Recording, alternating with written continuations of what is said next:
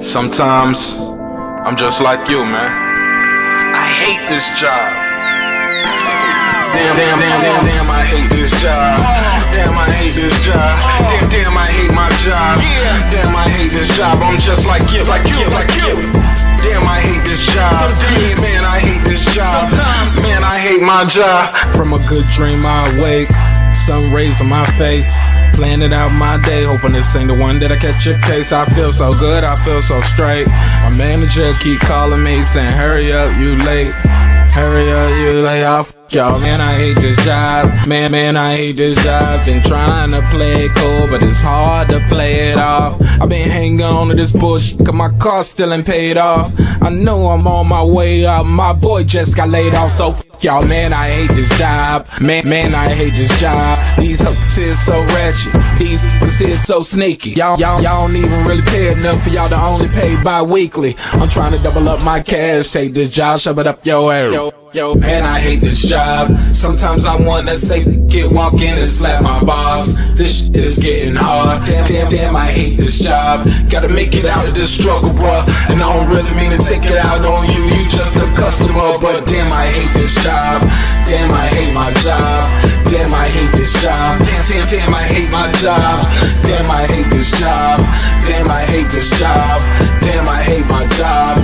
Damn, I hate this job. We're the reason why your stockholders always stay afloat. Yet I'm asking, are they hiring? Like everywhere I go, schedule will say 9, but I think it's fine if I clock in at 9:04. I work 40 hours a week plus overtime just to be bro. So y'all, man, I hate this job. Hate that I applied. So much has transpired since the day that I was high. Told me I could advance, but you were telling me lies. Gotta give your notice before I quit, but you don't say shit right before I'm fired. Damn, man, I hate this job. Sometimes I wanna say get walk in and slap my boss. This shit is getting hard. Damn, I hate this job. Gotta make it out of this struggle, bruh. And I don't really mean to take it out on you. You just a customer, but damn, I hate this job. Damn, I hate my job. Damn, I hate this job. Damn, I hate my job. Damn, I hate this job. Damn, I hate this job. Damn, I hate my job. Damn, I hate this job. You and your procedures, you and your protocol, you and your policies, none of that shit don't apply to me. You and your quotas, you and your standards, you and your 2 sick days a year. Y'all niggas bananas. Wonder why the postman's posted with hammers, going postal with Popo on camera. His wage got him enraged, stressed out, it's hard to maintain. He flips the middle, grabs his. He said, if you don't get the picture, I quit, you ain't shit, mother. Man, I hate this job. Sometimes I wanna say, get walk in and slap my boss. This shit is getting hard. Damn, I hate this job. Gotta make it out of this struggle, bruh. And I don't really mean to take it out on you. You just a customer, but damn, I hate this job. Damn, I hate my job. Damn, I hate this job. Damn, I hate my job. Damn, I hate this job. Damn, I hate this job. Damn, I hate my job. Damn, I hate this job. Look, man, I hate this job. I put my pants on one leg at a time, just like you. I'm out here trying to take care of my family. Damn, I hate this job. It's not always glamorous, for real, but I do what I gotta do for me and mine, you know? Damn, I hate this job. Damn, I hate my job. Damn, I hate this job. Damn, I hate my job. Damn, I hate this job. Damn, I hate this job. Damn, I hate my job. Damn, I hate this job. Damn, I hate this job. Damn, I hate this job. Damn, I hate my job. Damn, I hate this job. I'm just like you, nigga. Damn, I hate this job. Man, I hate this job. Man, I hate my job.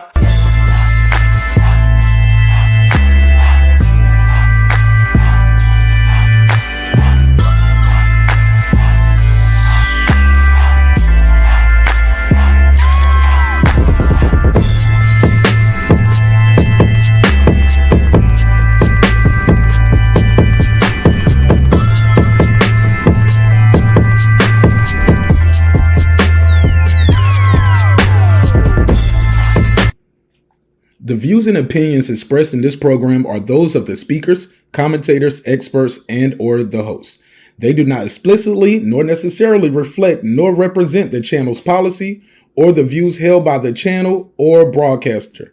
The broadcaster or its channel cannot be held accountable for all or any views expressed during the program. Basically, if I didn't say it, don't come for me. You come for the person who said it. And please don't sue me for somebody else's words. With that said, let's start the show, motherfucker. This that squad sound. Yeah.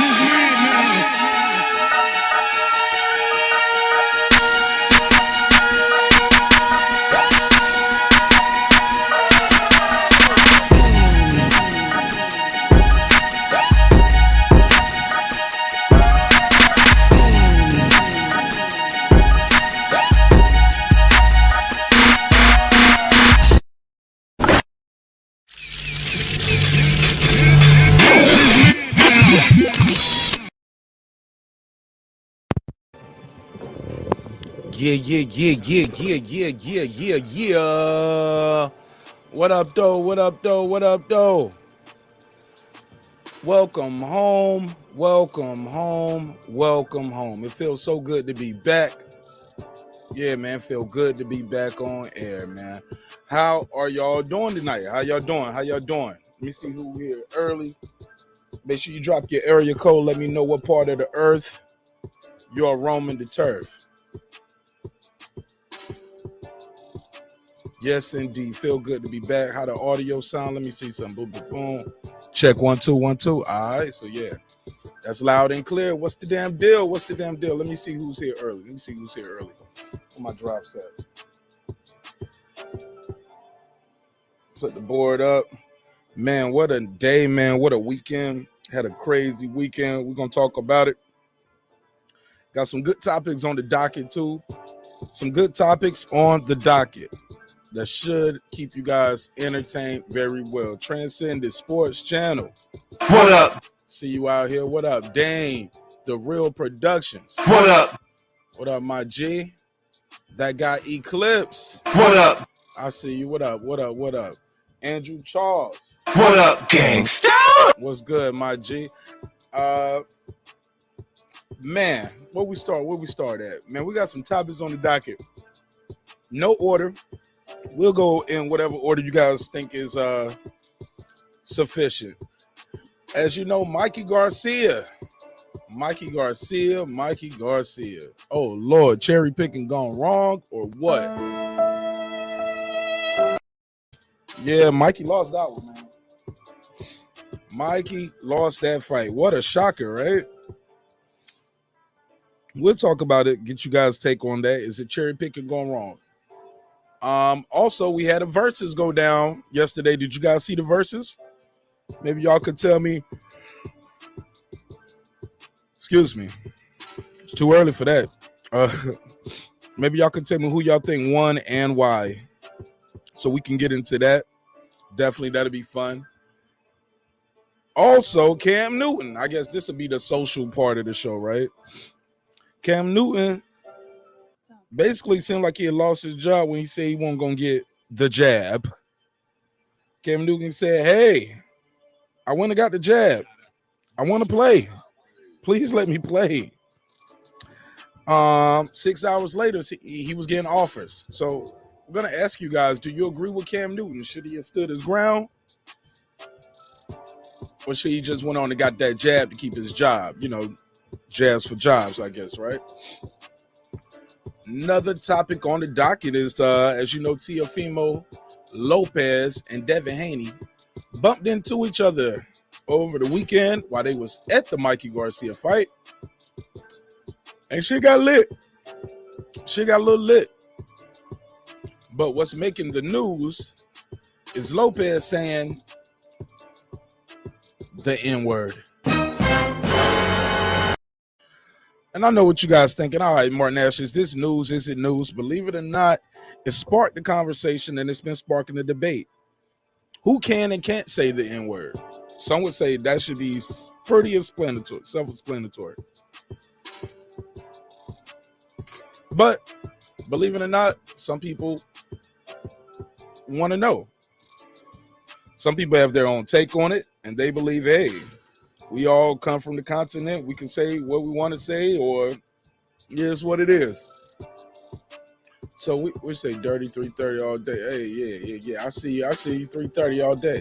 So yeah, we'll talk about it, but they want to know who can and who can't say the N-word. Jalen, what up? What up? Troy Graham, what up? What up? Deuce Toms, what up? What up? I see y'all, man. Didn't watch 1 second of that bullshit. Oh damn, Deuce. Deuce say he won't fucking with it. You won't fucking with it, Deuce. Oh man, I ain't shared the link. Thank you, Ricky Williams, for sharing the link. I didn't even share my own link. If you're able to share this link on Facebook, Twitter, anywhere where you can share the link, it'll be greatly appreciated. We are in some Facebook groups, so let me put it out here now. Yeah, let me share it. Link. We lit. Pull up. So yeah. So those are the 4 topics I have on the docket. Which y'all want to get into first? Let me see. What y'all want to do first? We'll say I definitely don't want to we'll do the Mikey Garcia part first, because that's crazy. Mike Garcia got his ass whooped, man. He said he thought he was winning. He thought he won the fight. I don't know how he thought he won that fight. Was it the ring rust? Was this guy just better? Because that guy, he lost to a guy who's naturally a 135. Came up to fight him at 140 and beat him. Beat Mikey going down from 147 to 140. Mikey did not look in shape. Look a little round. Look a little soft around the middle. Look a little soft, baby. Look a little soft, Mikey. But yeah, he was just a little slow to pull the trigger. That guy was able to hit him and get out the way with little to no resistance. Mikey landed some decent shots, but this guy was ready for any and everything Mikey Garcia had to do. Year of the upset, right? Pardon me, guys. I am sharing my link out as we speak. I'm in about 40, 50 Facebook groups, so I'm trying to zoop, put it everywhere. And you can do the same. Please like, comment, subscribe, and we'll open the phone line up to get the conversation, get the juices going. Pause. 678-381-1938. 678-381-1938. I'll open the phone line up to get you guys' take on some of these topics. Where's that at? All right. Damn, somebody calling already? Damn, bro. Hold on, bro. I ain't even set up yet. Somebody calling already. Okay, so I missed that call. But you're more than welcome to call back. But those are the topics I had on the docket. And also we want to know, like, do you agree with Cam Newton? I put that poll. I make that the first poll. Do you agree with Cam Newton? Should Cam Newton have gotten the jab to stay in the NFL? He said AB thought he beat Pacquiao too. Yo. I want to hear that. Nah, AB definitely did not beat Pacquiao. I think he probably threw like 30, 40 punches that entire fight. Something crazy like that. AB got to let his hands go. If not, AB going to keep getting his ass beat. Simple as that. You got to let your hands go, homie. Top shot. Where we at? So, sorry, I just woke up. I took a little nap before the show. Still getting myself together. So, pardon me. But these are the topics. So, basically, Cam Newton, when they told Cam Newton he had to get that jab, he was like, nah. But a couple weeks out there NFL, oh, man. Yeah, man. The hungriness show. When the money get low, the hunger will show. Cam Newton was like, what I got to do to get back in the game? I don't want to be out here like Colin Kaepernick. Can't get paid. Got to go back to fucking regular bitches. Hell no. Nah. Cam Newton said, nah, I want to keep bad bitches. I can't be out here with this hair and no money. Oh, man. On God. So it is what it is. I think Deuce said he wanted to say something. Deuce, the link is out there. Drop the link and the phone number whenever it's, it's nothing, baby. Nothing to it for me. Ain't nothing to it for me. Shout out to everybody who pulled up on our conspiracy theory show last week. That was crazy, super crazy. And I think my guy Deuce, Deuce is already up here. Go ahead, Deuce. Hey, what's up? What's happening, folks? What's going down? What's poppin', my G? How you feel? Man, we're doing a little running around real quick, about to go to work. I had to jump in this shit. I fell asleep early last night, so I couldn't get on. I didn't go live last night. Yesterday was my daughter. We were celebrating my daughter's birthday, so I didn't even do one yesterday. Merry birthday to your baby. Yeah, man, 2 years old, man. Yeah, man. Big 02. Hey, what's up, man? Hopefully 2,200 more years to go. Yeah, what's up with your audio, dude? You got a lot going on right there. Hold on. Can you hear me? Yeah, but I hear myself twice. Can you hear me? Yeah, it sounds like you're moving the mic around. You're moving the mic. You're doing some stuff when you're moving the mic around, dude. You're killing me, baby. Nah, I'm on the There car you go. Bluetooth. There you go. You sound better now. Yeah, I was on that car Bluetooth. But check it out, man. Go ahead. I got a little pet peeve, man. I couldn't get on none of the panels yesterday. But I cannot believe, and my man Brendan Washington said it best, man. Fred's shop turned to the beauty shop. I cannot believe they were trying to make it seem like he said nigger instead of nigga. What did he say for the people who don't know? Tio, he said nigga. He didn't say nigger. It's a big difference in between that shit. And Fred being from California and being in California, he know everybody say nigga. Everybody say it. Asians, Mexicans, white boys, they all say it. ER is something way different than the hard A, I guess, whatever. So, you know what I mean? To make it seem like, oh, it's a racial thing. I hate that grifting and then playing on the black people instructions. Because really, we shouldn't even be offended by nigger anymore. We give that word too much power. We give it way too much power. Okay. And it's crazy. I was pissed off about that. No, I was pissed off about that shit because he's like, oh, I can't believe he let him say nigga in front of his face. Like, bro, he wasn't the right man. All the Mexicans. Ain't T.O. from California too? Nah, he's from New York. Yeah, he's from New York, I believe. But he's Honduras. I think his family is from Texas. He's from Texas. I can look it up right now. I thought he was a East Coast dude, but I looked it up. Them Puerto Ricans, they saying nigga. He's Honduras, not Puerto Rican though, right? I don't know. He look Mexican. Puerto Ricans are niggas though. He's an American boxer, but his family, he represented Honduras as an amateur. And he was born in Brooklyn, New York. Oh, okay. Yeah, they say everybody say nigga, bro. Nigger and nigga is way two different things. Okay, fair enough. That guy Eclipse just pulled up. Give me your take on the Eclipse. I mean, as much as I feel what you're saying, I mean, it hit different. I've been in situations like that where I have friends of every single race down to ethnicities you can imagine. But now when things get heated and all of a sudden now I'm all these niggas and everything like that. Like I've literally put hands on people behind that shut down thing. Nigga or nigga? I'm keeping it real. I'm gonna keep it real, bro. I done shut down fucking business for a lot of people. I fucked the whole party up. You know what I'm saying? Because at the end of the day, yeah, well, I get where you coming from, but nah, you need to watch your energy. And especially if you coming at me that way, you definitely don't need to come at me with that extra on it. Because the black in me ain't gonna allow that. The black in me gonna dive on you. Okay, well, shout out to the homie Nesta Gibbs, friend of the show. Definitely a super popular YouTube out here, dope ass content creator. Been in this game for a minute. Had a hell of a show earlier today too.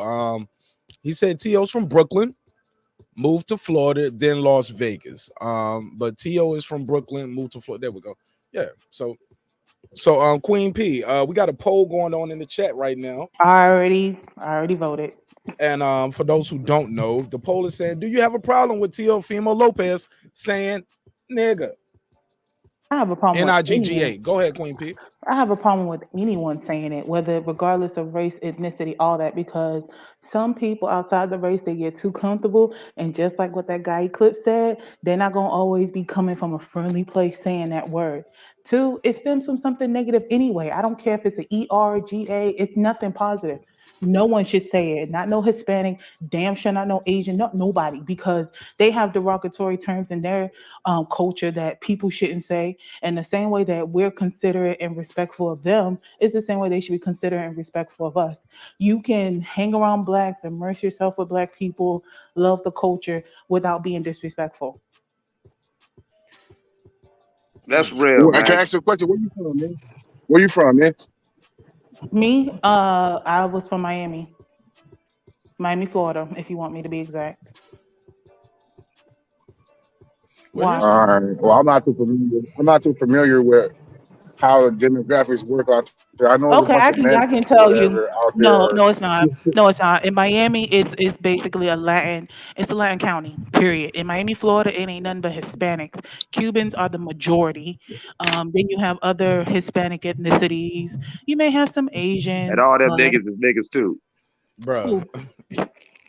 but the majority is Cuban. In Bruh. Miami, Florida.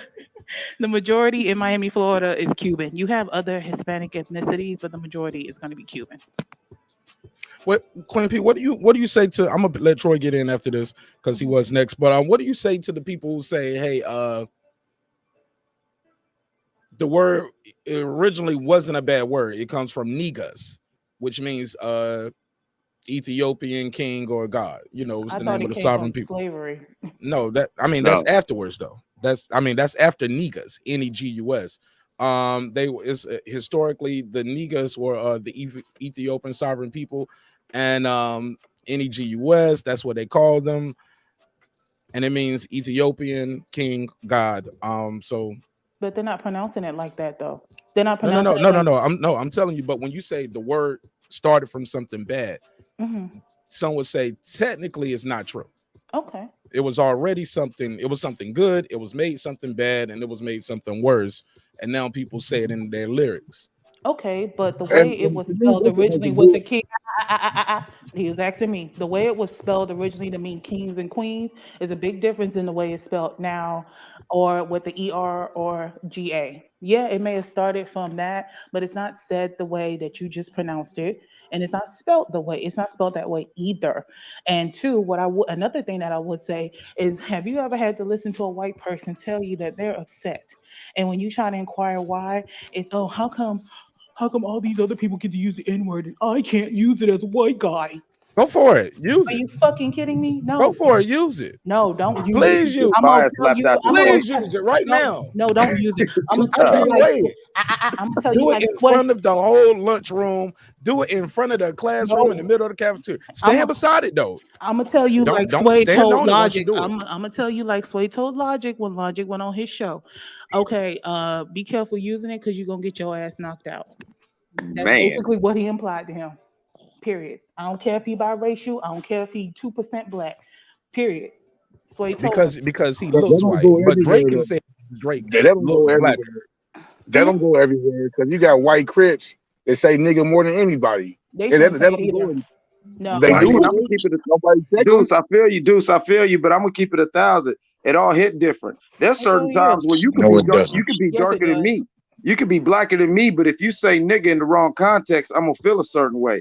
Just like Queen, I'm sure you can acknowledge, all right, females, y'all go back and forth. Oh, that's my bitch. Hey, bitch, what's going on? I don't But even yeah, call them you get that to because that's a arguing with her, female and all of a dog. sudden she's That's like, yeah, nasty. bitch, and yeah, blah, blah, blah. That bitch hit different now, don't it? That's why I don't even If use the One at a term black time, because I man, women know say please. me. nigga, If I One at a use that time, term, too. oh, that's why I wouldn't use that term because I know me. If I'm using that term, it's out of anger. So I wouldn't even want to use that with a friend. I'm using it in anger. And you heard me when I was angry with somebody else, how many times that person got called a bitch. Right. Yeah. And a cracker. You called him a cracker too, I right? surely That's did. just Okay. So let With me let all Troy sorts of Graham get adjectives in. in front of it. Let me let Troy Graham get in. Keep in mind, Troy, you do not have that good mic you had on the other day. You had a good mic when Fight Doctor was on. Maybe you put your good mic on for him for debates. what's it sounding like? That noise? Nah, you good right now. Go. Nah, I hear it right there. It's like a linger noise. I can't hear Yeah, it. you So won't hear it, but I'll hear it. We got to get you a I'm gonna headset, just say bro. my piece then real quick. Yeah, go ahead. Whether And it's then Reggie Owens. Let me mute my mic. Y'all got it. whether it's ER or GA, the word is pointless and useless. Why don't you try using words like king, queen, God? This way, when somebody talking to you and they constantly calling you a king, constantly calling you a queen, constantly calling you a god, that's something you could say that you're striving for, and it'll change your mindset.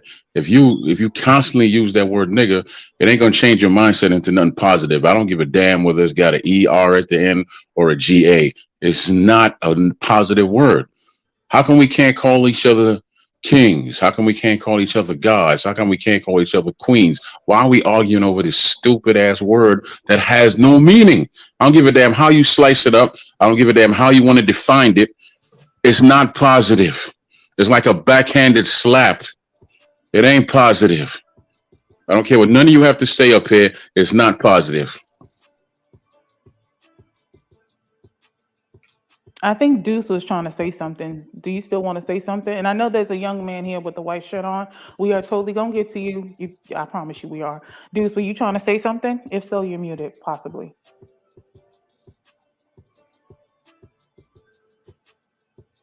Oh, that was Reggie Owens. Oh shoot, didn't even know. Deuce, are you there? Cuzzo, you on mute? Yeah, unmute yourself. I know you were trying to say something earlier. Okay, I guess he doesn't want to say something. Reggie, do you have anything you want to say? Oh yeah, a whole lot about the word nigga, and a lot of people who flip this word and act like this is a word that is the same word that derives from racial disrespect out of slavery, Jim Crow era. It's nothing. It's a word created. I actually think the word was close to what is termed in white racism. It's calling people the nigger when I was a young kid, and it was a word that was just thrown out there, heavily used by black folks. And this was back during the time where white folks get beat up for the use of that word, and many white folks not understanding that as far as its use of the word and wanting to use it, and especially during the creation of hip hop. And as we know, through the creation of hip hop, what are the main consumers of hip hop? A lot of people who fit other racial dynamics. So of course, through this language, you're going to build upon some commonalities and slang in the way in which you speak. So of course, it's going to be picked up on. But this is a word that we have created. This is a word that we own. This ain't a word that derives into being racial. And now, as time transcends, the closeness and narrowness of this word relating to the nigger has expanded towards no close proximity between the two words and their relations at all. People use the word in varying forms. Some people, rather than calling each other dudes, they say call each other niggas. If people want to be disrespectful and take it to another, take things to another level, they're going to use that word along attached with something like bitch or hoe and all this other stuff. And I think sometimes for us who draw offense to that word, may need to eliminate that word from our own vocabulary before trying to check others about it. And also trying to school others who go about using the word and bringing them reasonings as to why you may be offended. It's no different in cussing and cussing around elders. I cuss a lot, but one place I know to try to trim back on the cussing that I use is around children and around elders. People within my age range, I may cuss a lot. I may use this type of vocabulary and stuff, but to trip up off of what Tio said in that exchange between him, Devin Haney, when Devin Haney called him a nigga, a pussy ass nigga, and nobody says nothing, it shows me from there about people who go about picking and choosing when they want to create conflicts, how they want to start shit. Because within this boxing shit, there's a lot of homemade people who create this falsified bullshit that they ain't really outraged with, because if they was outraged when they're covering sports, why ain't nobody said shit when John Gruden up there saying racial shit about black folks? But and they've been quiet. No, let me finish. They've been quiet the whole time. The difference between Teofimo ain't affecting anybody generationally. Those dudes, he's in a position to affect people generationally by cutting people, waving them, putting bad reports upon them, to where he F's their careers off. Tio saying that, an engagement between those two, the nigga word is not what people want to make it out to be. And he ain't use it in that tone of being disrespectful. Ain't like he's like, use a nigga. He ain't do none of that shit. It was said in response to somebody calling him a nigga, and he responded back. But these is the way those people within that age group, they speak like that on a normal basis. That doesn't make it right, Reggie. Are out of touch, then they're out of touch. But that word ain't got nothing to do with trying to be racially offensive to someone. But go ahead. But here's the thing, that doesn't make it right, regardless of how they use it, who uses it, doesn't make it right anyway. And two, another point that you made was you made a comment about how nobody ain't say nothing, nobody reacts. You know, it also starts with the people that they surround themselves with. They go and they surround themselves around a bunch of black people and they get comfortable and they start using a word and ain't nobody check them. So they think it's okay. So now they go and they talk about it in songs, they talk about it around other people, and they meet that one black person or a few that's not okay with it, period, regardless of who it is. And I'll give you an example. Veronica Vega, her ass has a whole song. She's a Cuban. She's a white Latina. She's Cuban. Her ass had a whole damn song using the N-word. And then when somebody checked her and told her that, hey, people felt offended, you know what her excuse was? Oh, I have black in my family. But you know, the people that were on the Love and Hip Hop Miami that she showed, her mother, her father, her grandmother, her sister, her deceased grandfather, all of them are white Latina and Latinos. Where is this black? And I would think this, and then to make it worse, I would think that if I had anybody black in my family and I was Hispanic or white or whatever, I would think not to use that word just out of respect for them, if nothing else. And Troy also brought up a good point in the chat. For you guys who say that the N-word is okay, or if it's different from the ER, how would you feel if someone called that to your mom or your grandma? He brought up a good point. It's no different than people who cuss. I mean, the point, man, get this shit up out of here, Mark. But the point, what good buddy on over there, man? That's flying Doberman. Yeah, these whole ass fruitcake ass people. Yeah. But listen, but the point to that, with people speaking that, you got to think in terms of how young people utilize language. Slang is always of something that's a part of language. And I don't, and too many people have taken shit out of context to where people want to play upon the emotional side of things, reacting differently to hearing this word. People don't have these same outrages when they hear white folks go off on them and really disrespect them racially. Motherfuckers in today's age want to pull cameras out. And I like to harp on that. But when you get someone who is from community, this is the thing we got to think of. We talked about this the other day about how this country has become a melting pot. Everybody talking about integration was the worst thing. No, you live in an integrated society. And sometimes community can be very influential on how people speak and how they think. And when we using words like that, nobody's more influential in the community than black folks. And when you speak in certain language, people picked up on it over the time. Like, it ain't just a New York thing, like my cousin was saying. In Cali, everybody uses the word nigga. That doesn't make it right. And then I see down in the South, I see here white folks who call each other nigga. When they adapt into culture. Let's go. Let's go. I feel you 1,000%, but you're not feeling me what I'm getting at it. Now, I come from the era where it was like, listen, Cat said nigga. And you have people of other races who either identified or said it. But just like Mark was saying earlier, if you gonna say that, you got to be willing to stand on it.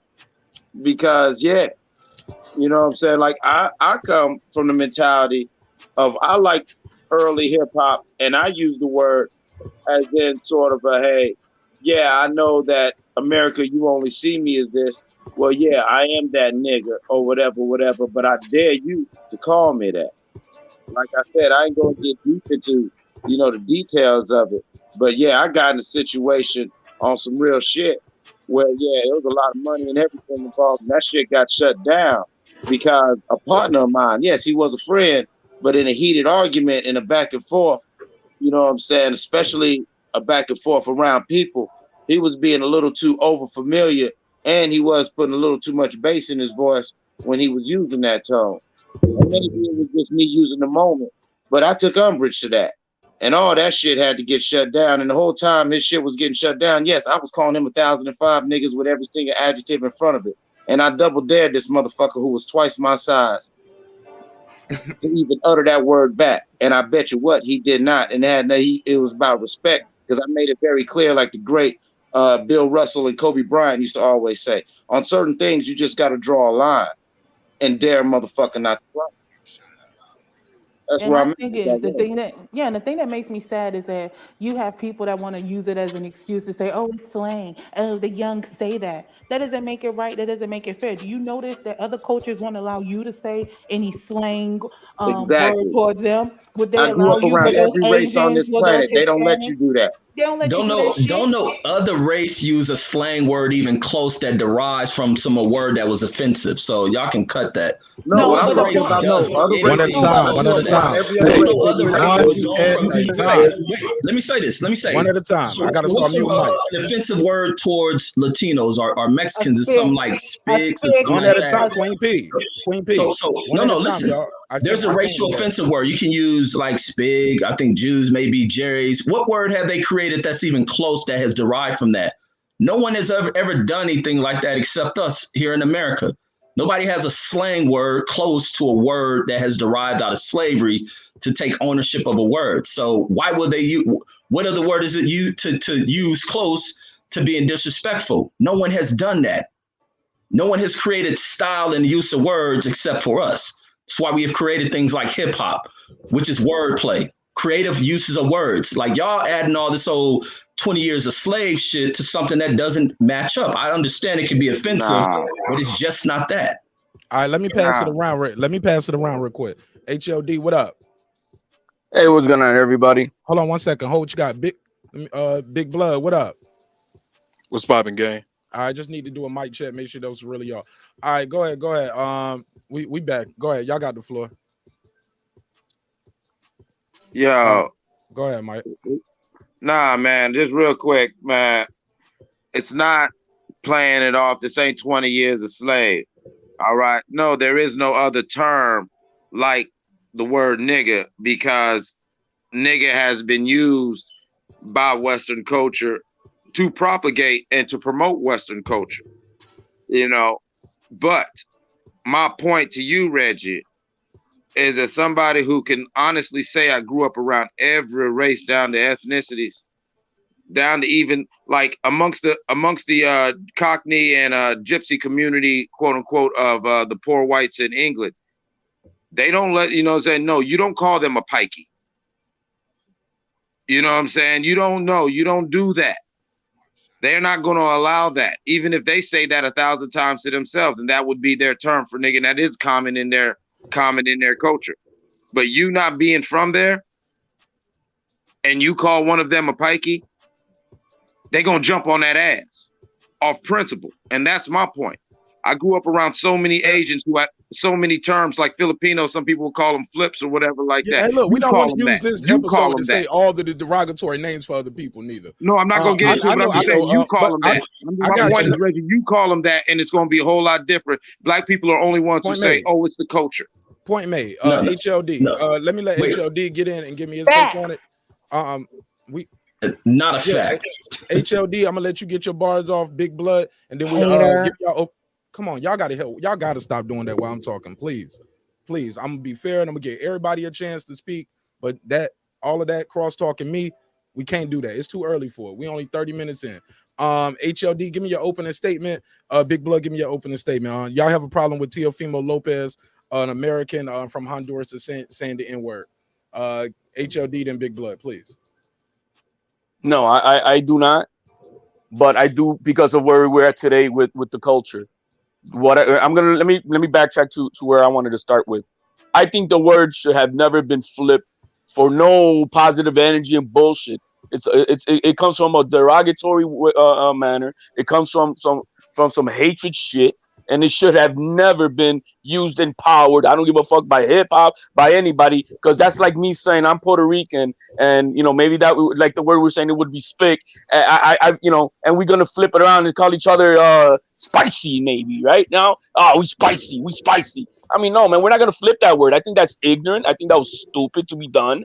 And now we open the door to now you're raised in the hood. I'm raised with all cultures, especially Black and Latinos, and the word is used. Yo, man, my nigga, that's how it is. You know, now I'm older and I don't use that word because I just, you know, you clean up your vocabulary as you get older. You know what I mean? It's not something that you just use as you get older, but it's opened up culturally now. And when you're a part of that culture, it's just the way it is. I mean, when you know, hell, Bill Haney himself called me nigga. You know what I mean? I mean, it's just the way it's a way of form of talking now, and it's part of the culture. Now, it should have been open. Now, how can you police culture? Now, the only thing I can say is if if ever address somebody on a one-on-one, right? And I go to Reggie, yo, what's up, my nigga? And he's like, yo, HLD, man, no, man, I ain't having that. You don't dress me that way. And I'll be like, yo, man, my bad. You know, respect. I want, you know, and you hold it right there. But then nobody from the outside can't, you know, if the Reggie's okay with it, and that's when we talk with each other. You can't come from the outside being the nigga word police. It doesn't work that way. You can't police it. It's already been opened out to the culture. Now, what should be done is, how about it's canceled? How about we don't use that word? I'm down with that. And then we say, yo, nobody uses that word. Oh, yeah, because I'm black, I could use it. I think that's stupid. And you know, I'm not saying that to be offensive in there, but I don't think that's right. How are you gonna police a word that's now been used culturally? It's just the way it is. I mean, I don't. You know, do I like it? No, I think it should be just canceled altogether, and nobody should use it.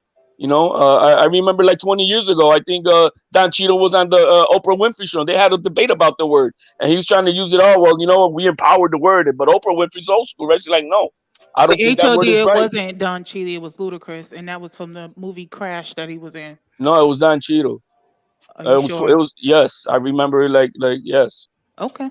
Yeah, and he was like, and he was trying to argue the fact, oh, that word has been empowered, and we now use it, and Oprah was she didn't agree with it. I was on that. I was with Oprah with that. I think it's a word that should not be used, because then, you know, now we're having an extra layer of bullshit about, now we're policing who can use it and when it's okay and not okay, and you know, you take offense and others do take offense, and then within the same black community, some don't take offense to it. I mean, I got, you know, there's a lot of people like, you know, right now, I guess Reggie, he's one. He didn't see it offensive. But then others on the panel, maybe Queen P, she's offended by it, and I understand his point of view. But how about the community say, yo, man, this is the word that we should not use, and that's that, and we clean that shit up, because it does come from, I mean, you know, it did originally come from you know, Kings. from derogatory. Well, yes, you did say kings, yeah, but in America,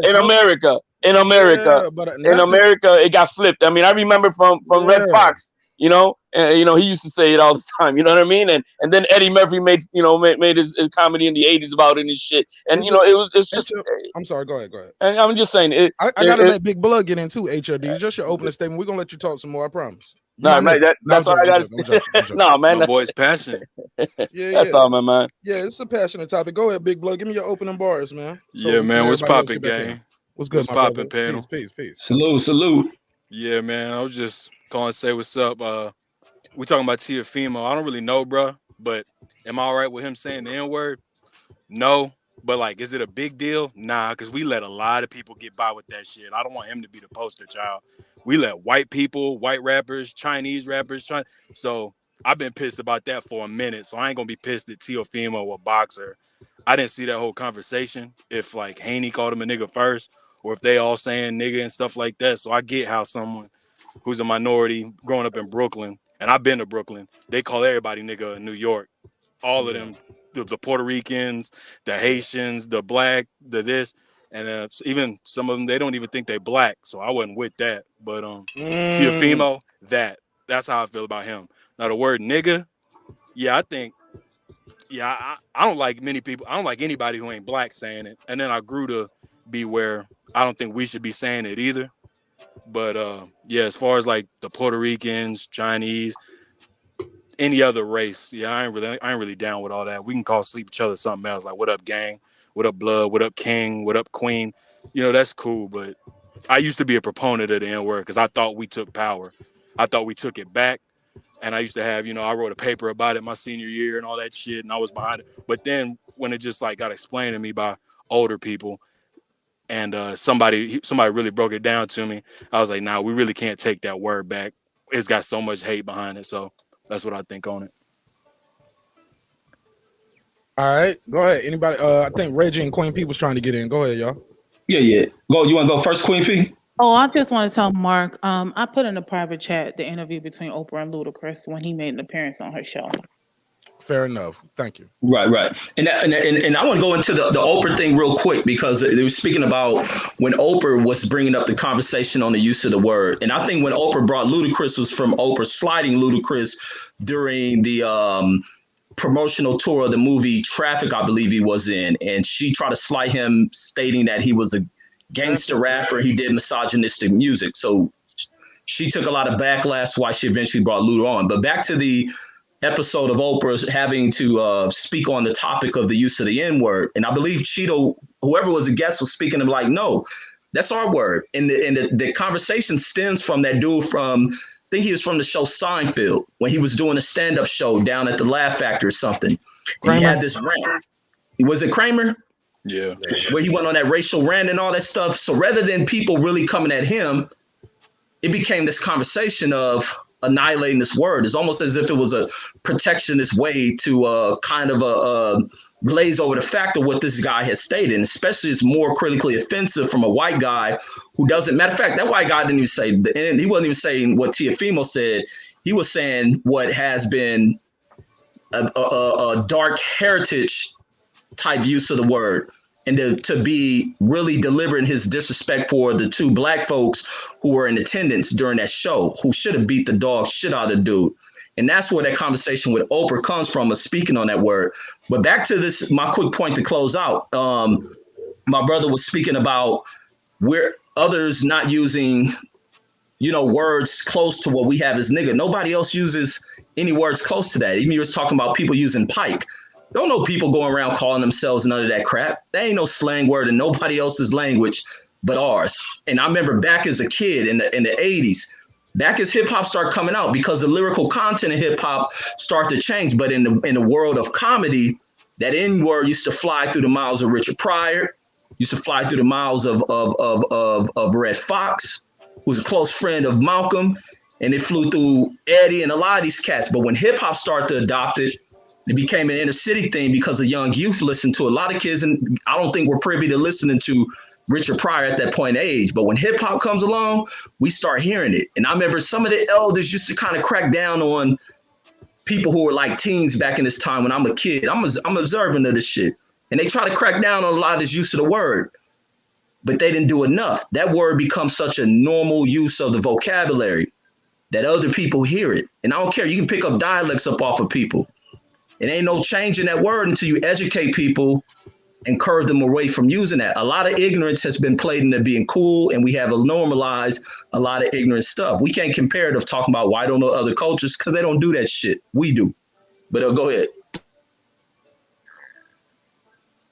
The movie was actually Crash. I went to look it up. Ludacris is not in the movie Traffic. Oh, yeah. Well, you got where I was coming from. Okay. I feel like this is going to be a topic where we agree to disagree, because you have some people that feel it's fine and it's okay, and you have others who don't. And I feel like we're never going to get to like a consensus. So who in here thinks it's fine? I think we should just move on to the next topic. And I think we should stay right where we're at. I appreciate that. Yeah. But unfortunately, the word has been. I'm sorry. Who here thinks it's cool? White people in Puerto Rico is calling us nigga. Because here's the thing, guys. And Juice. No. Queen P got it twisted. Nobody said it was cool. Right. But the thing is, it's not offensive if y'all try to make it. The thing is, these kids, the normalizing of that word, if it's so offensive, has to be changed. Because even people who use the word, such as myself when I was younger, my thoughts and views on that word have changed. I don't use that word. I don't use nigga like that. But sometimes people grow out of that. But younger generations are going to always grow into that. Just like you can manifest a culture of violence, and many young kids are violent. They ain't just violent overnight. That culture was developed. And I don't shade or hide away from that shit because I come from that. I have a realization of where a lot of stuff come from. And I come at before the word nigga was ever a commonly used word. I was still looking at where the word nigga was almost kind of taboo, and people really didn't speak like that unless they were amongst their peers. Now you hear that word freely flying. My kids don't even know what the word nigga is. But go ahead. but yet it's okay. But yet it's the norm. But yet your kids don't even use it. See how you don't It's allow not your it's kids not to no use no it? it's not tragic. It's not a tragic word like y'all want to cry about. Who All said this I'm shit y'all try crying? to I'm not pull saying with And it's no one tragic. said, It's just first of all, stop. disrespectful. No, stop. Reggie, stop. no, No Yeah. one we ain't saying gonna it's stop, tragic. but we gonna No one talk. Let's saying it's go. no. Don't put that because you're putting words in people's mouth. No one said Who? it's Hold on. He tragic. Exactly. said y'all. He didn't say nobody specifically, so everybody's getting offended. He said nobody's name. Because But the I didn't way hear He he's said nobody saying say it it, y'all, was as tragic. in, We just said that we don't. When T.O. but I it is some I know people me out myself. I say when T.O. says it to him, it's not like they just bullshitting. Like yeah, my nigga. They're already in a heated argument. There's hostility. Yeah, whatever, nigga. And it hits a little different. We all get he's from the streets or whatever, and people say that. But you telling me right now that if you was in a bar arguing with a white man, Reggie, and he starts calling you 1,005 niggas, whether you already heated or not, you would be like, oh well, he used the A instead of the ER at It's the end. normalized. Bill Haney this morning himself said he didn't take it in any derogatory manner. He Right. understood where it came from. but here's the thing though, Bill Haney don't own the license on it, so Well, other nobody people can. does. It's Exact. on a one-on-one I basis. didn't say he did. I'm just telling you about based off what you just said, my brother. He don't own the Uh, license, un, un, and you also had used the example like if I'm around Reggie and Reggie says it's cool, and then I'm around somebody else, they get offended, right? Like Reggie don't own the word. You get what I'm saying? So you can't control how other people get offended. Like you might have a white guy in your neighborhood or a Hispanic dude in your neighborhood. He says it all the time on your block. Says it all the time with you guys. He goes to the next neighborhood or goes out of town somewhere. He might have an issue in that neighborhood because people just, that's just not how they move. But let's pass it around. I'm gonna I'm keep just saying the my word has point been short. rebranded. The word has been rebranded, and so you're gonna try to police this word when it's cool with me and Reggie, and then it's cool with her, and then no, how? That's why I go back to what I'm saying. I think the word should be eliminated. Period. It should be eliminated because certain people because can't say it. there's people So who are everybody offended. can be able to say what they want to say. Yeah. How about y'all eliminate it first in y'all's verbiage, and then we'll do it. Well, I can eliminate it when Facts, facts. I'm being called by the same brotherhoods calling me nigga. What's up, my Hey, nigga? What's going on, you HLD? got a point with that. I don't think people, because you're right. That's why I'm not mad at teofimo, because I know in Brooklyn they call everybody nigga, and And they give everybody it's nigga not a passes. derogatory, and it's not meant, man. When and I'm being addressed by it, bro. Right. That's why I'm saying like. It's like my man, and it's with a pound and a hug. You know what I mean? Because that's what we are. You know what I mean? We brothers with that. It's not. We're not even thinking about the word in itself. We're just thinking about that. Hey, man, what's up? And that's it. You know what I mean? It's nothing more, nothing less than that. We're not thinking about I agree. color or Each anything time it's like not that. used with hate, but I'm Oh, saying I get it. overall it is. And just think about it, like that's a hateful word used by crackers. I mean, the whippers, the slave Oh, owners, all that. No, I I'm talking agree. about actual crackers. The Oh, word. I agree. I Yeah. agree. So I'm Hey, saying, I'm gonna just keep it look. What would your great Don't keep it granddad? 1,000. Let him finish real quick, y'all. Please, Oh, me. please. No, go ahead. I want you to finish, Big Blood. People. Yeah, I'm saying it's just like think about the word, the hate, the lynchings, the killings, all that people being called. That's probably the last word they heard before they died. And look, how will my great grandfather look down on me if I'm sitting here chilling with a white boy, a Puerto Rican, and a Honduran, and they calling me all types of niggas, and I'm just like, yeah, bro, yeah, fam, hey, yeah, this nigga this nigga that. That's not cool. And that's why I don't say it to them. I don't see a white boy, hey, what's up, my nigga? I'll be like, hey, what's up, gang? What's up, buddy, pal? Use those words. Those are all words too. But that's just not cool. But like I said, I ain't tripping on Teofimo because I get where he's from. But if I met him and he was talking to me like that, I'd be like, hey, bro, yeah, I don't really rock with that. And you probably shouldn't be saying that everywhere. And that's And a I can great ass appreciate it on point, an big individual blood. basis. Great point. Absolutely. You know And what I that's mean? what I'm saying. Go ahead, Mike. That guy Clips was trying to get in. Yeah. Go ahead. Nah, man. Big Blood just went on, and you know what I'm saying? That's my whole point to Reggie. That's my whole point to HLD. If you was actually in that moment, regardless if you took offense to the word or not, that's what I mean, Reggie. Slow down. Ain't nobody saying, "Oh my God, someone called you nigga." I'm black, over 40 years old. I've been called nigga 1,000 times before I was even in middle school. That don't offend me, but there's an energy about it now. And then, especially they having a man conversation, but there's cameras. So yeah, T.O., you like Mark was saying, you got to be able to stand on that when you say that, knowing you're not black. Because yeah, you go, yeah, that might be cool over here, but over there, somebody's gonna slap you in the mouth. And you can't say, oh man, why you getting offended? Because somebody, no. Some of us ain't on it. I just said earlier, I don't care if you black. You keep calling me a nigga in the wrong context for this, even if you're playing, and I'm just sick of your shit. Like, you know what I'm saying? It makes sense what you're saying, because there is, that energy of what you. I can definitely. That's what I'm coming at. And the thing is, I think anybody on this panel, we can hear when that energy changes. Our ears are gonna perk up. We know when somebody's saying it the wrong way. That's what I'm saying. That's all.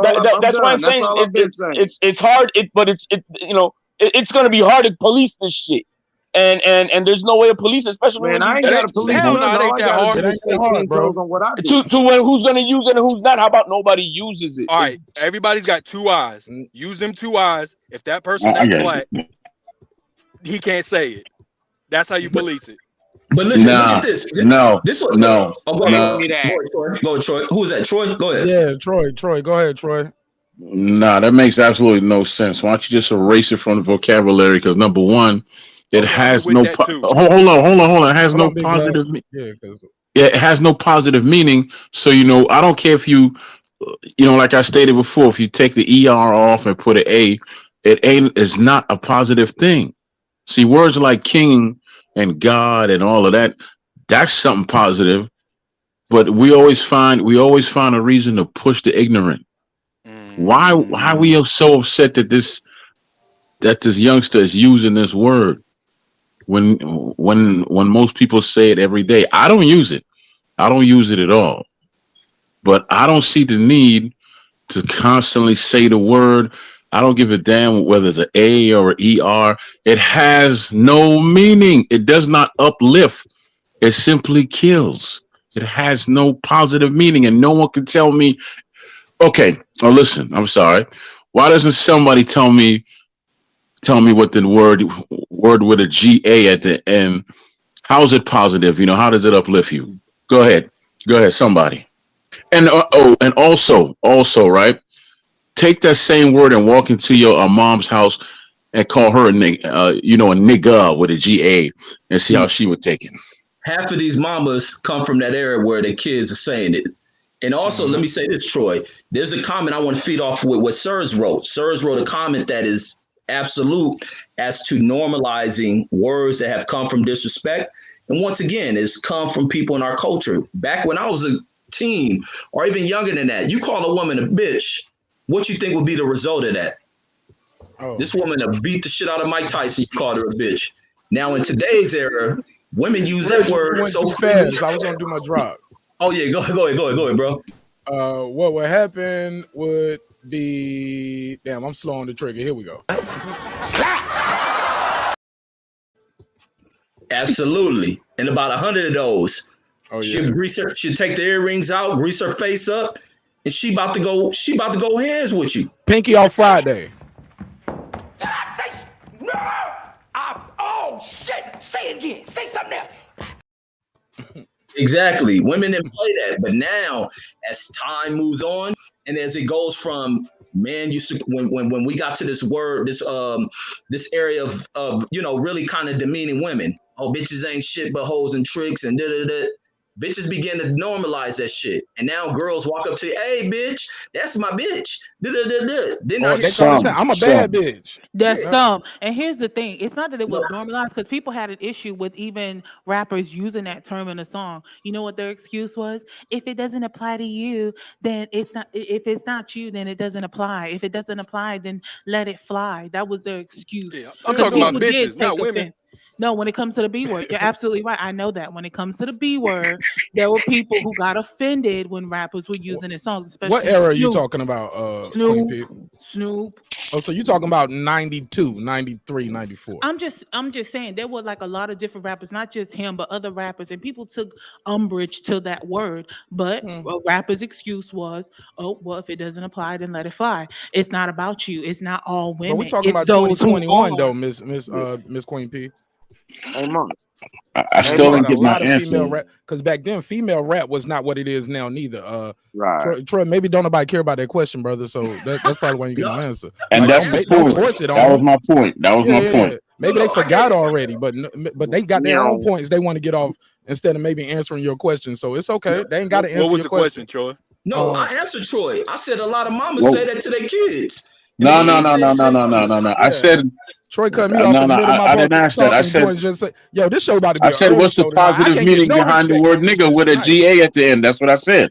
But What's the it's positive meaning okay. behind it? It's okay, Troy. Maybe nobody had no answer for it, or maybe they thought it was rhetorical. Because there is no answer for it. Okay, well, Troy, that's okay. But I was talking about something else, my brother. But go ahead. I forgot.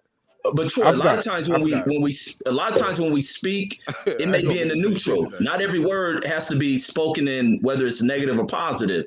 Sometimes it can be spoken in the neutral. Saying "What's up, my nigga?" That's in the neutral of the word.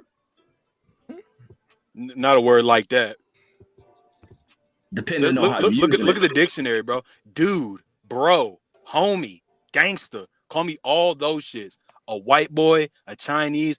Why do you want to say nigga so bad to me specific? I bet you don't talk to your other Chinese homies like that.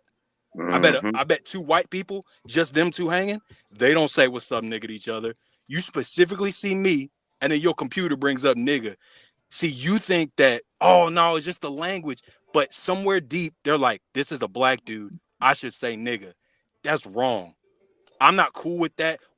I know you don't feel like, no, I'm not saying nigger, bro. It's y'all say it, we're homies. It's like, no, you don't say that to me. And you're right. I shouldn't say it to you. I probably shouldn't be saying it to my homies that are black. So I evolved to be there too. But I don't think it's kind of fun. It ain't the same level. Two black people saying it when other races saying it to us. Because I think Mike said it earlier. Because that's what I keep naming Puerto Rican specifically. Because when I grew up in North Carolina and then I moved to Florida and California, I grew up with a bunch of black people and that's all I ever knew. When I first started hanging out with Puerto Ricans, I thought they knew they were part black. And they were calling me nigga. And then one time we got in a fight and the grandmothers and the fathers came out and they were calling me nigger. And I was like, wait a minute. This whole time, they calling us nigger like that. And I'm talking. They selective of the use of the word. Yeah. It hit a little different for you, did it? Exactly. It all sank in for you. I'm like, wait a minute. Y'all saying it way different than my brother says it. And then I was like, so then I start talking to other Puerto Ricans. Well, y'all know about the slave trade, right? No, man. I'm Puerto Rican, man. I ain't no nigga, man. I'm like, oh, so y'all don't even think y'all black and you calling me nigga. You just like a cracker. You just like a white dude. You just like a Chinese dude who's never said it coming around. You see what I'm saying? Am I making any sense or I'm tripping? This I can say, man. Even within the Puerto Rican community, and like I said, and I'm old enough not to, I'm not young anymore. I'm not hood talking all that time anymore. But Puerto Ricans amongst Puerto Ricans call each other niggas. What's up, my nigga? And that, you know what I mean? It's not no more that term. And I see that, and they come, within themselves, they're doing it. You know what I mean? So it's not like it's selectively only when we're around, black folks that we're gonna say it. I've seen it a lot. It's like when you mad, you gotta let them finish, guys. Like I really don't want people to keep cutting each other off. It's bothering me now at this point. I'm just saying that it's used even amongst ourselves, and I see it. You know what I mean? And with no racism connotation behind it. Now I do understand what you're saying, but when they said it, whoever was calling, they changed the GA with the ER, and you damn right that changed the narrative of that shit. And I'll be pissed like a motherfucker, man, because I don't think that would have been cool for anybody to have done that. So I mean, I'm not trying to apologize for somebody else, but I'm gonna say that was wrong of them. You know what I mean?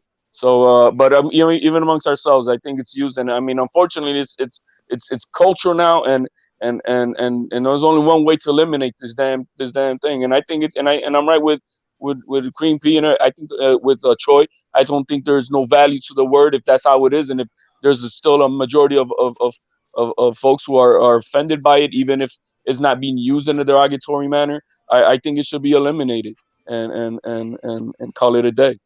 Go ahead, Major Key. I think Major Key just pulled up. He got something to say. Go ahead. Yeah, my bad. Yo, what's up to everybody? Listen, man. I remember when me and you were chilling, looking at the Atlantic coast. The Gulf Coast. We were trying to kind of tipsy.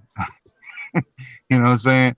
and we had this little conversation, and I told you, I said, you look, the derivative of the word nigger, right? Derives from, like, if you really look at the word, anybody can Google this, please do while I'm speaking. Like, you know what I'm saying? Like, if you look at it, man, you know what I'm saying? It's literally something that was being said while being like, you know, like a hostile punishment type of fucking, you know, slave trader and slave owner and shit like that. But really, the word meant just Negro. That's all it meant, which negro in Spanish is just black. And you could look it up. It literally is, all it meant was black. And it still just means black, right? Okay. So at some point, we have to come to accord with the fact that the word just means black, and then we shouldn't feel offended, right? And I mean this for everybody. I mean this straight up. Like, no one should be offended by being called black. You should be offended by the fact that, you know, there was some slave trading and some serious shit going on while you were being demonized for being black, right? So those are two different things, because the word itself is where we're getting lost. And yes, what I've been hearing is true. I grew up in a place like this shit is like in my family. Like, we talk like that. You met up with me, Mark. You know I talk like that, and motherfuckers think, oh, because he's light skinned, he shouldn't speak like that and shit. Bro, this is how I speak, bro. I don't give a fuck. I'll defend that shit to my fucking dying fucking breath. I think it's because you're Hispanic, not so much as because you're light skinned.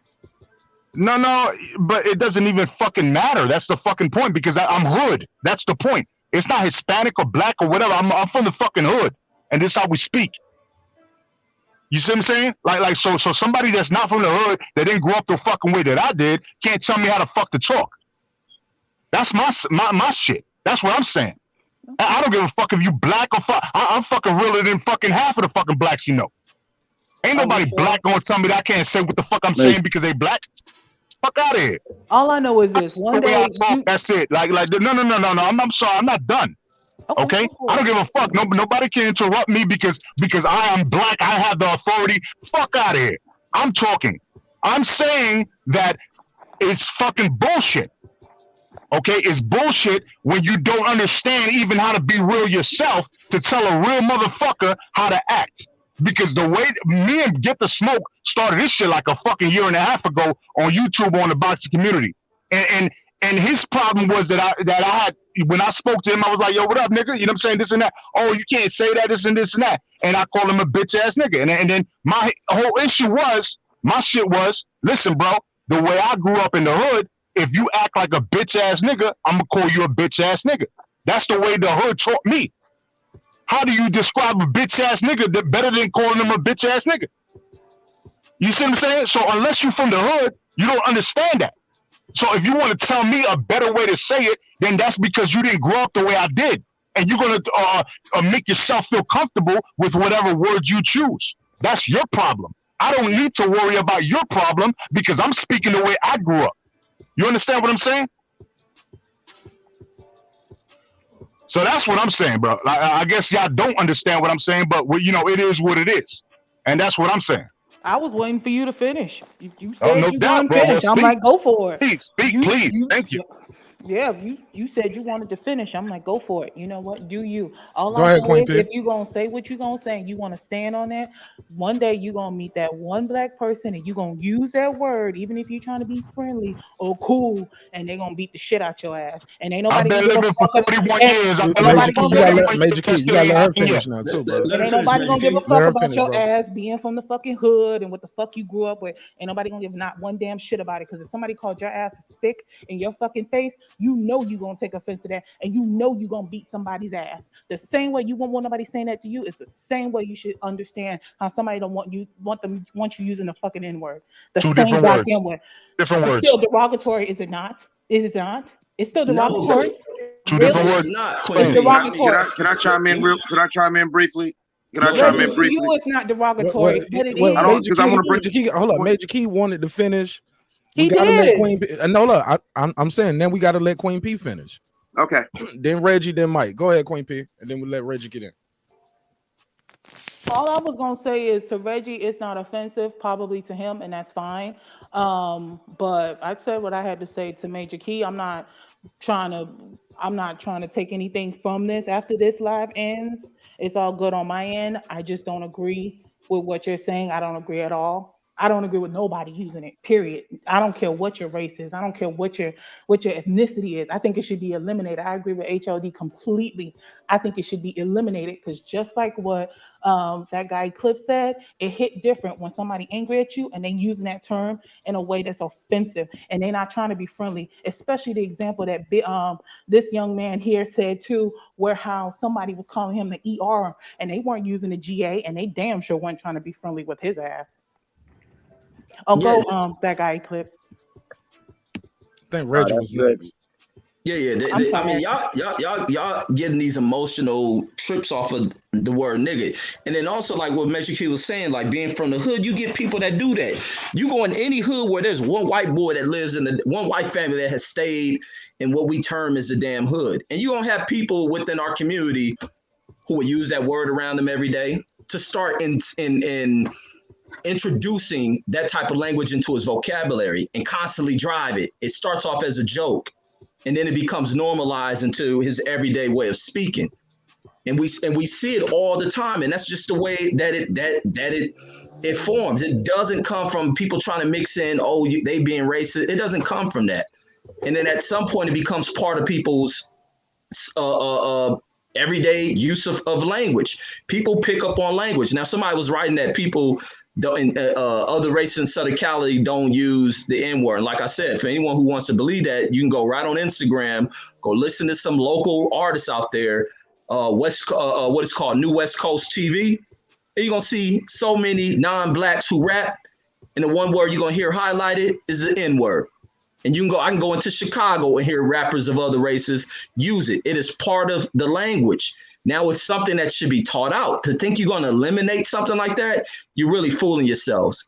And to take the emotional trips over hearing the use of the word, you're really fooling and wasting your time, because there are bigger fights than hearing somebody use the word, the N-word, when they're not being racist towards you or anyone that they're speaking with. It just happens to be language in which they communicate in now. A lot of bad grammar is everywhere. Now, it ain't just about eliminating the N-word. It's about eliminating effed up grammar, period. But that's my thoughts on it. So my question to you is, let me get on this one time. Go ahead. I'll put mine out here in the chat. All right. Hey, Big Blood. Yes, sir. You from the Damu side of life, right? Sound to me like you old enough to remember the time where you couldn't just be wearing a color or just saying you this or that without having to really stand on it, right? That's a fact. Okay. I'm from Northeastern Ohio, Dirty 330, home of the white nigga. Okay?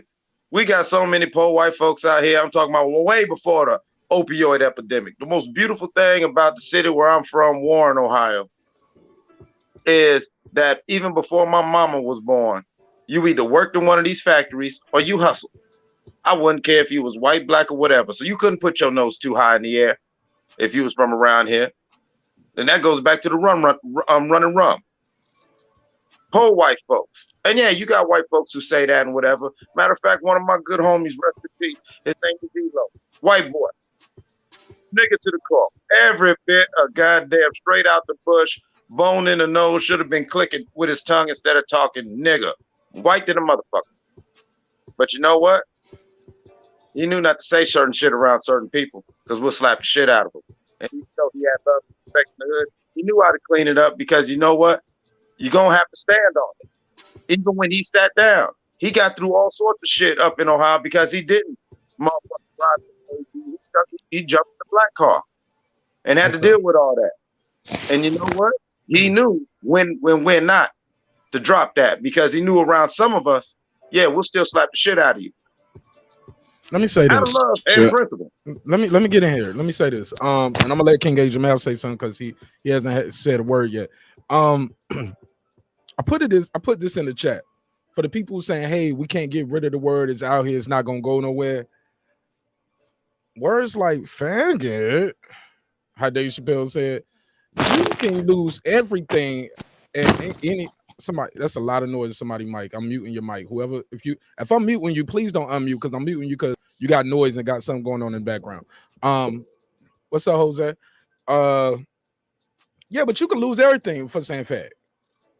Like, you lose your job, yeah. They cancel you, take your channel, whatever, right? If you up here just blasting that word out. But nigga's not one of those words. Dave Chappelle has a skit where he talks about how he couldn't say on Comedy Central, he couldn't say faggot, but he could say nigga with impunity. And they said, well, you're not a faggot, so you can't say. He said, I'm not a nigga neither. But you get what I'm saying? Also, Corey Holcomb talked about when he was working on the show Black Jesus, they could say bitch twice. They only could say bitch twice, and it had to be used a certain way. Like you couldn't say call a woman that, but a woman could be telling that to a guy or saying it to another woman. I forgot he said it, but you could say nigga with impunity. So all of this, where we need to do this is by design. This is the social construct we live in that allow you to say nigga. You can watch BET right now.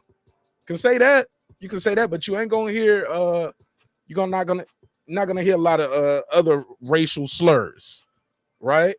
No different from when you see these movies, they always give you a slave movie every couple years. We talked about it on the show. You get another slave movie reminding you of your pain every couple years, but we don't get a Holocaust movie every couple years. You get what I'm saying? But with that, I digress. King HMF, how you feel? Salute to the panel. You know how I feel. 56 hitting on 56 mil, as we all should feel. Good dialogue once again to everyone on the panel. Real quick. Really? You say what? You said good dialogue. I said, really? This shit been getting wild. To each his own, you know. Hey, one man's trash, another man's treasure. It is, the word is deep rooted. I mean, you go back, it's attached to a lot of comedies that we hold dear to our heart, a lot of songs we hold dear to our heart. And for us, the new generation coming up, you know, they use reference to some of the material that was, you know, produced back in the 80s, 90s, yada, yada, yada. And so in that sense, no, the word is not, you know, going, you know, anywhere. You know, like I say, some of the songs that we, you know, that we really big up, you know, has that word in it. So it's going to be kind of hard to just cancel it altogether. But then you got to cancel a lot of material that we hold dear. Major Key. What's up, brother? What's going on? What's up, my bigger? Hey, what's good, my nigga? Hey, everything's chilling. You already know what it is. You know what I'm saying? Yeah, I know what it is. Acting like I can't talk like you talk. You know what I'm saying? That shit is crazy, dog. Like we brothers, man. I didn't say the N word. I said bigger with a B. But the question I said, what's up, my nigga, with an N? What's up? Oh, okay. Oh, it's all good. Like I said, you know, I almost say it's not what they call you, it's what you answer to, but I guess I'm answering to it. But I just had a question for you. Is there at any point the word could be offensive to you when directed at you? No, you see, here's the thing. I grew up literally since I was young, bro. I grew up around, and I'm telling you, if you ever grew up just look up fucking like video footage of the South Bronx, bro. And this is literally. I know. I've been there. I've been in the neck of the woods. That's the question I want to elaborate for you, brother. You know what I'm saying? So if you look at this, right, there's no griminess about me saying nigga. You know what I'm saying? Like, right. I'm literally like, you're making me focus on the word nigga, but I'm not focused on the word nigga when I say it on a regular basis. You see what I'm saying? It just like nobody else focuses. Any black person that I'm cool with doesn't focus on the word nigga when they say, hey, this nigga right here, this nigga that, you know what I'm saying? Like, nobody like thinks about it when they're saying it because we're not thinking about it because we're not using it as racist. You know what I'm saying? And so it's foolish for somebody to try to tell me that I can't speak like that because I'm light skinned. So anybody that tries to tell me about spick and this and that, now spick is supposed to be a racist terminology that has no root. However, I still don't feel offended. So if you want to use that against me, that's fine.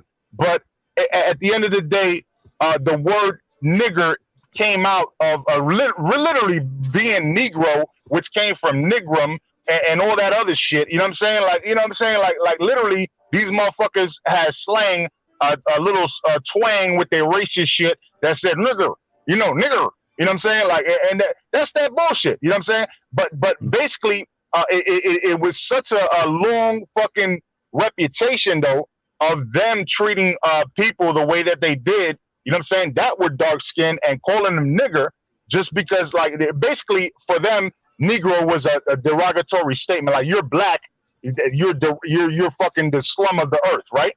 So that's what it is. But however, for in reality, you're not the slum of the earth, and you know that. You're black kings, black queens. You shouldn't feel like that at this point because we know better. So now, what are we holding on to? I know that the word may have like roots with all that bullshit there, but really it comes from the word Negro, which just means black. And at the end of the day, we talk to each other in that way. I'm telling you, I grew up that way. Nobody could tell me that. Nobody on this panel could tell me that their mother killed their father, that they had a gun put in their mouth by their uncle, that they had fucking drug dealer and fucking drug addict family members and grew up the way that I did. Nobody could. They had rock fights, bro. Nobody could tell me that they lived the life that I lived. I lived my own life. And so nobody can convince me that I can't speak the way I speak. I'm a 41-year-old man with 9 children. Ain't nobody on this panel that's going to tell me different, that I can't speak the way I did, and I'm fucking talking derogatory when I speak, and I say, you a bitch-ass nigga because you acting like a bitch-ass nigga. That's it. You know what I mean? It is what it is. Yeah. I mean, King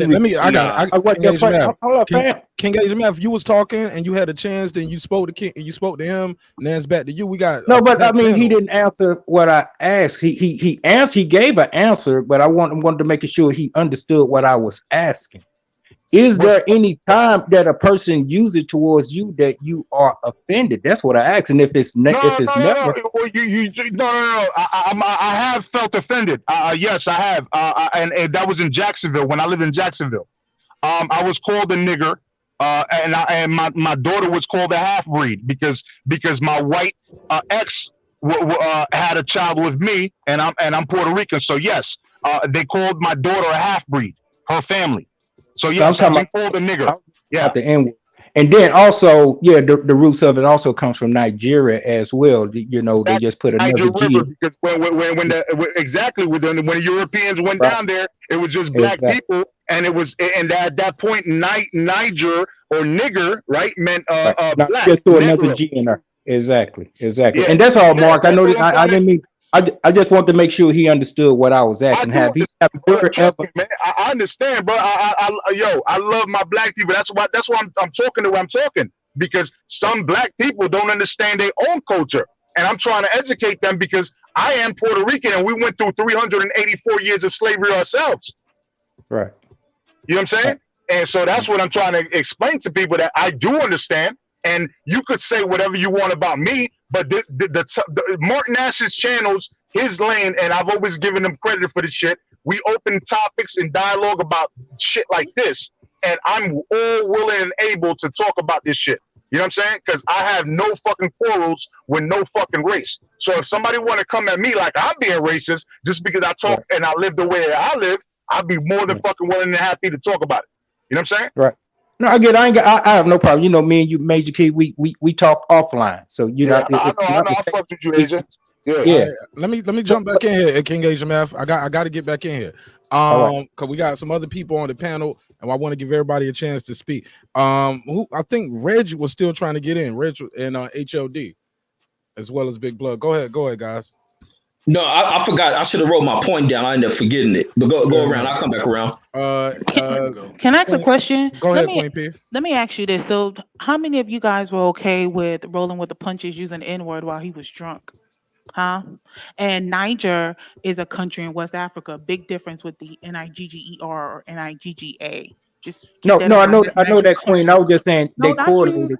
Okay. No, No, I was no, just no. saying that's That how was they few. That correlated. was two major key because he was talking about Niger. Yeah, that's an actual country. Big difference from Nigger I know or that. In Nigeria. sixth grade, I learned the population, the life expectancy, and the area of every fucking country on earth, including Africa. What you're not understanding is there's the Niger River, and that's what we were referring to, the Niger True enough. River, right? True enough. Yeah. But here's the So thing. You yeah. said you were trying to educate us, but who was asking you for an Well, education? you That's a feel that yo. you're the only one that felt offended by that. So maybe you need to do some research and listen back to Oh what I said. no. The same way you learned in school is the same way I learned too. And we're just disagreeing because you don't have a problem using the N-word and it's not a I big deal don't. and you could stand on it and that's fine.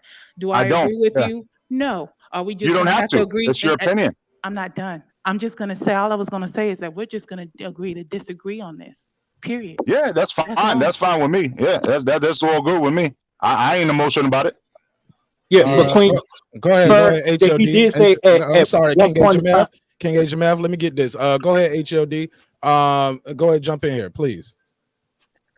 I think I'm just going to be repeating basically much of what I said before. The only way, you know, if the black community as a whole says, yo man, we don't use this word, we're offended by this word, the word is not used amongst ourselves, blacks to Hispanics, Hispanics to blacks, and all that shit, that because that's just the way it is, just like you know, Major Key was just saying, that's just the way it is.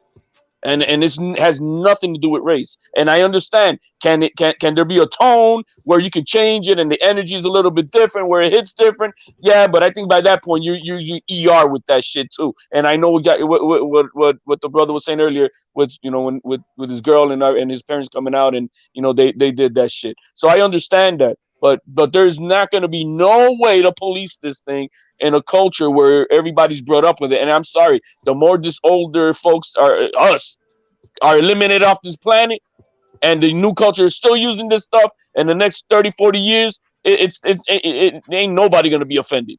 Ain't nobody going to be offended. So Exactly. until as of now, we either teach the generation not to be using this no more, because like I said, it really has another meaning. It's not going to mean slavery. It's not going to mean putting a person down because of their color. Because hell, when us Puerto Ricans are calling each other names, we're not using it because it's color. It's because we're down, because we're home, we're from the hood. Is what we are. We're brothers, and that's what it means. I mean, that's the way I feel. You could use other words to be down. You don't have to Yeah, use I understand that. But then the whole black community, I had to change it, because that's what it means to the black community. That's what it means to the black community. When a black guy says to another black brother, "Yo, my nigga," he ain't saying that he's a fucking slave. He ain't saying that he's a piece of shit. He's saying that, yo, that's my brother. You from the same fucking clique hood that I'm from. So you speak black now? And that's what I'm saying. So I understand the whole thing about it, but you know, this is culture now. How are we gonna police this? How are you gonna police this? Easy. You're not gonna fight it. Either everybody eliminates it, because I'm telling you, 40, 50 years from now, all of us on this planet, we're gonna be in the fucking hole. And guess what? The kids are gonna be using it like it's nothing. Ain't nobody gonna be thinking about this shit. Yeah, That's all I'm saying. Somebody will still get smacked over. Somebody will still get HLD. Why? Why are you gonna smack over? Because I'm saying it. Because I'm using it. Because I'm calling you like a derogatory slave and shit like that. Nobody My said man, nothing you about know that's slapping ignorant. you, HLD. I said somebody will get slapped for it. Listen, And they'll man, get smacked back because I don't know what's. I mean, see, and this is where the shit gets from. It's automatic. You think, oh, I'm gonna get my ass beat because I'm saying it. My motherfucker, maybe he's gonna get his ass beat. You see what I mean? We don't want to get into that shit because that's gonna make it a Hispanic and black thing. We don't need that. No. Hold on, HLD. Reggie wants to get in, but it's not a Hispanic and black thing. It's like, because like you said, at the end of the day, violence begets violence. We shouldn't. I don't think nobody should be getting violent over necessarily words. If the word, you know what I'm saying, unless those words are threats towards you.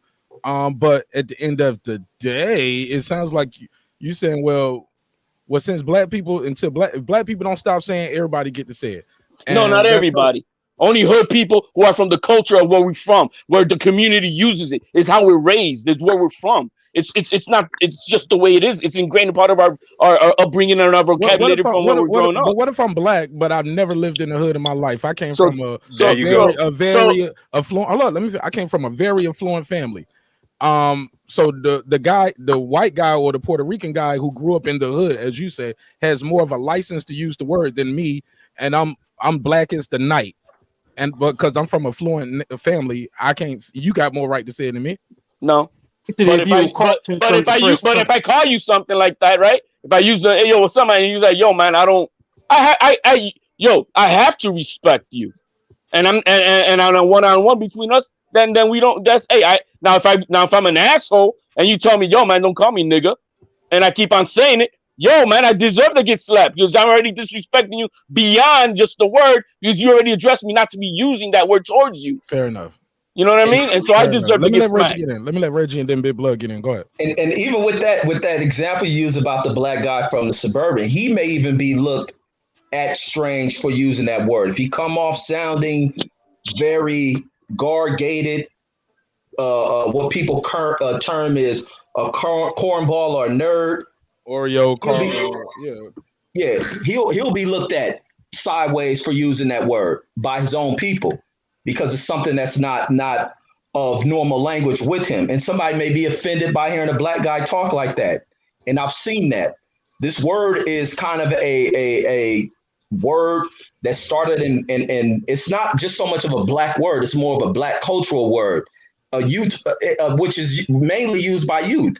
Like you got to think there's many segments of what goes into culture. Everything in black culture ain't just linear. There's many I won't say hierarchies, but there's many deep layers of what is culture within blackness.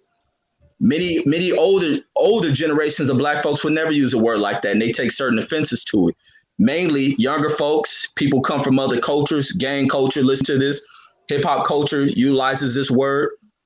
And this is where it derives from in the hood. But as you begin to kind of move this out into other communities and this and that, and they pick up on our culture, especially with the expanding of rap music, which is really what has really pushed this word, you're dealing with cultural gaps and a misunderstanding amongst these age gaps.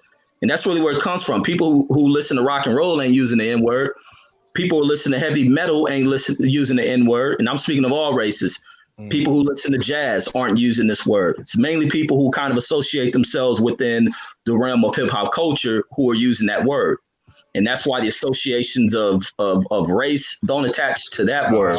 Reggie, you don't think Miles Davis was out there saying nigga? You know, he about to say, I'm about to go in and hit these, about to go in and tell these niggas what I think of them real quick. Ask them where my money at. Yeah, Miles Davis said it. Quincy Jones said it. Billie Holiday was like, what's up with these niggas in here trying to give me a cup to go pee outside? Yeah, they said it back then too. Anybody got anything to add on this? Because I gotta land the plane on this one. I ain't say nothing. I didn't say nothing. Go ahead, Big Blood. Well, and then we'll pass around. Let everybody get their final thought on this. Because I didn't. The key question was, do you have a problem with Teofimo Lopez saying the N-word in this conversation? But give me your final take on this topic, and we can land the plane and go to the next one. Yeah, you're right. It went to the larger point, but like I said, Teofimo, people like him.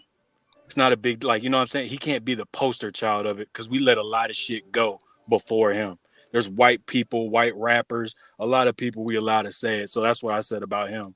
But as far as like, there was a lot of points, man. I'm trying to think back. But someone was talking about hood and I'm hood this and this hood that. And that's cool. But that's your hood. You're talking with your friends on your hood. And if that's cool with them, call them that. You come to my hood, you come to my block. Hey man, what's up, my nigga? Hey, what's going on, dog? I ain't really cool with that. Don't say that. Hey, you can't say what I can say. Fuck you, bitch ass nigga. Then whatever happens, happens. Cause this ain't your block. He understands that. If you're from a block, people just can't come on Tremont or Fordham Road in the Bronx and call y'all whatever the fuck they want, right? So you can't do it in every hood in Ohio, in Florida, in California. If they're not cool with you saying it, technically they can say how you gonna talk to them. Because after you say it, whatever happens after that, you might win one, you might lose a few. And that's across the nation. It's black people across the nation. This ain't one unified gangster nation. Not everybody's gonna be cool. Hey, that nigga said he was from Tremont. He put a gun in somebody's mouth so he can say nigga in all 50 states. He got a pass. That's not how it goes. The same with any of those words. Spig, any of that. That's understood, right? you made the point where exactly that you address the person. Yo, man, I don't play that. I'm not And down that with that word. And right. then and like you said, you damn right. If I come into your hood, right, and I approach you, yo, my nigga, man, I'm trying to get to this place, and you're like, yo, my man, hold on. I don't play that shit, man. I don't. Now if I say and I push it. Yeah, somebody said, "Oh no, fuck you, bitch ass nigga." That was Well, Major cool. Key. I'm Well, I glad you mean, said. and Okay. now And if whatever it's happens after that happens. now There's hoods all.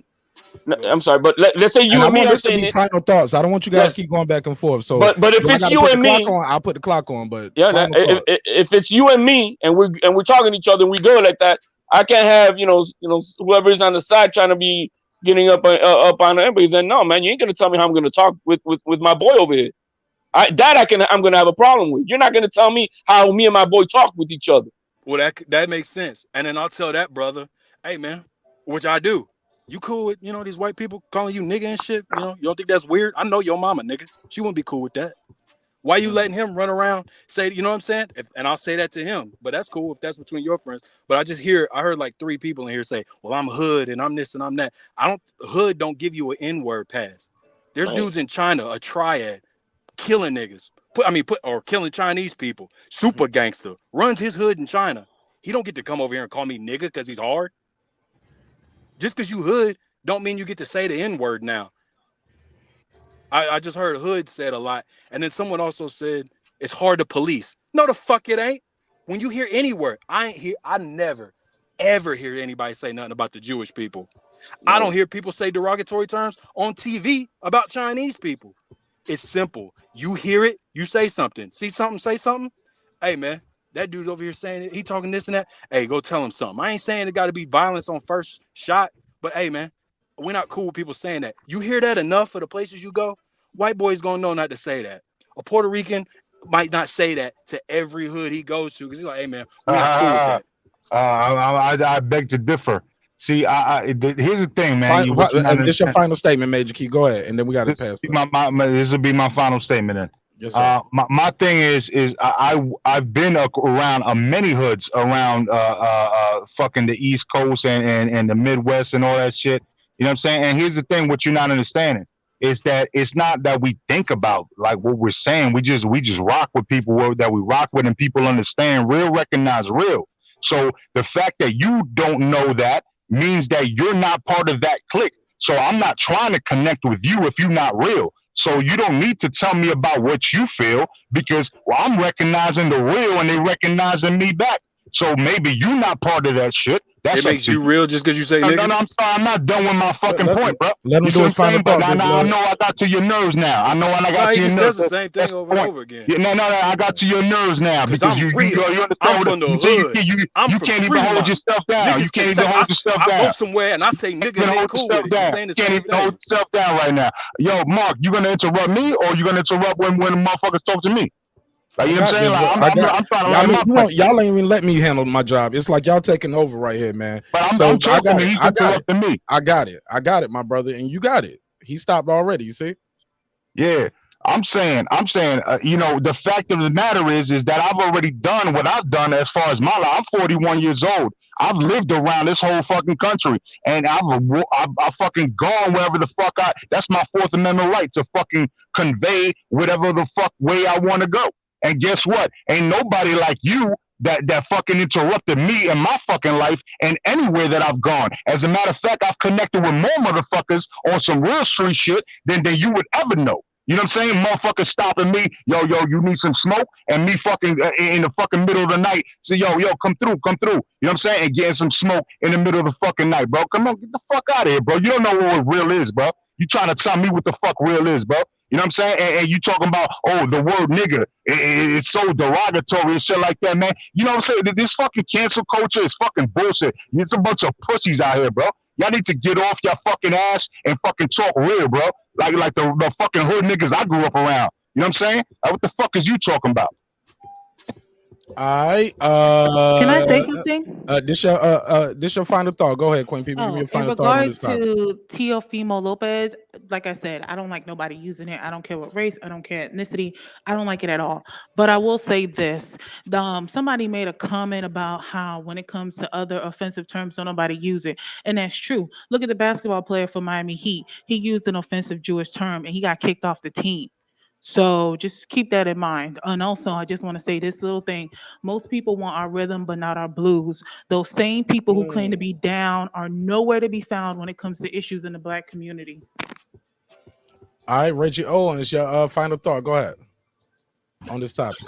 Man, my final thought is Black people find more shit to be revolutionary by. Words like nigga, don't let that be the thing that drive you. Because I watch us ignore a lot of shit that should be addressed within society to curb things in society. And a lot of what we do is bicker, come to attack. We complain about other people trying to counsel people out. That's all I hear from people on here. Not saying from the panel, but from the other channels that try to make this as an issue, to want to counsel things out and want to counsel out youth and behavior, rather than going about teaching and speaking as to why things may be wrong, maybe look at it a different way, and let's try to lessen the use of certain words. That's my final thoughts on that. Go ahead. That guy Eclipse. Give me your final thought on Teofimo Lopez saying the N-word. Sorry about that. Oh damn, is it safe? Is it safe? They shooting? Okay. All right, listen, man. First of all, you know what I'm saying? Hey, salute to you, Big Blood. I feel you 1000%, kinfolk. I'm with you, my G. It's real easy to police. And Major Key, you know, you gonna stand on what you're standing on. I feel you, you know, I almost feel like you're just trying to pick fights right now, but it's all good. I feel you. But you know, it's still a real thing, man. Like, you've got to understand how people feel, and what's good for the goose ain't always good for the gander. And yeah, and if Black people, if you want to, and all the people who are like, let's just get rid of the word altogether. Black people were not monolithic as a diaspora. And so I don't know if we're going to get that consensus, HLD, to have Black people say we're going to stop doing this or doing that. I don't think you can do that amongst the Puerto Rican community or any community, honestly. But if we did stick to the code, look, hey, that football team changed its name. I'm just saying. Other groups, they do stand on what they standing on. And I'm not saying we take it that far, but me as a man, I know when I feel that energy, as it, just like Big Blood was saying, you get your one where I tell you, hey, I'm not on it. And after that, well, hey, shit. Meanwhile, back at the ranch. All right, King Asian Mav, give me your final take on this topic, man. Teofimo Lopez saying N-word. You got a problem with it? And if you're talking, your mic is muted, King Asian Mav. There you go. Oh, my bad. You must have muted my mic. Yeah, I'm muting everybody's mic when somebody else is talking. So go ahead. Okay. Yeah. But to all my chinks, my spicks, my wiggers, my crackers, my niggas. I'm definitely can't monetize this episode. Y'all going too far. See, damn, King Asian man. King Asian man. I can't monetize this shit. It was all bad till it got to niggas. It was all bad till it got to niggas. I told you this was gonna be the experiment. Yeah, everybody loves you.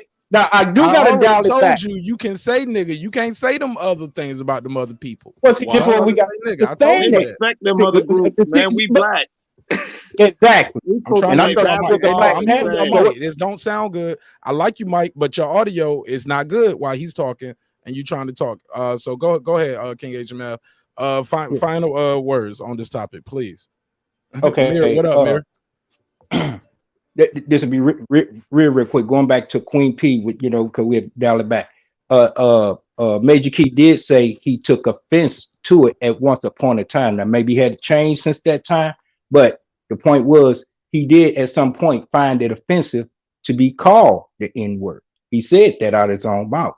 Now what's been changed? I don't know, but it was a point to where he didn't carry that word as a term of endearment. And this was out of his own mouth. So he felt the blues. You know what I'm saying? Now what's done changed? I don't know. He could speak on that later. But let me close it out with Teofimo. I think Devin threw the word out there first. Now, for every action, there's a reaction. Now, who are we to gauge how Teofimo reacted to being called a nigga? You know what I'm saying? Especially where he's from. He's like, oh, that, you know, shit, I've been called niggas before, and I could throw it back just as good as I could take it. So, I mean, that's them. Devin should have checked them. You know, we can't check him for Devin. Devin should have checked him, so I can't feel no ways about that. All right, so I guess everybody got their final take in on this. All right, what a fucking topic. Didn't expect to be on that one for an hour and 40 though. Damn, hour 45 minutes. All right, but it'd be like that sometimes. I can't control the rhymes. Here we go. Another topic I had on the docket: jabs for jobs. Cam Newton lost his job up there with the Patriots.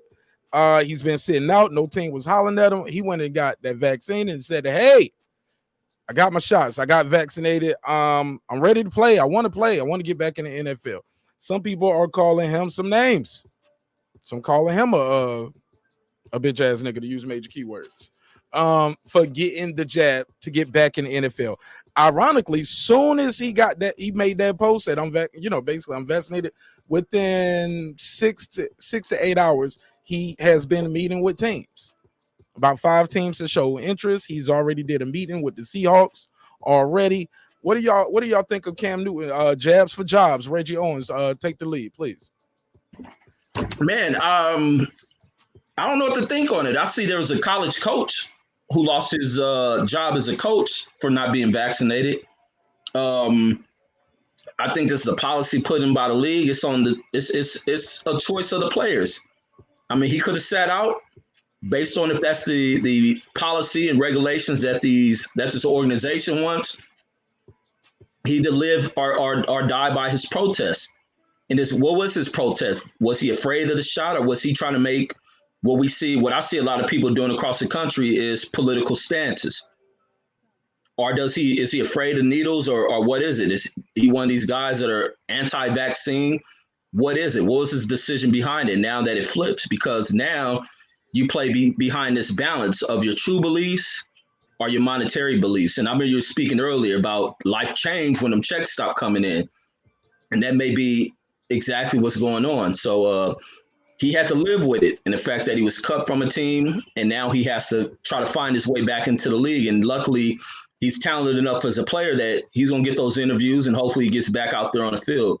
But I ain't got nothing against him. To be honest, I ain't got nothing against him. Some people draw the line when they see these protests going on and then these players, they kind of concede or they may drop their protest. But when do people begin to know that you see these guys took a stance, you know where their views stand at?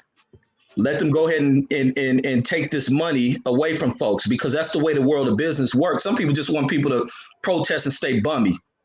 Stay protest to be righteous is to be poor.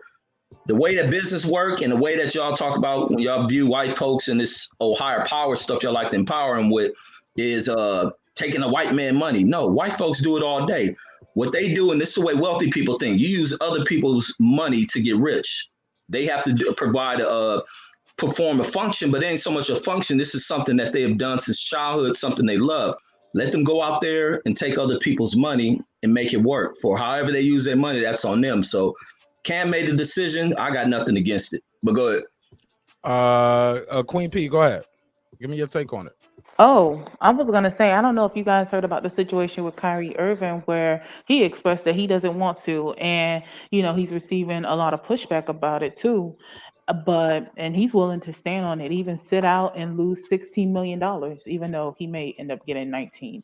But still, there are plenty of people. There was even another football player who didn't want to take it either, which was what's his name? DeAndre Hopkins, I believe. Even he had expressed that he didn't want to take the jab either. But I mean, it's up to you. Well, it's up to you. Make an educated guess and make the decision that fits you. I just hope that as people are deciding whether to get the jab or not, it doesn't lead to discrimination against those who have it versus those who don't. That guy Clips, go ahead. What's your take on this? Cam Newton. Shout out to Queen P. It took a long time though to get to. I was like, she naming all these other people. I'm asking about. She was like, I'm Kyrie. sorry. I Because was it's like, similar to what's going on with I him. got you. Hey, look, Cam Newton, his last contract, what it was like for $1 million.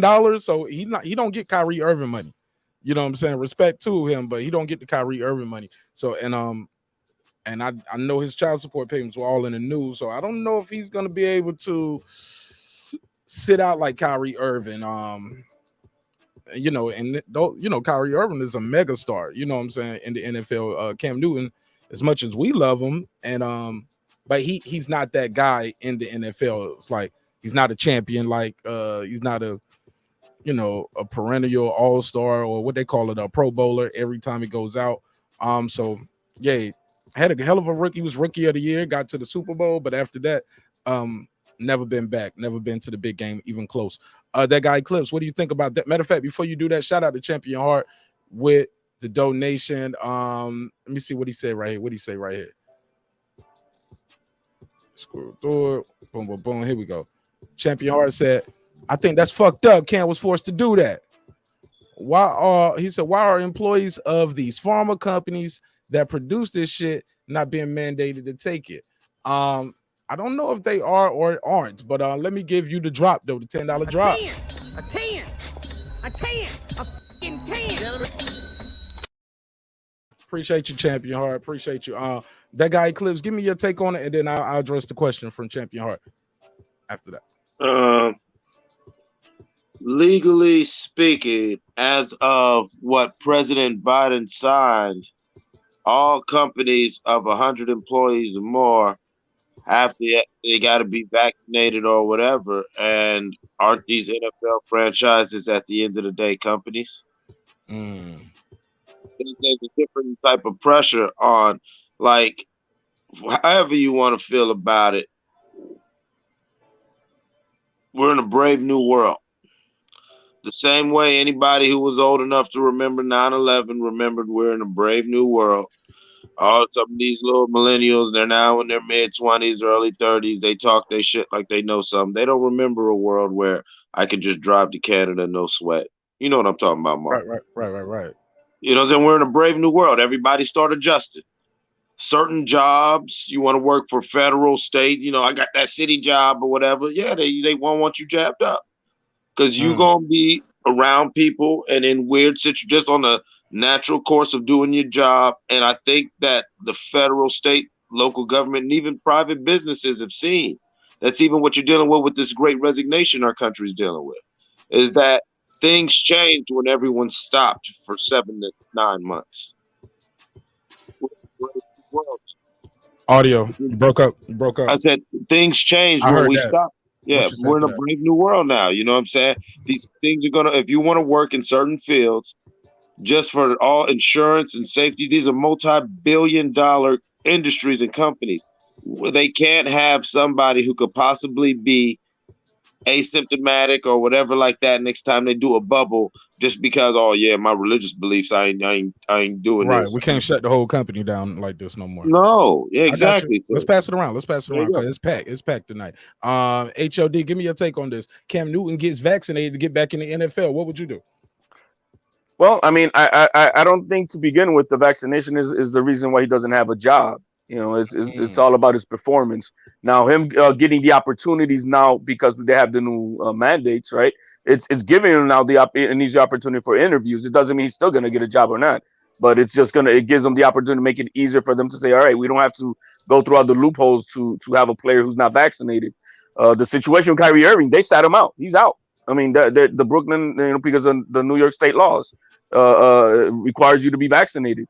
And so the Brooklyn Nets, they put him out to the side, and that's it. He's not playing until he gets vaccinated. So he's out. And so it's not because they want it. It's because the New York State has a law now, and so it's even beyond the NBA. They don't control that. But pretty much what like my guy was saying right now, it's a new world now, man, and these companies are not going to shut their doors down for one employee because of their beliefs or whatnot. So I mean, it is what it is. But I think one thing trumps over the other, and that's what's happening right now. Fair enough. Brandon Washington, you got the floor. Welcome to the neighborhood, man. How you doing? Let me give you the I'm drop. well. What's I good, just man? had to pull up on this real quick. I'm at work. Go I ahead. enjoyed Mark. I just want to say, man, keep up the good work, man. Keep up the grind, man. I'm enjoying it. I'm enjoying these topics. Some of these topics are real heavy. That even it require a lot of thought, and that's why I don't chime in on a lot of it because I be wanting to think about it before I just start talking.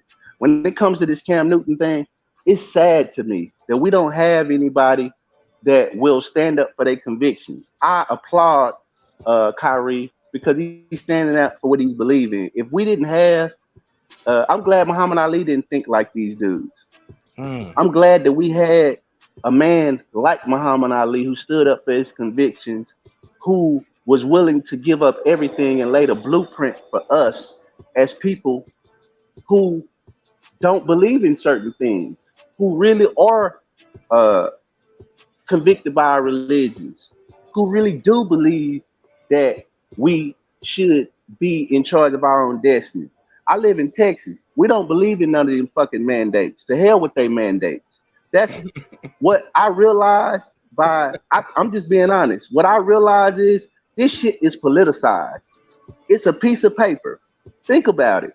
They can sign a piece of paper somewhere else that says you have to have it, and then other lawmakers can sign another piece of paper and say you don't have to have it. So we see that this shit is politicized and it's based on where you at in the region at the time.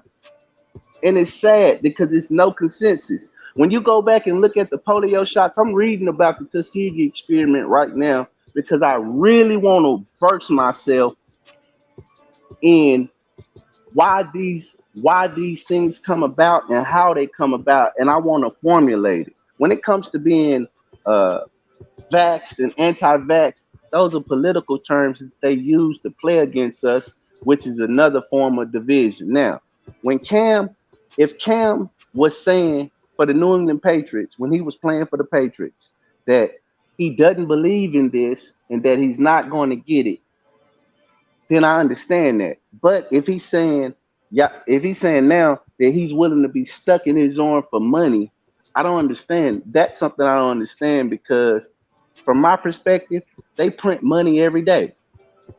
They print it every day. They burn it every day. They print it and they burn it. So have we become a people that's just chasing a bag or chasing certain things? Why come we don't rely on ourselves and look inside ourselves and find conviction and say, you know what, like Muhammad Ali felt. He felt that he seek refuge in his God and that his God will provide for him. Not on no spooky level because he got out, he went to colleges, he got honorariums, he done stuff like that. He did what he had to do to survive. I think that as a people, if we want to see change and it's something that we don't agree with, then you have to take the road to do that. So Appreciate it, I man. just find it sad that we compromise. But I'm gonna get out of here, Mark, and enjoy the show. Y'all keep cooking. Reggie, I missed you the other night, man. I sure hate I couldn't get in on that. Mark Yeah, fell say asleep. no. We might get back Mark into it. fell asleep. Yeah, he's talking about Huh? that whole thing with the conspiracy theory. Yeah, get back on Yeah, that Mark thing, fell B. asleep. Mark fell asleep. Man, fuck Reggie. Reggie was hating on our conspiracy show. That was funny. Negative Yo, Nancy, that was man. funny, bro. That was some good stuff. Let us Brandon have was our trying to But I'm fun, gonna pull defend Reggie. him. back up later. I'm gonna pull back up later, man. Let y'all get this. I'm gonna pull back up later once I get the job settled and everything going the way it's supposed to go. Unless you shutting it down, but I'll pull back up later. But great stuff, Mark. Keep up the great work, man. You know we sitting here supporting, so keep it up. Yes, sir. Yes, sir. Yes, sir. We got to give people an alternative, man. And like I said, when Queen P earlier was saying, well, we got to agree to disagree. Let's move on. I'm like, no, let's stay right here because the show is not about us agreeing. It's about having a vehicle where people can get their opinions off. Um, and maybe we can learn some from each other. Maybe we won't. Sometimes it's just I don't rock with that. I can't rock with that. I'm not gonna rock with it. Fair enough. Let these two people work it out. Maybe they can come to some common ground. But you get what I'm saying? We definitely want to give people an opportunity. No, I just want to say I agree with you, Mark. You're right. I was just worried because it was gonna go left, and I saw it And that's going part left, of and it. it's going That's part of it. ugly. And I'm like, I hope it doesn't go off lie. And if it does, it's so be it. You know what I'm saying? Long as we keep it right here, it's okay. You know what I'm saying? We can't send no bullets through the Wi-Fi, so we can work it out right here. And I'd rather people work it out here than bump into each other at a fight, and now y'all want to blow each other brains out, and ruin the event too, right? So it's cool. We'll figure it out, and if it goes too far, I'll jump in when needed. But Okay. I got it. But that's part of it. We got to get it out. Got to get that those disagreements out. And we got to hear opposing sides. And who knows, the very next thing that person might say might be the thing to work it all out.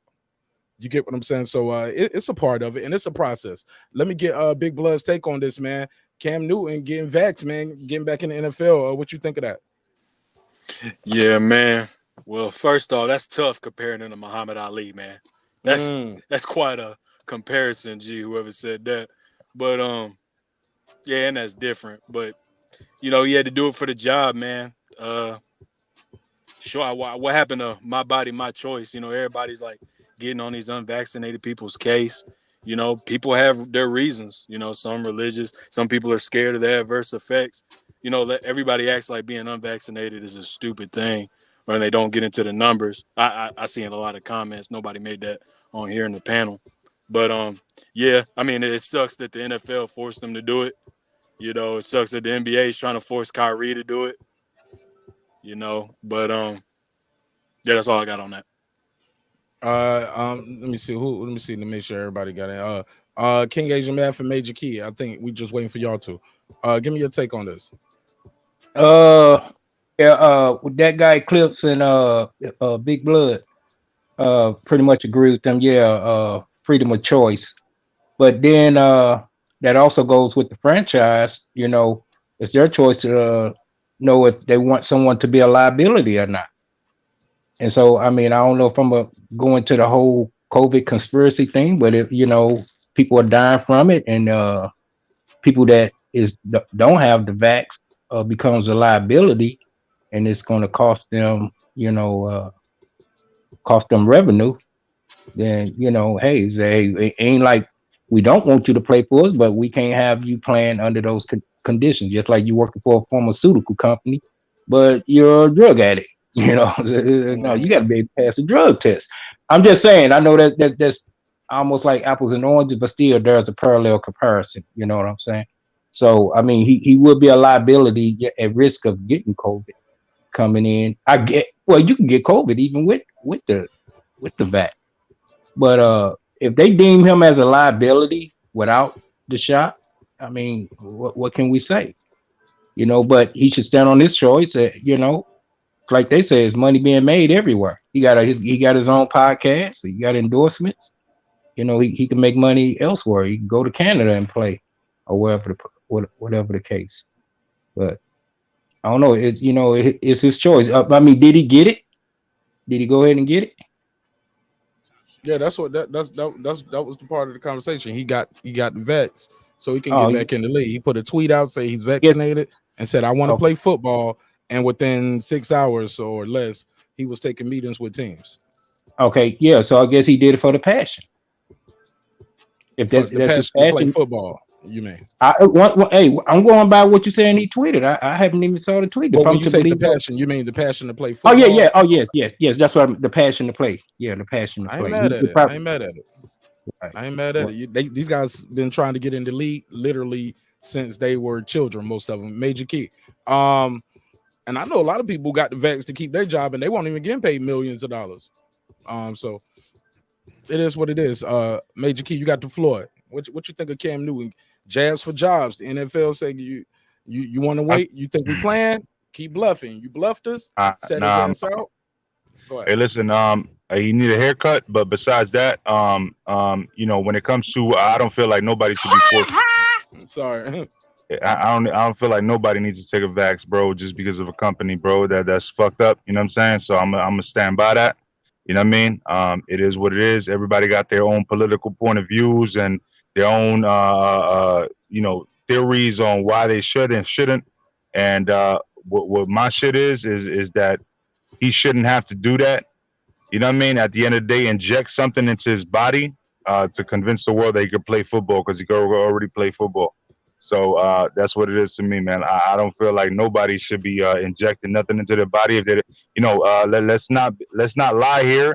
I don't want to ramble on into conspiracies, but it's facts that the United States have given people vaccinations full of mercury, especially in South America. You know what I mean? So we're working on timeline crunches that give us just a brief understanding of what the vaccination does, and not a 10-year period that gives long-term effects like what we usually would approve for vaccination. So that's exactly why I don't take that shit, because I've already gone through COVID and I'm already like immune to that shit. I just fucking walk around. You know what I'm saying? So all these motherfuckers out here that are going through that, yo, I feel you, but that's on y'all now. You know what I'm saying? Like it's, you know what I'm saying? That's what it is. Oh my God! What if you won't get sick, but you can carry it and give it to other people? You like fuck y'all, die? No, it's not even that. It's not. I have no symptoms no more. Like it's not asymptomatic. I actually went through the symptoms mad bad, bro. Like in June of last year, 2020, I went through that shit real bad, and then I went through like a smaller like version in January of this year, and then after that, bro, I'm just good, man. I'm just good. Like you know what I'm saying? Like So if you vaccinated, good for you, bro. Then you don't have to deal with it. Like you know what I'm saying? Like what's the argument here? You either take it or you don't. You know what I'm saying? Like so you're gonna complain to me because you didn't take it, or you're gonna complain to me because you already went through it and you already like feel like you got herd immunity or whatever. You know what I'm saying? Like I'm not trying to argue with you on any level, but I'm just saying that I'm not taking that shit because it's not really convincing to me, because every single vaccination known to Earth prior to this emergency immunization had to go for at least 10 years, okay, for long-term, analysis. And so what we're doing right now is just saying, hey, this is good because we need it. And that's bullshit. That's why you have some people getting blood clots in their head and dying. I'm not doing that. My kids are not doing that. I'm sorry. Y'all do that if y'all want to. Okay. Shit. That's all I have for this one. Anybody got anything else on this topic? Because the next topic I want to get y'all take on Mikey Garcia losing to a cherry pick. Did anybody see Verzuz last night? Because I only saw the first half. I fell asleep. I got a conspiracy theory on that one.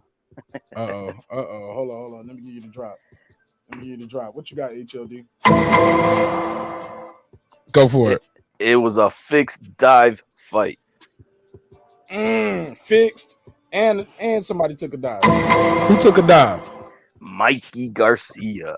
Oh, you talking about that? I thought you were talking about. No. Hold on, nigga. I thought it was a fixed versus. That's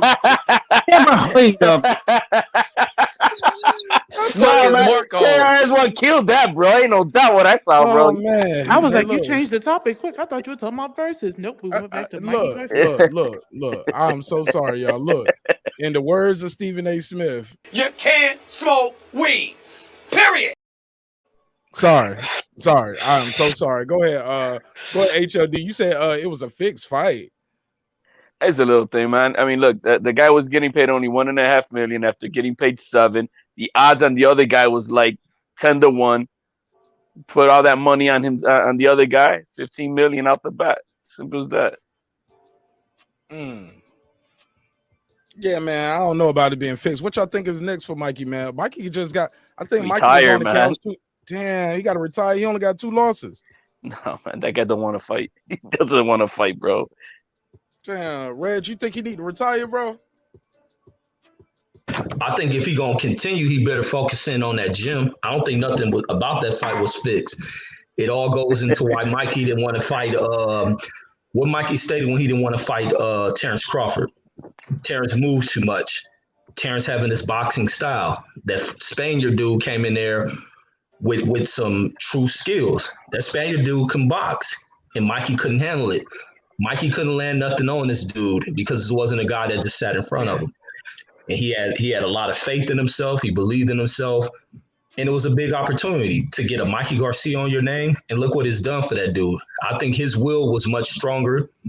He had more to fight than Mikey thought that he had to lose. And like Mikey was saying, Mikey just thought off his name, he can go in there and put on that performance and he was going to win. that Mikey really thought he won that fight. No, this dude was schooling you.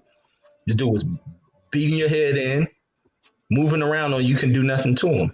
And Mikey's time out of the ring just shows where he is in this fight game. He done made himself some nice money in probably his last, 5-6 fights. Where's his motivation at? He ain't motivated. This is his second time going through these huge layoffs. He had a huge layoff during the Bob Arum disputes over contracts. And then now he sits out for this long. And he goes in here against a guy who, I don't know how active that other guy was, but he was in better prime than what Mikey was. I don't know if Mikey's on kind of a downtrot. Since the Earl Spence fight, Mikey ain't looked the same. Mikey ain't been the same since that. That's my thoughts. You think he should what weight class? Because he went down to 140. He was on a catch weight for this one. I think he was he was at 145. 145. Yeah, he came down from 47 to this, and that guy came up from 35, right? Yeah, I don't know if Mikey can make 140 again. So that retirement may be true. He put on all that weight to go to 147, only to run up out of it. He probably can't get the weight up off of him. I'm sorry. Go ahead. I'm saying we just ended up seeing Mike the dad bod Garcia coming. He's on that cheeseburger diet. You know what I mean?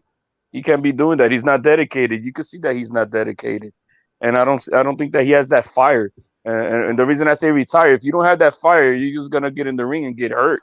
That's all you're looking for, is to get hurt. And if that's the point, no, I think if you don't have that fire, then you got to retire, because the boxing's gonna kill you. Oh shit, you got them bars? Okay. Okay, HLD. Hey man, I am Puerto Rican, bro. Okay. Did your little dead in the middle, a little Italy thing right there. Okay. All right, Major Key, what's your take on this? What's next for Mikey Garcia, man? I mean, honestly speaking, I was never really high on him. If you heard my predictions before this fight, I was never. I always thought he was a very solid. I thought he was a very solid basic fighter. You know what I'm saying? He's got the solid 1-2, and that's like, like he has that down to perfection, but he doesn't have like anything extra for me. You know what I'm saying? Like he doesn't. Like if he would have fought Manny Pacquiao, God forbid, bro, he would have been like completely exposed, bro. You know what I'm saying? Like this was just against a Spaniard, and when was the last time you heard of a Spaniard being a champion, bro? You know what I'm saying? You know why you haven't heard of that? Because Spaniards are not champions, bro. You know what I'm saying?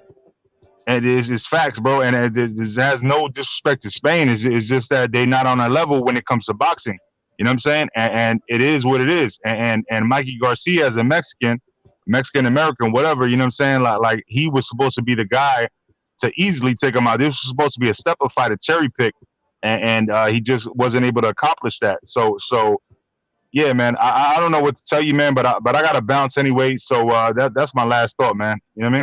God bless. Thanks a lot, man. Shout out to Major Key Boxing. Got a dope channel over there. Make sure y'all check them out. Yeah, man. King H. Man, what's your take on what's next for Mikey Garcia, man? Who did he lose to? Martin Spaniard or something like that. Martin? No, Sandor Martin. Sandor Martin. Never heard of him.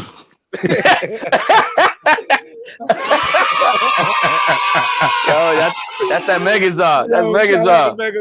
That's Megazord. Oh man, the word that keeps on being used. Hey man, I like it though. I don't blame you. Oh my God, that's still funny to me. Shout out to Megazord, wherever you at, bro. If you listening, that was funny. King Asian man, me neither. I never heard of him. And this guy right here is he just came in there and shocked the world. Went in there and shocked the world. Yeah, and very convincingly. I was just proud they didn't rob him, because I was watching it with King Reggie Owens, watching this playback, and dude was beating him to the punch almost every rip. And but I felt like he probably gonna get a little protection from the judges, but they got it right. Dude schooled him. What's next for him? Go on there and get your ass whooped again. If you're ready to retire, that was a cherry pick fight. He probably felt like he should should have been able to win, or the fix might have been in. He probably just want to cash out on something. Damn. But I don't see Fix? him. Hey, anything's possible, you know, for the love of money. But Spread it everywhere. Yeah. exactly. He's fundamentally sound in this boxing game, but I mean, he's not on that elite level. So I mean, where is he gonna go? If he go to 140, he's fooled.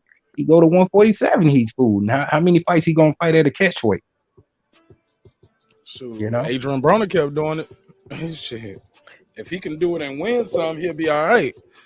Mikey, you get what I'm saying? Because I don't know how many people. I don't even remember seeing that. Did he put some asses in the seats? Did they pack it out? Did they sell it out?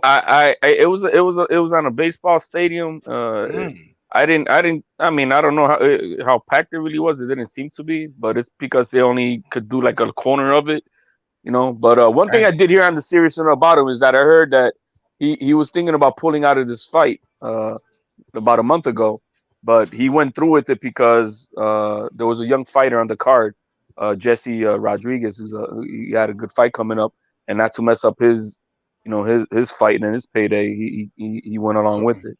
So he went along with it. Man, what about his payday? He was getting paid too. 1.5 million, I think it is. Yeah, man. He want to get paid, man, too. Got to get paid.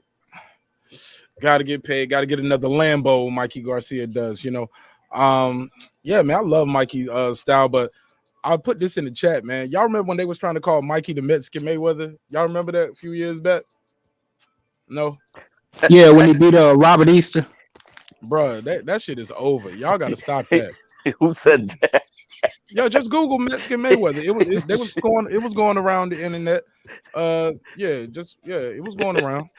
Was that Bob Arum at the time? Maybe. Nah, you know Ellie Setback was pushing that shit. You know Ellie was pushing that shit. Oh yeah, that dude came out making a video saying that he got robbed and everything. Ellie said Mikey got robbed. Yeah, he made a whole hour video that he got robbed and this and that. Brothers been trying to protect these relationships, man. Too much. That's crazy, bro. Yo. Hey Reggie, how you feel about that? Content creators, like, you know, just living. You know, I guess it's the difference between putting the people first and telling the truth, or protecting your relationship so you can get that interview. What you think of that? Man, Ellie's just a guy. I think that's kind of his niche. Not even just with Ellie. I'm just saying in general. You know that happens out here. Yeah, me, I don't follow it, man, because I follow so much stuff on it. Like I say, I've been disgusted with a lot of the boxing content channels. I just tend to not follow them and shit. That's just simply me. I don't try to change what they do. My thing is to be like, fuck what they do. Let me go find some different shit.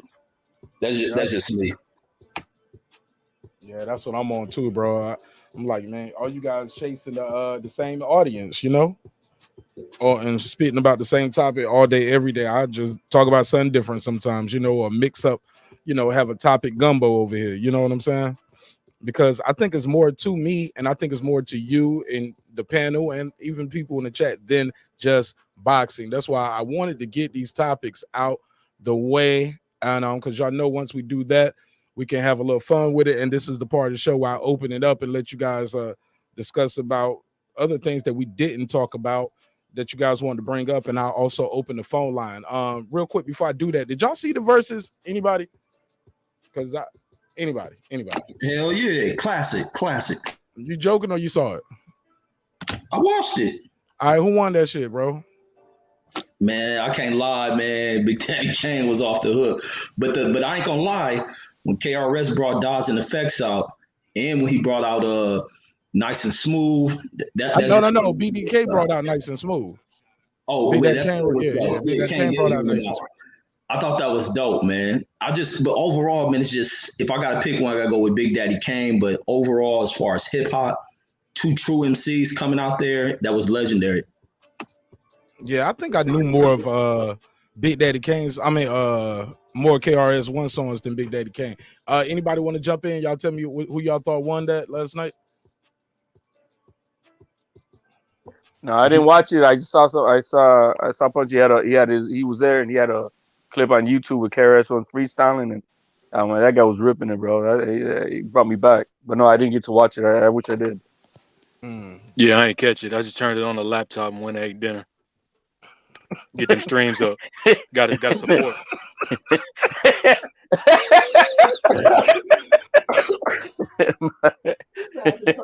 I just turned laptop when it ate dinner. I gotta get them streams up. Gotta support him. I like your style, Big Blood. I ain't mad at you, bro. Any other special guests other than those two acts that came out? Because they was clowning old boy from dazn. They was like, all right, Dre, no, you ain't been on the stage in a minute. He's like, we're gonna be back for our verses. I'm like, no, I love dazn, but I don't want to hear 20. I don't got 20 of those bump skickety bump, huh? I got the bump, bump. I don't know. I don't got 20 of those that I can go to. But if they're gonna make it like a throwback concert and it's just gonna be a bunch of old acts like that, oh yeah, I'm all for it. I'll sit there and watch it.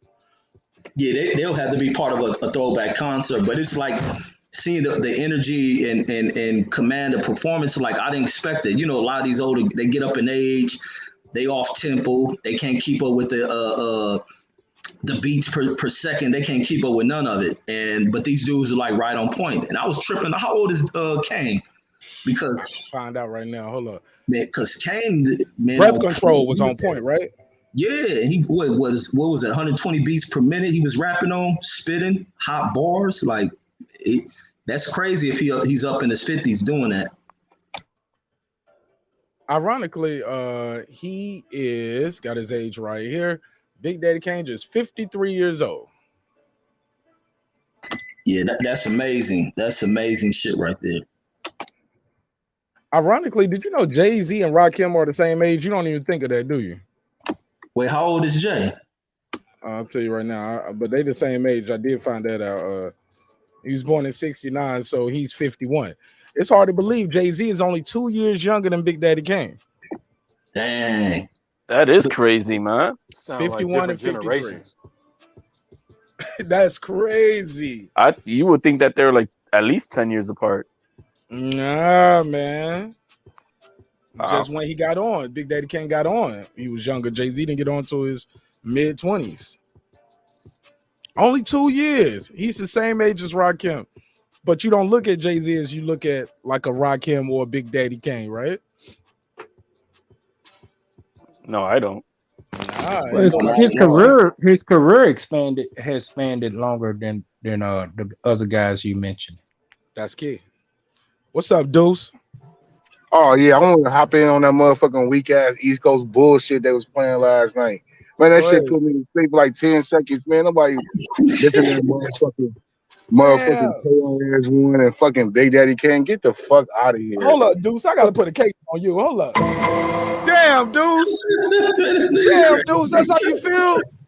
Yeah, don't listen to that shit, man. KRS-One do some dope shit, but I ain't never know nobody listen to motherfucking Big Daddy Kane. My OGs won't listen to nothing like that. When they was out, my folks were listening to Too Short and NWA and Ice Cube. Where you from, though, homie? I'm from LA. I'm from LA. Well, that says a lot, though, right? That's what I'm saying, though. Like, man, that shit didn't even reach. Like, all these fucking verses been East Coast bullshit. Like the Locks and Dipset and fucking RZA and hold on, what about Too Short and E40? Y'all had a versus. Y'all had Snoop versus DMX. Man, we had one versus, man. Too Short versus fucking E40. Other than that, we ain't had shit. Yeah, that's enough. Y'all only got 5 rappers. Oh shit! I heard that.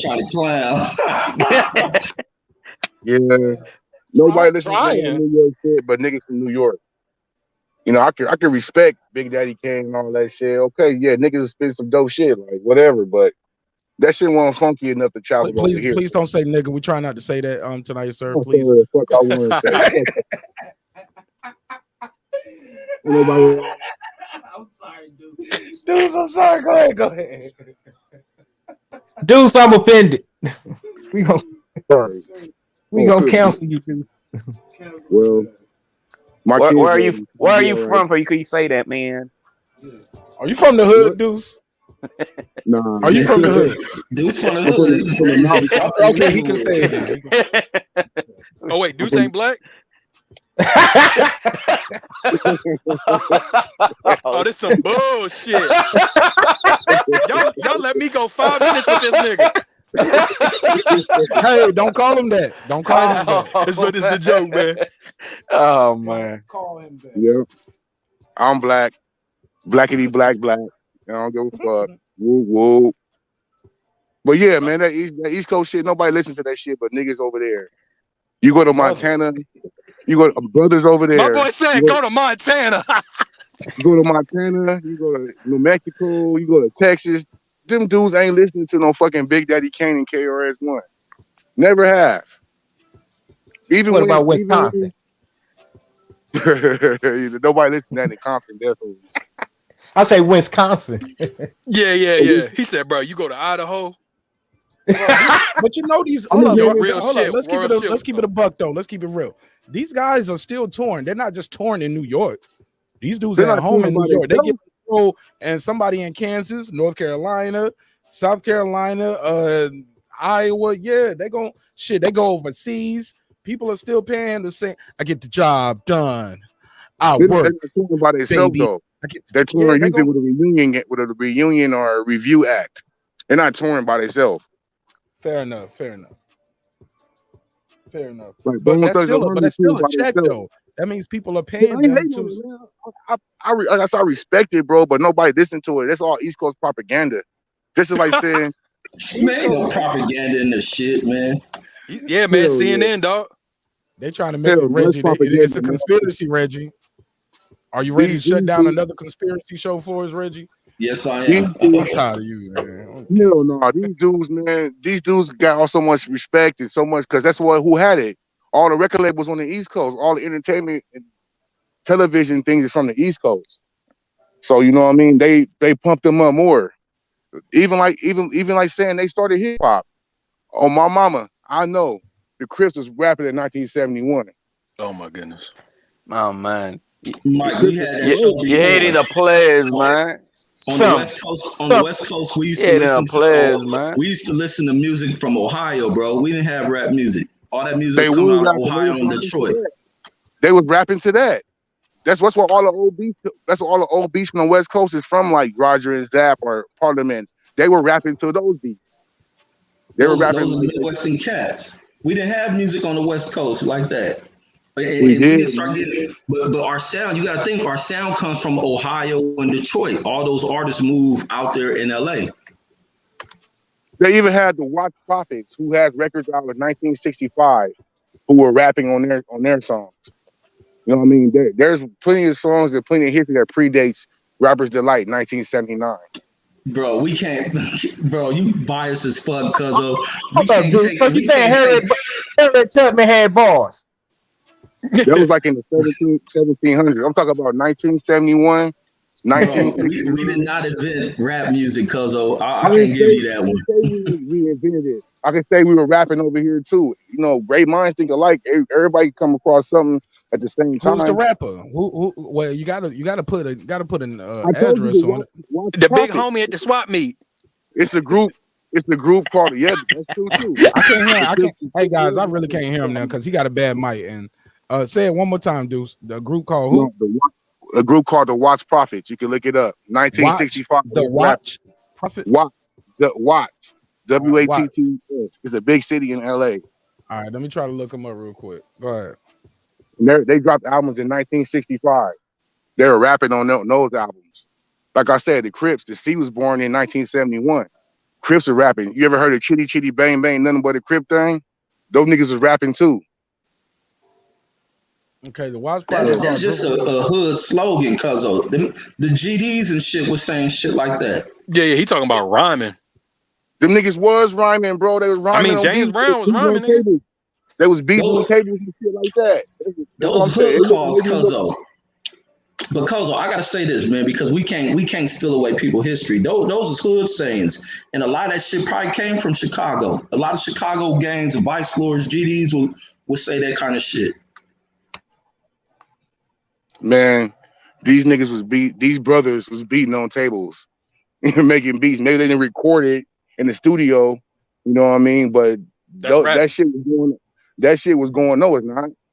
there's plenty of freestyle artists and shit who never made a beat, never made a song on a beat. All right, so if a pimp walks by a girl in the 60s and said, "Hey, girl, ain't no slacking in my macking," that nigga rapping? If somebody playing the bongos behind them, hell yeah. All right, that's just rhyming, bro. Nah. You're crazy. You know what I'm saying? I was like, all right, then we got to give it to Dolomite. Yeah, he was. He was on beat. Blow because he wasn't rapping all yelling and screaming in the mic. Niggas didn't even like that shit. That's why the West Coast was way more smoother. All that screaming in the mic and all that yelling in the mic, like my nigga Eminem say, why you yelling in the mic? But yeah, all that, we had all that, bro, for real. So rap started in Watts, basically. With the I'm Watts not saying that. I'm saying that we also were rapping. You know what I mean? Well, New you York, but you said it predates Sugar Hill, right? It does predate. So it started in Watts. It sounds like you want to say it, but you don't want to say it, my brother. Just say it. No, Own it. Lean into it. I'm saying we were rapping too. Maybe them niggas was rapping over there in New York, but we were rapping here too. Maybe they beat it to the punch, put it on wax, but we were rapping over here too. And just for the record, Sugar Hill was just the first commercial rap. It was definitely rap before Sugar Hill. Busy B was rapping. We was getting the tapes from the East Coast coming over there. That's what I'm saying. Niggas was rapping, bro, before 79. Right. Before 79. I didn't know that. Let me tell you. Look, I'm up here playing, listening to that joint right now in the background. The Black Voices on the Streets of Watts is the name of the album, and it came out in the early 60s. But I can't, I'm about to hear what this sound. I don't know if you're cutting out on me. Yeah, but these sounds like more like poetry though. It sounds like poets with the inflection of the voice, the sounds of the voices. As I walk down the street, we make choice. Yeah, it just sounds like rhyme. It sounds like a poem. It don't sound like What does Andre 3000 sound like? A rapper. My God, a rapper, bro. All right, that's dope. Damn, bro, you propaganda. This right here sounds like Def Poetry Society, my brother. All right, that's cool. I'm not saying there's nothing wrong with that, but it's rhythm words over a beat. These ain't even. I wouldn't even consider some of these beats. This sound like soundscapes. Like if you watching National Geographic when they letting the lion about to come out the cave, you hear the flutes. Do, do, do, do. And then I'm here to criticize. I am a lion. Hear me roar. I have much more in store. Like my nigga, this ain't my brother. Yeah, this ain't it, my brother. This ain't it, my brother. This ain't. Yeah, Deuce. This ain't hip hop starting right here, bro. So go ahead and apologize to KRS and Big Daddy Kane. This is Def Poetry starting. All right. Definitely. This is Lyricist Lounge. This is the hip hop musical Floetry. Yeah, no, it might be. Yeah, this is the beginning of Floetry. What was the hip hop musical they did with Beyonce and Mos Def? A hip hop. Damn, Mark. Yeah. You remember that shit? Carmen. Was it Carmen or hip hop? That's it. Carmen. Yeah. Hamilton. This is Hamilton. I'm sorry, this brother. Excuse me. Hey, look, man. I ain't gonna lie, man. That conversation y'all was having earlier about the N-word, man. It was a couple things in there that still stuck with me, man. And I would be lying if I didn't tell you the truth. Deuce, did you get a chance to speak on that when we was talking about it earlier? No, I had to drop off real quick. I gotta drop off right now too. But yeah, saying nigga, and saying nigger is two different things. And us as black people, we always take the negative and make it to positive. I call it making lemonades out of lemon. You know what I'm saying? They give us the scraps of the pig, we make chitlins. Did you mean you made lemon? Okay, yeah. And but you think this word is an example of that? Is what I'm saying. I do. Okay, I do. We take it and make it ours. Nigga is a term of endearment. You got everybody saying that shit now. You can use it as a bitch ass nigga or my nigga, but you know what I mean. You know what it's saying. You call somebody a nigger, some toothless hillbilly calling you a nigger, it's way different than somebody saying nigga. And that's how I feel on it. But you think the black people should just throw the word away ourselves too to stop everybody else from using it? Nope, because we shouldn't give it that much power no more. It's 2021. If some white bread chicken shit motherfucker call you a nigger, call him a hillbilly. You know what I mean? Like stop giving that shit power. Cave dweller. Yeah, Whatever. call him yellow belly. All that shit. You can call him something else. Yeah, because I'm gonna let you know you can't beat everybody ass that call you a nigga. I'm gonna let you know that. You sure can't. You can't. And the graveyards and prisons are full of people who thought they could. I mean, you're not gonna win every fight, and if you win every fight, you might have to do some other shit to get, you know what I'm saying, to win that fight. You might have to pop that cannon on them. And is it really worth it? Is it that important to you that you would kill somebody over calling you a nigga? Throw away your house, your kids, your future, your kids' future, like gone forever because somebody called me a nigga. I gotta kill him now or beat him to death. Yeah, because all it takes is one punch. We see it all the time where it's usually a black guy. Somebody will call him a nigga. He hit him one shot. The dude hits his head when he drops. Oh, now you got a case for real. It just happened recently. It was a guy who was at work, a kid, and he hit the old man for calling him that. That kid is facing some serious charges behind that old man calling him that. That's not gonna be a defense in the court of law. Sure in the hell ain't. But you're gonna be a real nigga in jail though. Yeah, you're a real nigga. We have to get away from this antiquated way of thinking about shit, man. We got to evolve. Every other race and neighborhood involves except us. So we got to get out that antiquated shit, man. When I do earlier, somebody said if you go in other regions and say the other derogatory slangs, racial slurs, you get whooped on. Motherfuckers ain't having it. Nigger and nigga are two different things. Exactly. Ain't no derogatory words other races use, Asian man. Somebody use a derogatory word towards black folks, they don't get their ass whooped. No, somebody was saying like if you go somewhere and say chink, motherfuckers ain't having it. Yeah, that's derogatory. They ain't got slang words like we use, like the N word. That's even like Mark was saying with the word, the ag word. That's always been an offensive word. There ain't never been a word that they walked around calling one another. It's always been offensive. Okay. I get you. Ours is blended. You know what though? Remember when we was younger, people used to say it all the time. They might say it on TV, like, hey, yeah, like a fag, stuff like that. And it was offensive. But you know what? You can say it and they wouldn't bleep it out. They was bleeping out nigga back then. Now you can say nigga, but you can't say fag and all that other stuff. Right? So it can be police. Yeah. What we should have early on, we should have been trying to eliminate that word. We can do it now. But you know what's funny? Let me just say this. You know what's funny? We only address this word when we hear someone else use it that we don't like, and we being very selective about it. But you know what? We have a right to do that though, right? Just like people are selective when, look, I heard Paul Mooney say this joke one time. He said everybody want to be a nigga but don't want to be a nigga, something like that. But I get it. The police come. Yeah, or something like that, right? But here's the thing. The problem comes with it seems selective sometimes from my Latin brothers and sisters, like where it seems like they pick and choose when they want to be a part of the culture. Thanks. Bro, in California, bro, I'm not going to say LA because the Bay and LA are two different places. But in California, bro, the Mexicans say nigga, the Asians say nigga. You get some white boys, white gang members saying nigga. You know what I mean? And where is that? Like in California. What part of California? All of it. Oh, really? All of it, bro. Northern and Southern. These motherfuckers is gang members, bro, from black sets. Like they don't like you get a bunch of Mexicans who don't want to go with that 13, that Southside shit, that racist bullshit, and they join black sets. You know what I mean? More than in the Mexican sets? Yeah. Even Mexican sets say nigga. It's Mexican sets that say nigga. That's cool. It's a part of the language, man.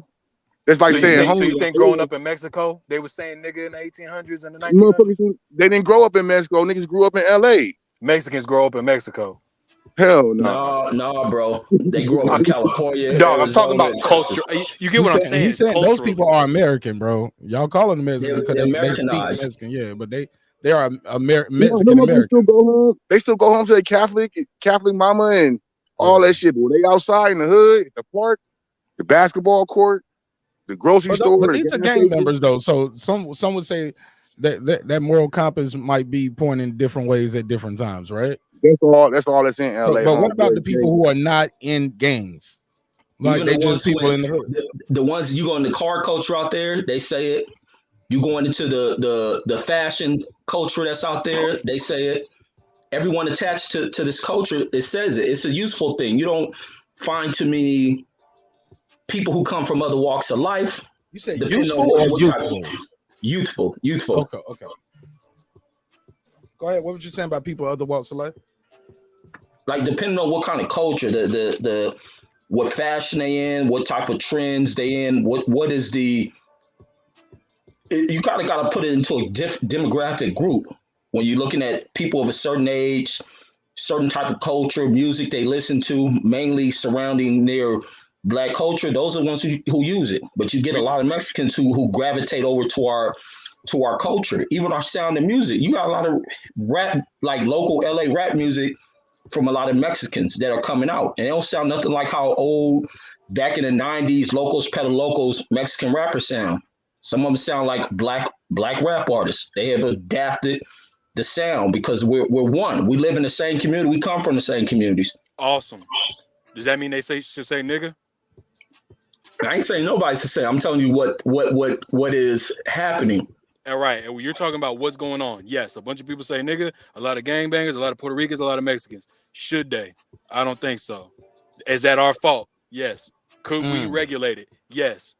Do Mexicans grow up in their Mexican family, little poquito, little tejito, saying nigga in their house without hearing our music and seeing us and letting them say it?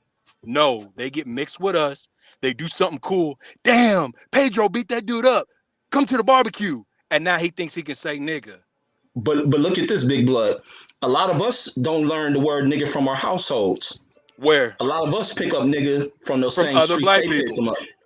Black folks, a lot of us pick it up from those same folks that other Because Mexicans pick we're it up. Black. No, like I said, a lot of Black folks, like say in my household, we didn't use the word nigga in my house. Okay. And we didn't say in front of my mom, dad, or nobody, and a lot of the relatives.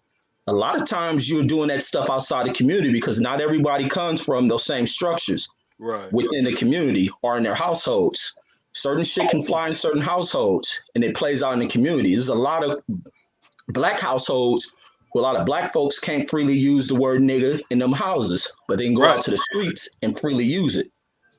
Right. And I'm asking you, did you ever use nigga in your lifetime? Yeah. And who were you talking to? Did I use that shit in the house? Who were you talking to? To my friends. Were they Black? Majority of all my and friends. There most we of them, have it. That's my point. It's like that's a Black word, Black culture. And it's like we can't compare it to the F word or a Jewish word. You know what I'm saying? Like the N word used to be on some people's birth certificates in America. You know, that's deep. Like, you know what I'm saying? So, like you were saying, it is a lot of hate with it. And when we're talking about Black people, we can have that conversation. Hey, maybe we should stop. But I know for a fact they should stop because they didn't have those birth certificates. They weren't getting lynched. They weren't slaves with us. Some of them's great-grandparents were slave owners.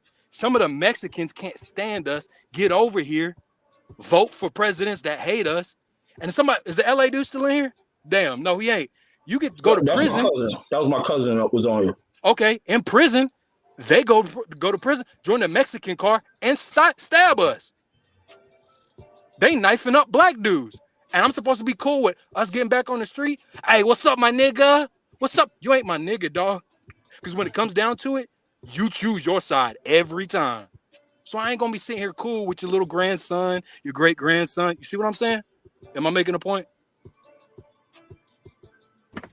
I hear you, but that just ain't the way everything rolls. I hear you. Is that not the way it should be? The way it should be, the world shouldn't even be dragged into a lot of this shit. The way it should be is a lot of us learn to heal from this shit, to move past it. Right. Shouldn't be just stuck on using a word that, oh, you shouldn't use it because I'm gonna keep saying the word N-word. But now when I tell you why not to use it, it's because I was lynched. I was called this and this and that. And then the motherfucker gonna look at you. So why the fuck are you saying it? And that's a how good ignorant question. That shit looks. That's a good question. But that doesn't make it all right for you to say it now, just because you asked a good question. Just because you said, hey, well, why are you using it? Well, since you use it, I'ma say it, nigga. No. Does that, you know what I'm saying? Does that equal each other out? Does that make sense? And then look, you remember how I had to put in, adding into, this is why we don't want you using it because of this history, blah, blah, blah. Right. A lot of times they don't hear none, they don't know none of that shit.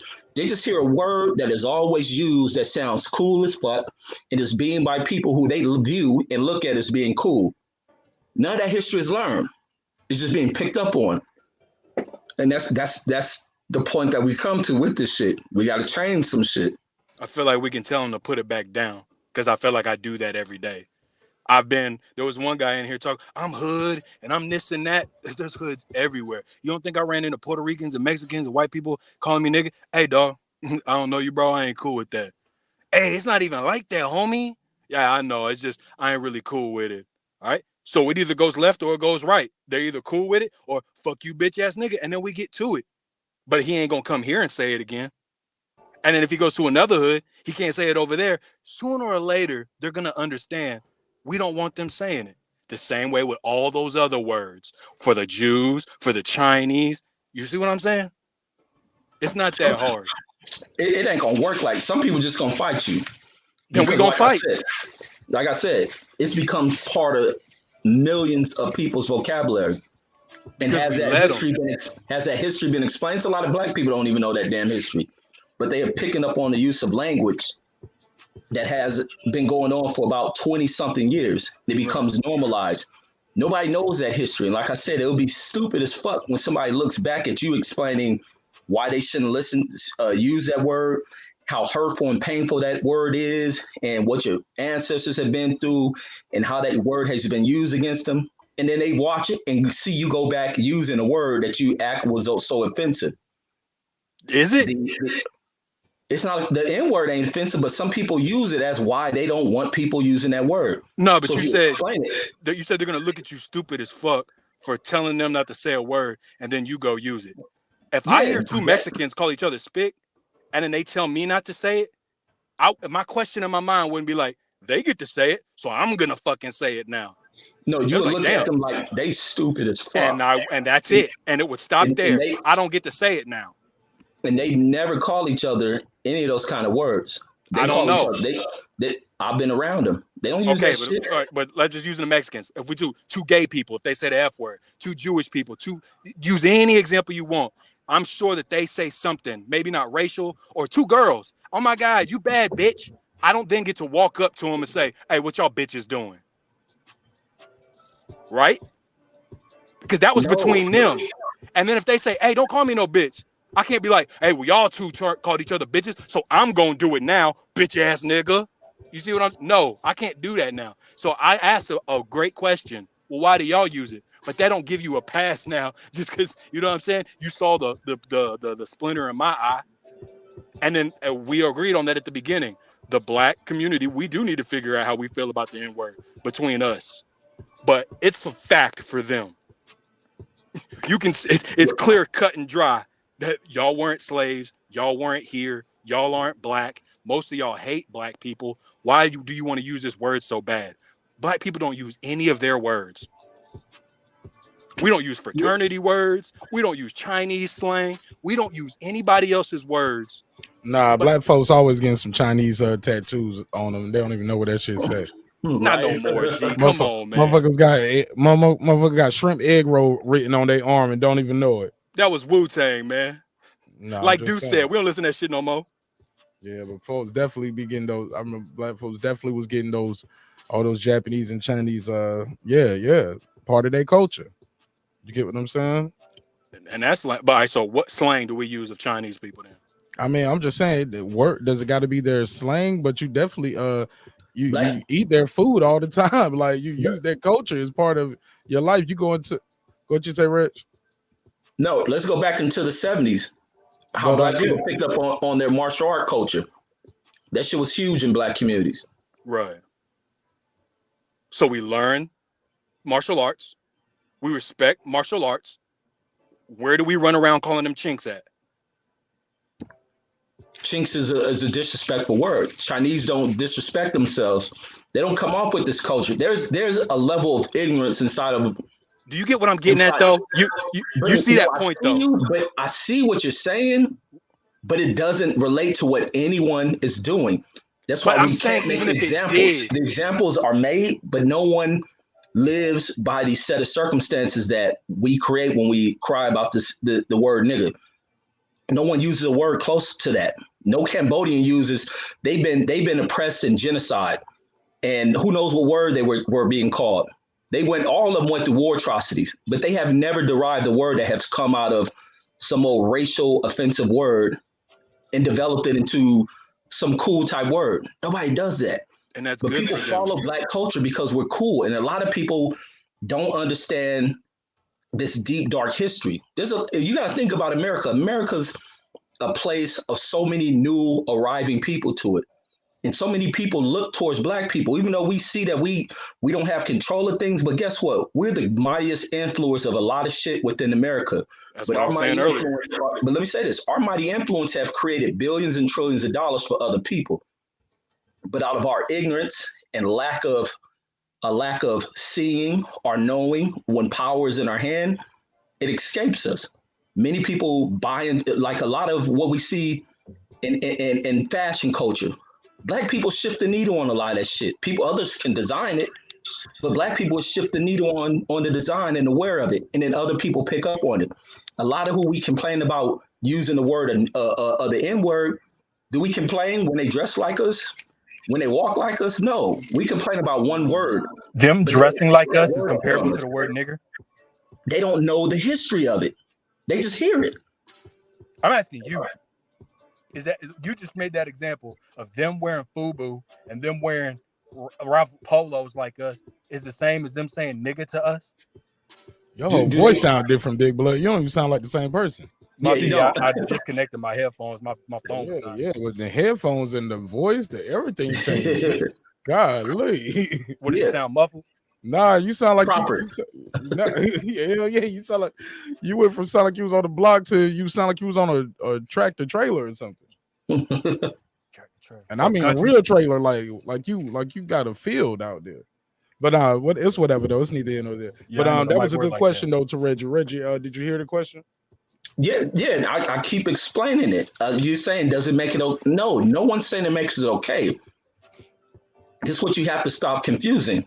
The thing is, a lot of behavior, language, dress is picked up on without having any understanding or knowledge. It's a lot of stuff that kids pick up from people without ever having it explained, given the history of, they pick up on it. And this is the same thing when they hear you using certain language. No one expects anybody to use language that's offensive and they're constantly calling each other that shit. So when they hear it and it becomes of a norm and cool, they pick up and they start using it. And that's what I'm saying. A lot of these people know, but that's why it's important to share and teach the history. A lot of black kids who use the word, but let me say this. There's a lot of black kids across this country who have little to no knowledge of fucking past slave history of black folks. And that's a sad thing. Why? Because if they ain't learning in school, they would never learn in their homes. And that's a sad thing. So what do they look like being able to explain that to people? A lot of people pick up this history later in their goddamn lives and they go about this change and this pressing of the people why they shouldn't use terminology. But we have to have an understanding of where did they learn this? Do they know why they're saying this? Do they know what meaning behind this? Do they know how this may set others off? No, they don't. And usually it only sets off people of different generations who they may not associate with, hang around or be around with. So they never hear nobody correct them. If they're around their peers, people of their own age group, those people ain't correcting them, but it's people around our age and older who are correcting that shit. But if these folks ain't hanging around people who of that age group who have that mindset, no one's correcting it. It continues to be normalized. The same thing people's bringing up with China Mac. That shit probably threw China Mac off when people start correcting him, because as his platforms expand and he got around other people and people more conscious of hearing that word, they begin to correct him. But it was probably a cultural shock to him to hear people trying to correct him for a word he probably didn't use for decades and shit. But that's the understanding that has to go into it. Go ahead. Reggie, China Mac went to prison. I'm sure he wanted to walk around prison saying that shit. Man, the way he act, Mark, he was saying that shit. Because sometimes I heard him talk about some of his stories in prison, and he made it seem like, you know, he stuck with these people. That he's talk about how he got cut in prison. Yeah, man, I don't know. I could be wrong though. I just know because the rules might be different. But let me do this. Shout out to Taylor Bell. This is 444.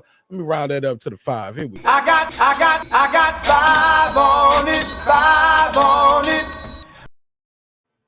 Yeah, man. I just feel like it's I get it where people come, where they say where it's cultural and what you go up behind. But like I said, you guys got a chill button. You got an off and on switch on that shit, man. Because you don't say it.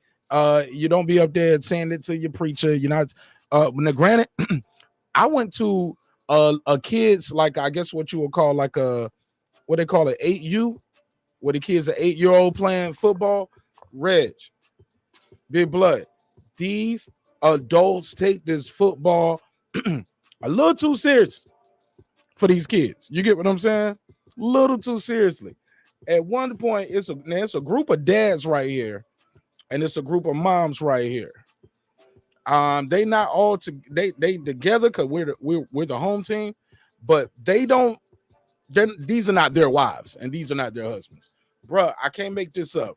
At some point, their team, who is down 6-2, gets an interception. Boop, goes up, picks it out the air. He runs, they tackle him. You hear the adults, black folks now, yeah, we about to fuck these little niggas up. Or what he say? Oh yeah, we got something for y'all little niggas now. And I was like, oh, no, don't call the little 8-year-old black kids a nigga. Don't call them that. Give them a chance. Give them a chance, Reggie Owens. Right. Like, these are 8-year-olds, and these are grown men in their 30s, 40s, possibly, you know, maybe 50s up there talking about, we're going to show y'all little niggas now. Bro, this is 8-year-olds playing football, bro. Truly unfortunate. But go ahead. No, and I'm saying that, and that's the level of ignorance that developed these kids. These kids may see nothing wrong. They watching they peers do it. And that's the same way we gravitate to using those words only when we know where to be at, because we ain't using those. Even when we did, even so much of me, I always been mindful. I didn't really use the N word like that. But people around me who I knew used it on a regular basis, almost every sentence, they phrase the word. But when they get around certain people, the automatic switches come on. Their parents may have never heard them say that, and they'll definitely never use it in church. So people are mindful of who their audience that they're around, who's hearing that, and they know when to turn it on and off. A lot of people know their audience. I agree 1,000,000%. And that's what we're saying about white people and Mexicans. My bad. You can go ahead. No, I'm agreeing with you. I'm like, people are you don't go in there and say it at the job interview. Right. You don't walk around your job saying it all day. If so, your job probably ain't shit. You probably work at Waffle House, son. No disrespect to the Waffle House work. But I'm saying the Waffle House is one of them jobs where you go in there and you can sit there and don't even have to talk to the person you came to eat with. We just listen to them talk and argue at work about who didn't do what on third shift and second shift. You know what I'm saying? Or their personal problems in their life. So I get it. Some jobs, it's very loose. But then some jobs, I'm gonna let you know something. I ain't never told the story on air, but I'm gonna tell the story. I was working at this job. I ain't gonna say the name of the company, but it was an older guy there in his late 60s. The white manager called him a nigga in front of me and in front of two other black guys. In front of another black guy. So he's all the way at the front. We all the way at the front of the building. We about to walk out the door. He's all the way at the back by his office. And he might have yelled out to him, and I ain't gonna say the old man name because he's a real person. And but I'll just call him Bobby. And he's like, Bobby, all right, my nigga. or something like that. And I looked, I said, what? Miss Bobby, you heard what he just said? And he was like, oh, come on, man. He kind of opened the door, kind of walls me, kind of guides me out the door. He's like, yeah, that's that ludicrous boy. He a fool. And I'm like, what? Now it's another black guy, like how I'm sitting in the chair. The other black guy is standing right here. So he yells it far enough for we can hear him. And I'm looking to see if he getting slapped by this dude. Dude don't do shit. So the vice president of the company comes out one day and they talking to us. They have a lawyer there because the lawyer wants to talk to us about some lawsuit or somebody trying to sue the company for $1 million, some bullshit like that. So he wants me to go in there and talk to the lawyer. I said, well, she's not my lawyer, so I don't really want to talk to her. But while you worried about the $1 million, my G, we got a bigger problem over here. Your boy right here just called Mr. Bobby a nigga the other day. He was like, for real? He was like, I don't think, really, you know what the motherfucking vice president had the nerve to say to me? This one I knew this wasn't the company for me. Two things he did right here. He said, well, I was looking at, I can't make this up. He said, I was looking at a battle rap clip the other day, and I heard what's the rapper, Lutz or Lux? This motherfucker brings up the Loaded Lux battle to me in this conversation, y'all, and says, and he brings up, he said, your dad won't no gangster. He was just a lost nigga. He said, so people just say stuff sometimes because he has biracial kids. So I'm thinking that I at least got a friend with this guy, right? Get black pussy, having mixed kids. I got a friend in this guy.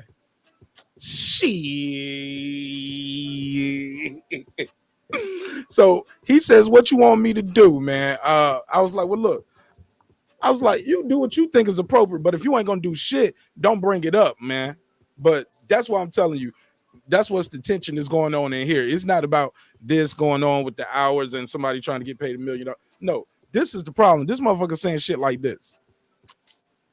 Yo, I leave, I come back, I could tell by the temperature of the room, he must have said something to the dude. He calls me on the phone, and I called him. I said, hey, what you say to him when I left? Because I could tell the whole energy was off. He tells me, well, I talked to Bobby, and I talked to, we'll call the other guy Gary. And they said he didn't say it. He said he was, but he asked them in front of him. You get what I'm saying? Then pull him to the side and want to talk to him about it. Then pull him to the side. He just asked them, and I don't know how he said it. He might have said, hey, look, y'all be careful when you talk. Because this other nigga, you know what I'm saying, is mad because you calling him your nigga. I didn't say it. I didn't say it. Did I say it, Bobby? Did I say it, Gary? I didn't say that. Why would he say that? Now he's mad at me. And I said, motherfucker, you can be mad all you want to. You know you said it. I know you said it. I don't give a fuck what these two niggas doing lining for you. But I was like, wow. I'm the young dude up here mad because the old dude is getting called a nigga by the white dude. And now I'm the bad guy at the job now. I'm causing trouble. Ain't this about a bitch? Yeah, it's like Malcolm X The in the old dude kitchen. in his late 50s and 60s, I get it though, because I don't get it. Because to me, like, these motherfuckers be walking around like they got all the answers and black power this and hey, this is what people should do. You let this white boy call you a nigga in front of me, man. And then you don't do nothing. I do something about it. I go to the vice president's company about the shit. And you curl up like butterfly shrimp when they ask you about it. Nah, he ain't say it. I ain't hear that. The other dude was like, I ain't hear him say nothing. I just heard him say bye-bye, but I ain't hear him say nothing. I was like, oh my God, you the dudes that living right now, but want to tell us back then you was marching with King and you was doing this with. No, that's how you lived all this time because you didn't do shit. You just put your head down and call people like me troublemakers. I'm the troublemaker. But I'm sorry, I had to tell that story. Had to vent that one out. But that shit is crazy. I never forgot that. And I learned, do not fight battles for other people. If they want to stand up and fight their battles, you support them that way. But you do not go lead the way and be super nigga. Like, no, black power, we gotta save our people, man. Some of these folks don't want to be saved. They are content. They are comfortable. They are happy. They do not want to change. They are not game changers. They're not dreamers. They're gonna work at that job until they die. And that's it. So to each his own. But I'm sorry I had to get that off. Reggie, Big Blood, I'm so sorry for the long rant. No, you solid on that one. I'm the same way. I don't fight other people's battles. That's why I don't get hung up on need to do this, because always a person of what we need to do who would never be on the front line of shit. Would never be on the front line. Like to rile people up for this, and this is happening, and we as brothers got to come together, because when you stand out there in the front line and you addressing this stuff, when it comes time to speak up on did this occur or not, those are the people who go silent. I dealt with that a lot in life, to where people don't back up when they know that you just stood up for something, and it comes down to it. Did this happen? No, I didn't see anything. But let it be somebody black. Those same black people be quick to want to point something out. But I just see too much cowardice in us. And that's why I'm like, some of us, our people are very selective in the battles we want to fight. But when it comes time to really step up, you won't see them there. Yeah, Big Blood, what you got for me, man? What you think of that, man? I'm up there. I'm tripping, man. I'm up there trying to save. Man, I should have just minded my business. Cause they sure got me out of there not too long after that, obviously, right? Right. Yeah, you know they got me up out of there. But that's some bullshit, yo. This man is late 50s, early 60s. You calling him a nigga, and you don't say. You like, oh yeah, that's that ludicrous. Come on, son, let's go on out here now. It reminded me of like being on some plantation type shit. Yeah, them Calvin Candies niggas. Oh my God. Candyland. Just take it. Just take the abuse. Like, what won't you do then? What would you fight for? But are we supposed to let him say that, Reggie? Because he heard Loaded Lux? Oh yeah, and what about the vice president of the company? Hold up, Reggie. What about the vice president of the company telling me, well, I was listening to the rapper Lux, and he said your daddy wasn't a gangster, he was just another lost blankety blank. Like people say it. Like I was like, does he have a point? Excuse me. I'm like, no, he ain't got no point. I think Reggie. No, time out, Big Blood. Remember what I said earlier when Mark brought up about the black man who may come from the Silver Spoon area and he may use the word. Remember I told you people will take offense to hearing him say it. So what you think they're gonna think of some old cornball white boy who they know don't speak in them terms? They'll come nowhere from a culture like that. People gonna take him using the word much differently. That's why I say it's all these different standards on the use of that word. So what do they do to the corn? So what do they do to that white dude? Do they police it? They go check his ass. And all I'm saying is just police the rest of them. But people ain't gonna do that to everybody. Define check it, Reggie. What should I do? I go slap him? No. You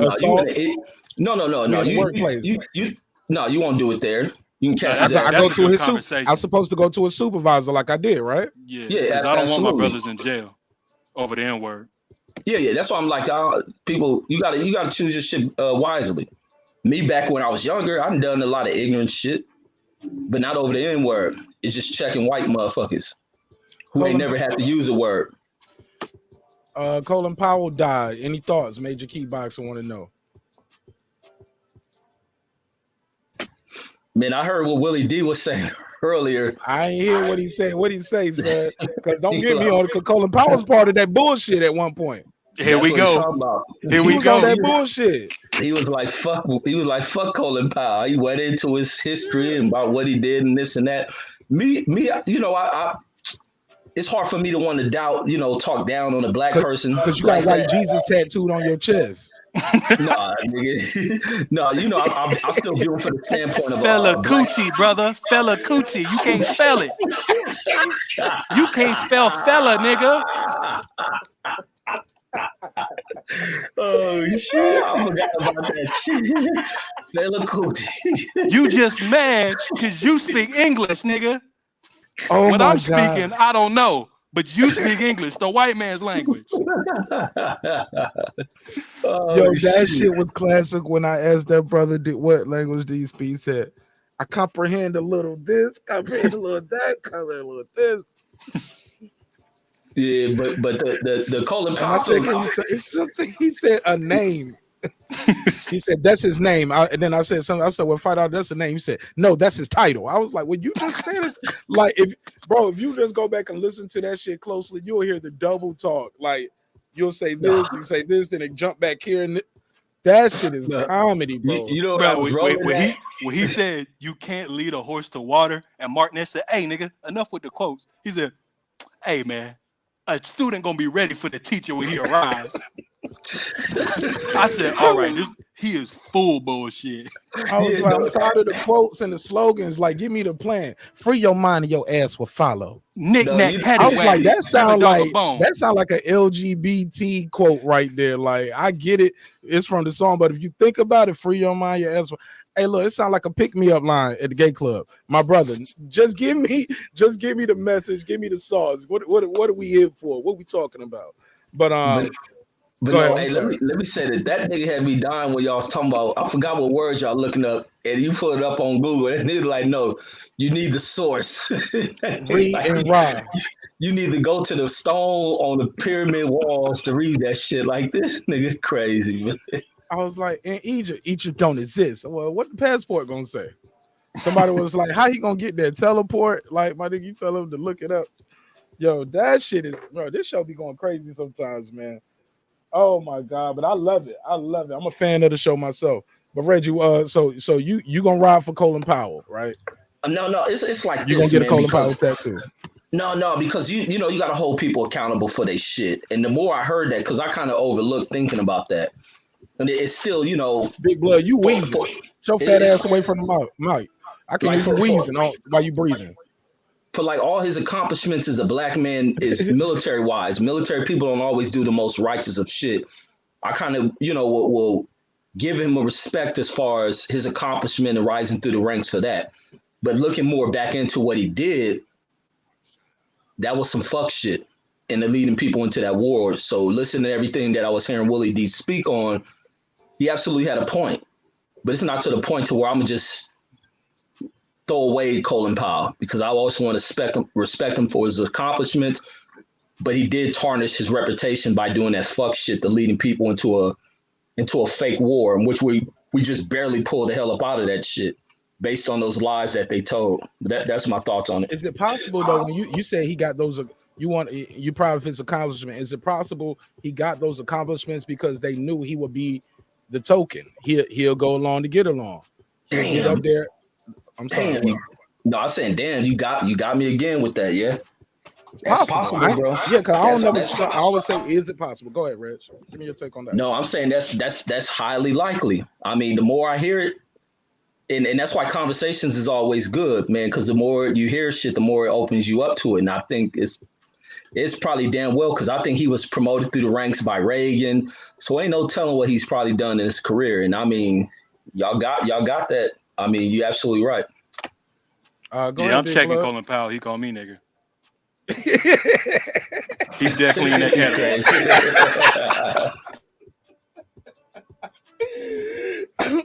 You mean king, brother? He can't call you. Hey, look, Ray, what do you think about when people was talking about the origin of the word? But everybody always bring up the origin, like it doesn't go back to. Y'all remember that spelling bee clip when they had the white boy up there and he had to spell niggas? Niggas, yep. And that's what then niggas start trying to act like they knew the word. That's all. Mark, he did not say niggas. He said N-E-G-U-S, niggas. Like he said it. It's niggas. But when he said it at the end, he spelled it, he was like N-E-G-U-S, niggas. Oh. Say it in a sentence. I need to know which one. Yeah. But you get what I'm saying. It was funny how black folks start acting like they always knew the origination of the word. I think somebody even created a clothing label called niggas. But the funny thing is, tonight nobody brought it up other than me. I kept trying to belabor that point, as in the origin of the word isn't just that; it goes back even further. But people was like, nope. Starts with the river, and then it starts from the Latin word black. But it does mean that too. But let's be clear, like it is a other meaning for it. Like, so is it possible when people are using the word now that they know that, Reggie? Some people didn't know. Now they using the word and they know. they using it. So when they say I'm gonna use it in the term of endearment, had somebody tell me, you can never use that word as a term of endearment to me. You tell them that definition. Some of them don't know it means that. It means those things. So it's almost like the history of black people starts with slavery to some people. You get what I'm saying? The history of black people in this country starts with slavery, or in Africa, it starts with you being sold in slavery or being kidnapped, whatever the words you want to use to tell the story. At the end of the day, it was a whole life before that too, hundreds and thousands of years, and it wasn't always in bondage. But I'll digress on that. I just had to speak on that because people always say it's just such a negative word. It can never be positive. If the word ain't gonna go away, shout out to Blood Boxing. He said all of y'all niggas gonna be dead, and y'all grandkids gonna be out here calling each other niggas. It's just like he said we can have we all just gonna shake hands right now and just agree never to say it. It's not gonna happen. It is what it is. People gonna keep using the word. So I digress. I feel like we can. Nigga, please. No, I'm joking. Go ahead. Yeah, I'm just saying, man. Just like we were talking about earlier, we regulate the cornball brothers. We regulate white people. Just start telling each other. Like I've had that before. Back when I used to say nigga all the time. We playing basketball. I'd be like, yeah, what's up, nigga? And then some like Muslim black dude, hey, I don't use that word, brother. And I'm like, oh shit, my bad. And he checked me amongst each other.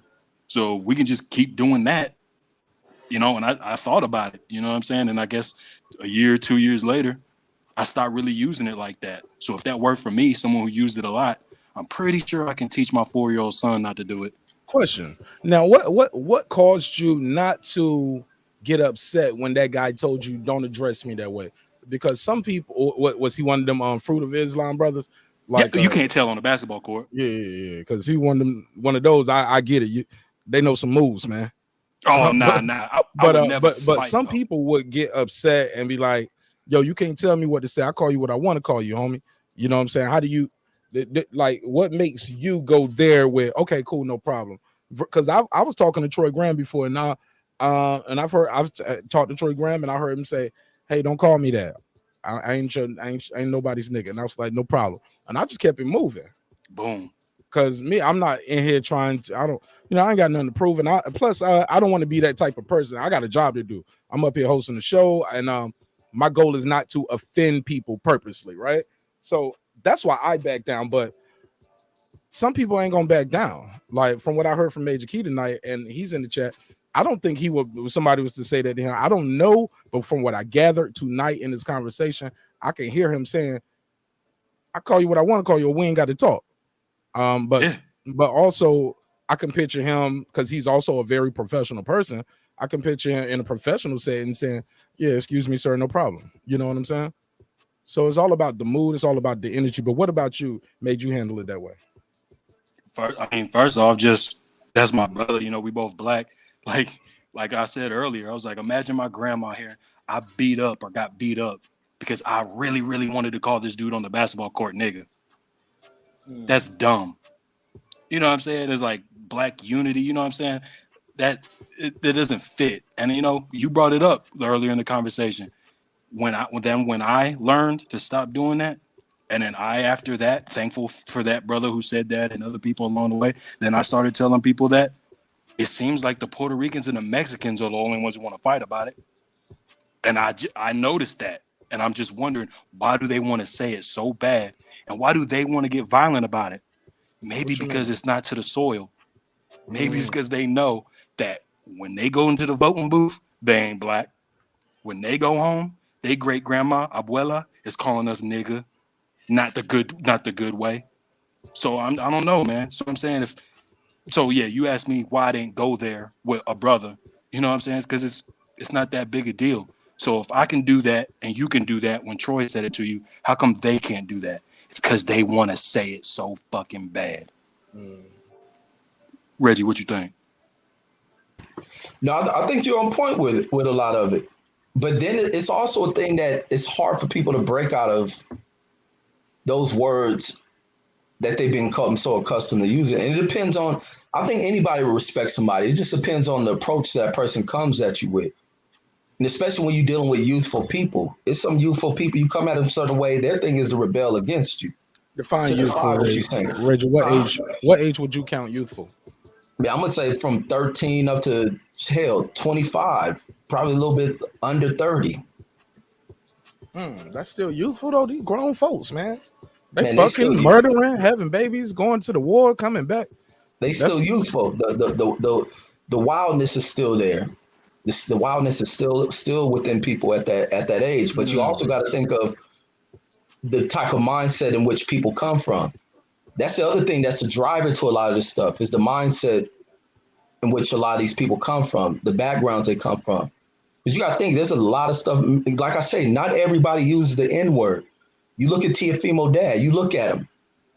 He ain't the most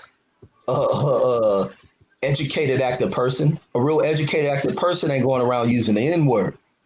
Hyped up, uneducated, wild, crazy motherfuckers are the ones using those type of words. And you gotta just think about who's using that word. Like, it's not a racial word, but it's a word that comes from people who ain't thinking on the most highest of intellect and shit. And that's they why can learn not to say people. They have to be taught. But that's what I'm saying. Everything's about approach into breaking behavior. Even with the thing in certain bad behaviors, the idea was to incarcerate people, to rehabilitate them. And when it's not being done, recidivism occurs when you release these people. And the same thing with the use of this word. This word is recidivized like a mug, because people aren't being educated and rehabbed out of using the word. And those are the things you got to look like. Everything's complex. Everybody wants to make everything simplistic as hell. The world ain't simplistic. The world is so complicated that it contradicts shit.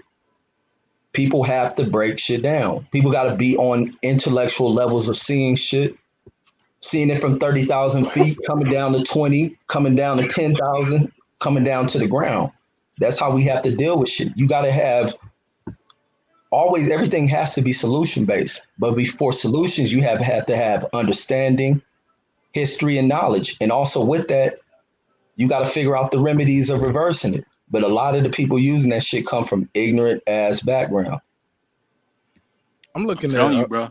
I just want to say what I'm gonna let you get in blood. I just want to say this part right here. DB left me a message. You're not familiar with DB, Big Blood, but Reggie, you know DB very well. Hell yeah. Tell DB to hop on this motherfucker, man. Hop on, DB. This is on. He sent me this on Instagram. He left a message on the picture. I'll tell him that I sent it to him real quick. I hit him up, but yeah, because he's usually around this time, right? So I said, he said, I'm sure there's gonna be some weirdos finding a reason to cape for Tio. When I put the picture up of him and Devin arguing, and I said, who can and can't say the N-word tonight at 10 p.m. He said, I'm sure it's gonna be some weirdos trying to cape from Tio. And he said, then he replied to his own comment. He said, and I know what Harriet Tubman would have done to him. Oh shit. What an old shit drop there. Hold on. Oh shit. Reggie, talking about you maybe, because some would argue you cape for T.O. tonight. Maybe me as well. They said, yeah, I'm gonna defend this side of shit. I ain't about me to and Queen reverse P stood with Harriet. and I'm gonna stand with Harriet. let me I'm gonna send them the link in the messenger on IG. Y'all go ahead and chop it up. Yeah, man. But yeah, I think it's already just been said how I feel about the N-word. But like you said, you were talking about like rehabilitation and learning and all that. I really don't think it takes that much, brother.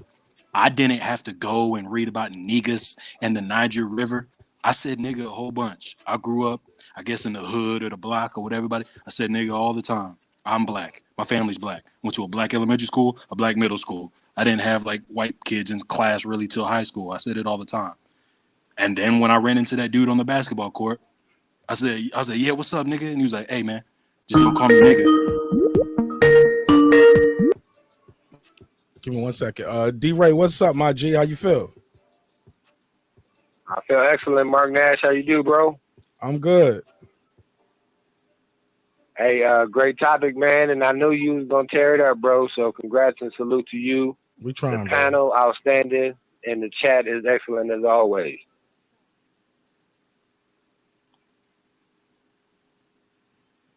Go ahead. What's your topic? What's your take on this? Who can and can't say the N word, D-Ray?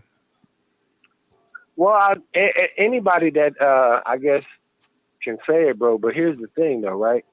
Is it's first of all, you know, it's not what they call you, but what you respond to. But secondly, check this out. It's in the mixed company, though, bro. Right? You know, it's one thing like if there's a couple brothers, you know, and they got to use that word every 15 seconds, even though it irks me. Hey, that's their conversation. That's them doing their thing. But if somebody else outside the culture, per se, come through and they can hear the same thing, I'd be like, yo, bro, can you lighten up on that? Why the man is here? You feel me? Because to me, that's more disrespectful is when you take it outside of the realm if you have to use it, you know. And also, I believe that it's a word, you know, like people were saying as far as the ignorance and then intelligence go, bro. So that has nothing to do with race in my thinking of it. You feel me? But I don't know, you know, when as far as enduring about it, bro, that ain't never gonna like, you know, be my thing. But I understand some people, you know, they can say that and I ain't gonna get offended by it. You know, but it's just not my way that I go to address people, bro. And now I just want to say one thing about my man Colin Powell, right? Is one, you know, he did support, whether y'all like it or not, you know, Obama when he was going through the presidency, right? And then also he went against the chump when he tried to come through popping off, you know what I mean? So, you know, as far as people talking about he was, you know, sold out and all that stuff, bro, you know, that's your opinion. I ain't gonna take it from you, but I'm not gonna do that. Great show, bro. I want everybody to subscribe, like, and share. Mark Nash is breaking it down, bro. I appreciate you, man. Peace. God bless, D-Ray. Shout out to D-Ray. That's Nebraska. What you guys think of D-Ray's call? Y'all agree or disagree, or did y'all hear him? No, good call. Yeah, good call. I sent it out to DB as well. He just texted me back. He said he driving, gonna get on. Okay, cool. Oh, that D-Ray wasn't DB? No, that wasn't DB. That was D-Ray. Yeah. Yeah, because DB said you're a weirdo, basically, if you caping for T.O. Is that caping for T.O. if I just says, hey, I didn't take it with malicious intent, blah, blah, blah. Are you caping for T.O. if you do that? Hell no. I think people weird as fuck if they turning that shit into labeling Teofimo as a racist. I'm gonna pull it up so people can hear the audio while you do that. Go ahead, Reggie. Yeah, no, I like I was saying, I think it's the most weirdo ass shit for people to want to label this dude or in his father as racist for using that word. And especially when you know the connotations behind how he used the word, how it sounds. Doesn't nothing in that confrontation sound as if they were turning into a racial dispute? It was a dispute between two fighters who don't like each other, talking heated. And it wasn't multiple uses of the word niggas. So nowhere can you find that they were even going overboard with the level of disrespect. Or if we considering the word uses of being racist, that they're going overboard with being racist. You weren't even hearing. I don't even think the father even said that. And the father has a hard problem of not using the N word. So therefore, I don't see how people are drumming up some thoughts of him being as a racist. But a lot of people are doing it because of the little backlash that Devin took when he made the statement on 78's channel when he said that can't no white boys beat him. And then he came on there and apologized. That's all that shit is stemming from people who are trying to draw up a racial thing behind that shit. is from what happened with that. Now, the difference between that is when Devin Haney said that, of course, people can draw a racial offense to that. And then they were mad because Devin Haney apologized. They wanted Devin Haney stand on that. But they don't understand. They don't even look from the standpoint of why Devin Haney may have, 24 hours passed and he thought about it, of why he apologized. People ain't took the time to think about that shit. And there's other things. He has a brand. He has white fans, so maybe that's the reason behind his apologies for it. His siblings don't look 100% black. They may have white mothers. They're part white. So there's many reasons why he apologized. But a lot of people are adding into, Teofimo said nigga, so why he ain't apologizing? Well, Devin Haney also called him a nigga. And why ain't he being addressed? It was no offense to that. These are young kids who commonly use that word. But that's my thoughts on it. Crescent City said, calling yourself black to me is worse than N-word. Wow, powerful. I like Lord. that. Damn. I like that. That's powerful. You gotta give Call it to yourself him. black? You know that shit ain't. Crescent City, call in 678-381-1938, 678-381-1938. I'll give you 2 minutes on the clock. Won't nobody cut you off. 678-381-1938. Girl behind the mic joins the show. And shout out to King H. Jamel. Girl behind the mic. What's up, sis? How you feel? Feel good. How y'all I thought you doing? were scared of Reggie at first. I was like, yo, Reggie don't pull it up and now homegirl ain't pulling up. No, never. She know I love her. Never afraid of Reggie. I was soaking up the knowledge from the sidelines, but yeah, no. Oh, you was listening to the teacher. Listening to the master teacher himself. Yeah. Taking notes. Those are your words, not mine, Sensei. Brother Reggie said, I'm about to school you. Son. Like, man, Reggie was talking down to my brother D Calico, like talking small to him. He said, "Now be quiet. Now be quiet, son." All kind of little shit like that. He was like, checkmate. Like he try to belittle you in a debate. He was killing D Calico with the vaccine talk, and then he got smoked for 9/11. Oh my God, man! The 9/11, hell no. Yeah, man. I was in them comments. I was on your ass, Reggie. You was losing. You and Brandon was trying to get in, but I was asleep that night. All right, let's get in that conversation since you're here now for that. I gotta hear your thoughts let on girl that. behind the mic and say what's up real quick. Give her opening statement. What's up, girl behind the mic? Hey, what's up, Mark? What's up, chat? What's up, panel? What's up? No more shout out. It just feels awkward, Mark. It's like entering a room. You know how it is. You gotta greet the people. You got it, sister. Go ahead. What up, though? No, great conversations. And I'm just gonna sit back and listen. I think I'm exempt from officializing if people should say the N-word or not. Why are you exempt? It has a very different meaning here in the West, especially in America, the history behind it. So tell people again where you're from so they don't know. I'm from Zimbabwe. And one thing people have to understand, I think someone said it. I think it was actually Reggie that might have said it earlier. But the thing with me is like when I was 13, 12, listening to Biggie, listening to Tupac in Zimbabwe, the N-word, we were just jiving to it. And, with the Western culture, all we did was call each other the N-word with an A. Because we were in Zimbabwe. Yes. That's right. What's up, my nigga? Yes.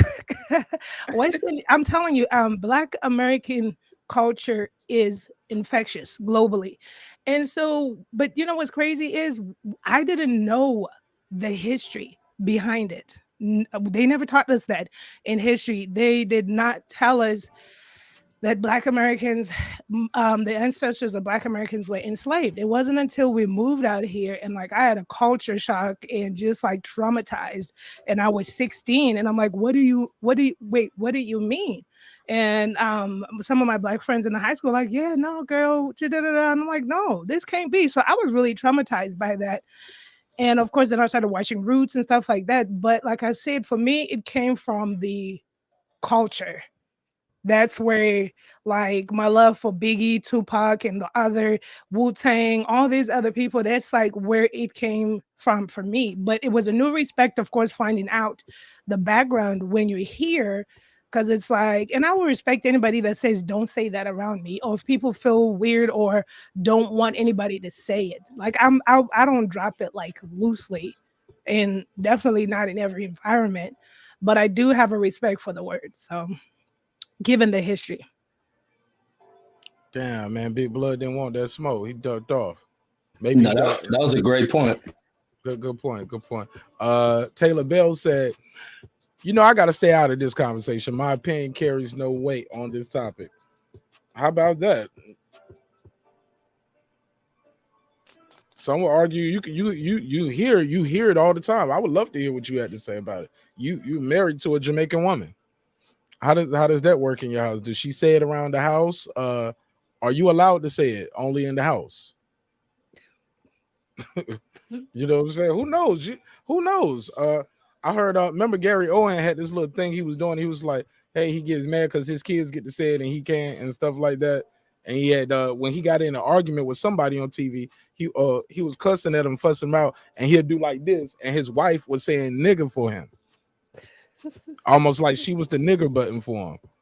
That didn't boil over well with some people. It was like, first of all, you a punk ass bitch ass, and his wife would say nigga. You know what I'm saying? Like people are like, yo, sister, sister, you shouldn't even signed up for that. And Gary Owens, yeah, you are tripping for that.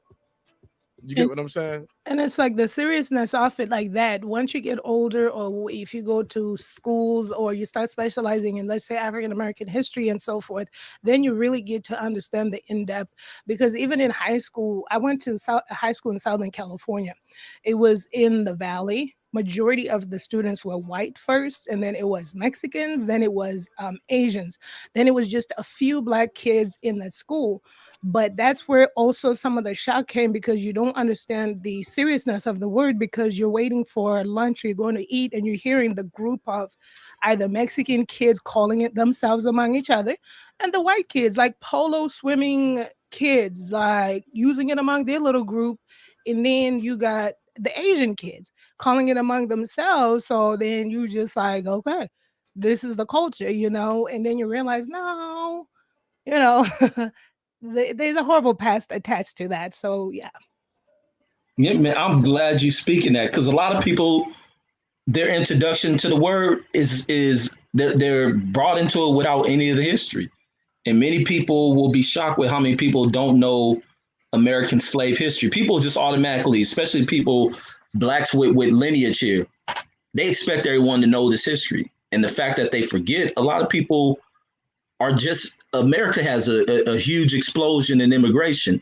Many people just think it facts in, they come across the border. No, there's a lot of blended in white folks who may have zero knowledge of it. They may know how to use the word of offending you with calling you some racist word, but do they know the actual history? No, they don't. And it's the same thing for a lot of Mexicans. People just pick up on words and will throw them out there without knowing any reasoning behind the history of the word or any of that. Or even when they use words that are cool words to them, they don't know the history behind how they may impact people a certain way. And that's why I'm like, people got to think. And that's why I'm glad you're sharing your story coming from Zimbabwe as well. Yeah, because I remember like when I was working in a restaurant at 16, it was a lot of like Mexican guys there, and they'd be like, I was learning Spanish too, but they'd be like, they always referred me to the negra chita. So what am I thinking? I'm like, okay, this ain't the Black girl, but like I said, you find out the background in a history and you respect the word more, and you can realize why this word carries so much offensiveness because of the background or the backstory of the word. But what about the backstory before that, though? Like, that's what we keep going back. I keep going back to that. It's like the word had a meaning before they took the word and made something bad out of it. True? False? No? I think that's false, Mark. I think that comes from people who come from these conscious worlds, and they add that into it. And a lot of times what comes from... You can Google it, though, Reggie. That's not just them making it up for that. You can Google that word. But where is Americans' introduction to that word? Out of being offended with it. And then you got to think, a lot of us didn't speak English. That's nigger. I don't want to say that word like that on the channel, but that's an introductory word into a new language. What you mean, like? What you mean, like the red? You talking about Nigger, Nigger. That's a newly introduced word. We didn't speak niggas. No, but it's no, but do you think over time the words and slang get changed, like how Major Key was saying? They wasn't saying how we saying it now. They didn't. They like how what we call English right now and what we speak in America is like definitely is watered down. It's like it's mixed up of a lot of things. I think a lot of we don't speak how we don't speak the King's English like that, and like how they speak over there in Britain and other places like that, right? But I think a lot of what we have dealt in what would you call this, like the 19th and 18th century and all that stuff. You got to think in which people lived back then. They didn't live in a realm of thinking of words to be offensive and calling people this and that. They didn't add these levels of segregation unless they were in war with people. And usually it didn't come out of having to be verbally offensive to you. It was to act upon you. All this stuff comes into this new age of keeping people in bondage, which I know other cultures done it, but I don't think they've utilized words that we have been faced with being here in the Americas and stuff, or with them coming over into the Americas. Like, we didn't use words of, oh, you're the niggas or kings and all that. A lot of people probably didn't even live in those sort of customs and stuff. People just lived off the land. They lived life. We didn't have to go into but you talking about at what point? You talking about here in America? Like, I mean, pre-slavery, across the world. I mean, I don't even know if the kingdoms. That's a large assumption, Reggie. I don't know where you got that. But no, all I can go because that word was around back then. Was it? Yeah, Google it. Are you just? Have you did a Google of the word, or is this all just off the top and what you think and what you believe things were? Did you even Google how long the word was around? No, I'm going off the thinking of how we. Reggie, you gotta do some research, brother. No, but look, Mark, we talking about the word Nigger. Okay. Like, we didn't pick that stuff up from that. Fair enough. Let me let Big Blood get in because he said he got some smoke with you about the towers. Go ahead. Oh yeah, let's roll. Oh, can y'all hear me? Oh yeah, but hold up. Before you do that, let me play this real quick. We do that shit inside the ring, bro. You gotta do that shit inside the ring, bro. African Bosso. Don't do it. Never been. Not on my blood. Never been, bro. Hell yeah, bro. Can't even really hear him say it, but he had said it. Devin said something to him, and he said it back in a way he hit in his chest. But just wanted to play that to give some context to the content. Go ahead, Big Blood. What you got for Reggie Owens? About 9/11? Yeah.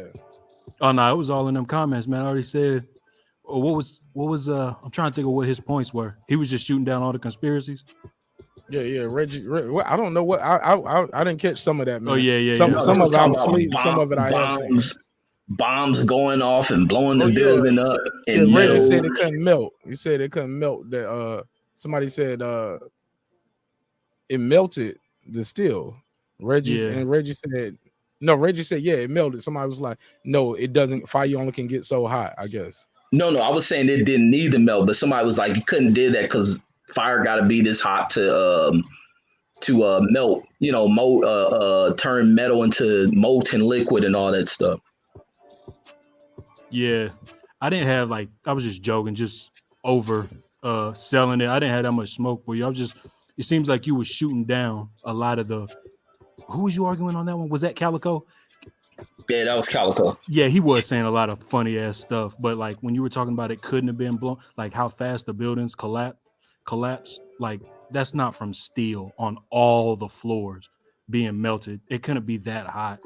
And that's the question I was asking. And then I was the one who told y'all the Pentagon was 5 floors. You tried to say it was taller than that or something. And I put in the chat that it was 5 floors. And how much of an angle that was. Did you look into any of that since the last talk? We still going with the same information? Oh yeah, you did right about the 757. Yeah, 757s aren't that large of a plane. That building, you can probably stack three 380s on top of each other, and they probably wouldn't reach the height of that Pentagon. So you can fly a plane in there, especially if you've been trained. You can fly a plane at low levels. Yeah, I probably didn't type that out right. That's not what I meant. What I was saying was is if you look at the hole in the Pentagon that was left with the explosion, a 757 couldn't have fit into that hole. It was smaller than what a 757 was. And then that's not even accounting for the wings. Then when you account for the wings, it would have made a way bigger hole than that. And then the lack of evidence that they were finding, it didn't blow planes like that. They go through several. I think you said you was in the military. You know what them planes are built out of. Them shits don't blow up and disintegrate. There were little pieces of that plane left on the Pentagon. Where was the engines? Where was all the other shit? That looked more like a missile hole. And I'm not saying that's what it was, but when you were talking to Calico, it seemed like you didn't ask these questions. You was like, nah, it was a plane because they said it was a plane, and that's just how it goes. And I was like, huh. For someone who smoked him on the vaccine stuff, I thought you would ask a little more questions on these other, I guess, conspiracy theories. That's all I was saying. Yeah, and then you got to think with the Pentagon being what it is, I don't think they're going to release too much information to the public to begin with. The most we'll get is names on people, but they can't cover up from seeing the visual evidence and certain, like how the Pentagon is designed in those 5 corridors or 6 corridors. Whatever went through it expanded through those several corridors of that building. So something went through there and impacted it. There had to be a plane. They can track that based on the inventory or whatever's in the fleet of these airlines. Like I don't think this is just all made up stuff of this crashing, that crashing. It was some stuff going down on that day. What does America get? I mean, America does stuff to lead itself into wars. Right. There could be stuff from that. I think the America did the same thing to get itself into pulled into World War II. But the Gulf of Tonkin incident and Vietnam War. Yeah. So there's those things that they lead into that, but they lure these other countries and these groups to carry out these acts, to push forward with these wars. So I think there were terrorist cells that were in this country learning to fly these planes to make it to. And I mean, they impacted America greatly. America still hasn't recovered from 7/11. Economically, America's still effed over from that, along with everything else that has been happening post 9/11. We didn't have this pandemic adding into it, the economic collapse, which came about close to 8 years after September 11th. America's been going through hell since that. And could it have been something bin Laden them carry out? There's a great possibility. Could there have been something Bush been part of to lure us into a war, to get vengeance upon Saddam and go after bin Laden and all them? There's all those possibilities, but planes definitely flew through all that stuff. How do you know planes flew through it? And I see Taylor Bell in the chat. They have a video of the plane crashing into the Pentagon. They have one video. And my pops used to be in the military. That's all you need. No, the Pentagon is the most surveillance building or area in all of America, more than the White House. They got cameras everywhere. They only had one angle from the fucking security shack. And it didn't even look like a plane. It was one picture of a plane, and in the very next frame, an explosion. Does that sound like the Pentagon to you? Then they commandeered, because they flew over the highway. I've been there. There's gas stations on that highway that is right next to the Pentagon. They would have caught that shit on camera. They commandeered all those cameras. We only have one shot of that Pentagon. Now, I'm not saying it's not a plane, but that's very curious. And I feel like there will be a whole bunch more evidence. I was actually in flight training school. I was actually flying a plane in the air when the attack happened. Air traffic control ground is. It was all right. So Taylor Bell, he's just talking about that day over the radio. They said that there was an attack, but you can say that and the actual plane. I'm sure there is a plane missing. I'm sure people died on those planes. That doesn't mean that those planes were flown by terrorist cells and that those exact planes hit those buildings. Right. And to be honest, what would they do? There's no benefit to America making that sort of attack on itself. Well, it's called distractions. They're necessary distractions. If you look on the Northwood Project will tell you what you need to know about your government and the CIA. Northwood Project. But what's to distract from? If you know you're going to war, you're going to war. Where do we go directly after 9/11? We went into Afghanistan. Exactly. And what were the polls right before that? We did not want another war in Iraq. We were sick of the Middle East right before 9/11 happened. We wasn't kind of like the same way we are now. Like after Obama, people were like, I ain't trying to fuck with Saudi Arabia. So that was the sentiment back then. As soon as 9/11 happened, everybody wanted to kill some insurgents. Osama bin Laden, Saddam Hussein. You see what I'm saying? That galvanized support. I think you can attest to that. And it's funny we're bringing this up on Colin Powell's death. He, one of his fucking I guess what would you call that? Addresses. All that evidence, all the Osama bin Laden, Taliban. He admitted that he regrets doing that because all of that CIA information. He didn't say that. Remember, he was saying no. He was saying whatchamacallit had weapons of mass. Iraq. That was Saddam. Yeah. Yeah. Exactly. He kept saying weapons of mass destruction. Weapons of mass destruction. They hiding them. They moving them, and they just wasn't there. Right. So you say, what do we benefit? We went to a war that they really wanted to go to. Trillions of dollars were made. That probably won George Bush's second presidency. When was that? 2000? Yeah, because we don't get presidents out during wartime. You see what I'm saying? But you were in the military. You don't need to be told that war's a racket. Man, we switched presidents during wartime, though, bro. We don't. Vietnam went through several presidents. This war right here been going on since Bush. We get presidents out every 8 years. There was a one-term president during Vietnam. Yes. No. We had multiple presidents. You had Kennedy, Nixon, but I'm trying. Yeah, I think you want to count Kennedy? Yeah, Kennedy was one. Yeah, definitely had one, and he got killed. So we didn't switch him out. Yeah, I mean, he got killed by his own people. I don't think Reggie thinks that. And no, I said I think he got killed by his folks. And then you had Johnson take over because when you look at that time period, there was something going on in this time period. And you had deep, regardless of what the political party, you had deep Southern races. And that's all I understand is the deep impact and the control of Southern politics in this country, which has had a huge impact and control of America. But the fact that Kennedy was against, because even before Kennedy got in there was certain objectives that you had a general who was president at the time. What was his name? What was the general who was coming out before Kennedy went in? He fired that general. I don't know if that was Eisenhower or whatnot. You had Eisenhower who had certain type of beliefs, certain areas in which he wanted to guide this country as far as war. Kennedy wasn't so much up on that, along with his other social beliefs. You had a lot of stuff that was coming as you transitioned coming up out of World War II, a lot of this damn war hawking shit that was going on with these people. America's now in this new world dominance. We got this atomic bomb shit. So we in control of the damn world.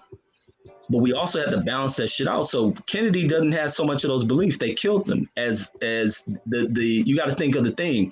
The big fight back then was the fight against communism, so-called fight against communism and shit.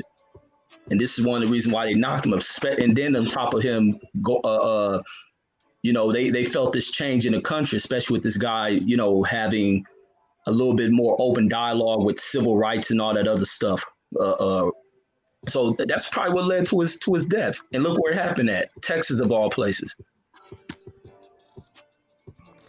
There's something I was waiting on one of y'all to bring up. Do y'all remember? And we'll see if it could correlate to any of the points y'all made.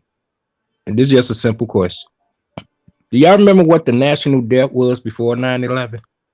Oh yeah, I remember that. Like a couple days before.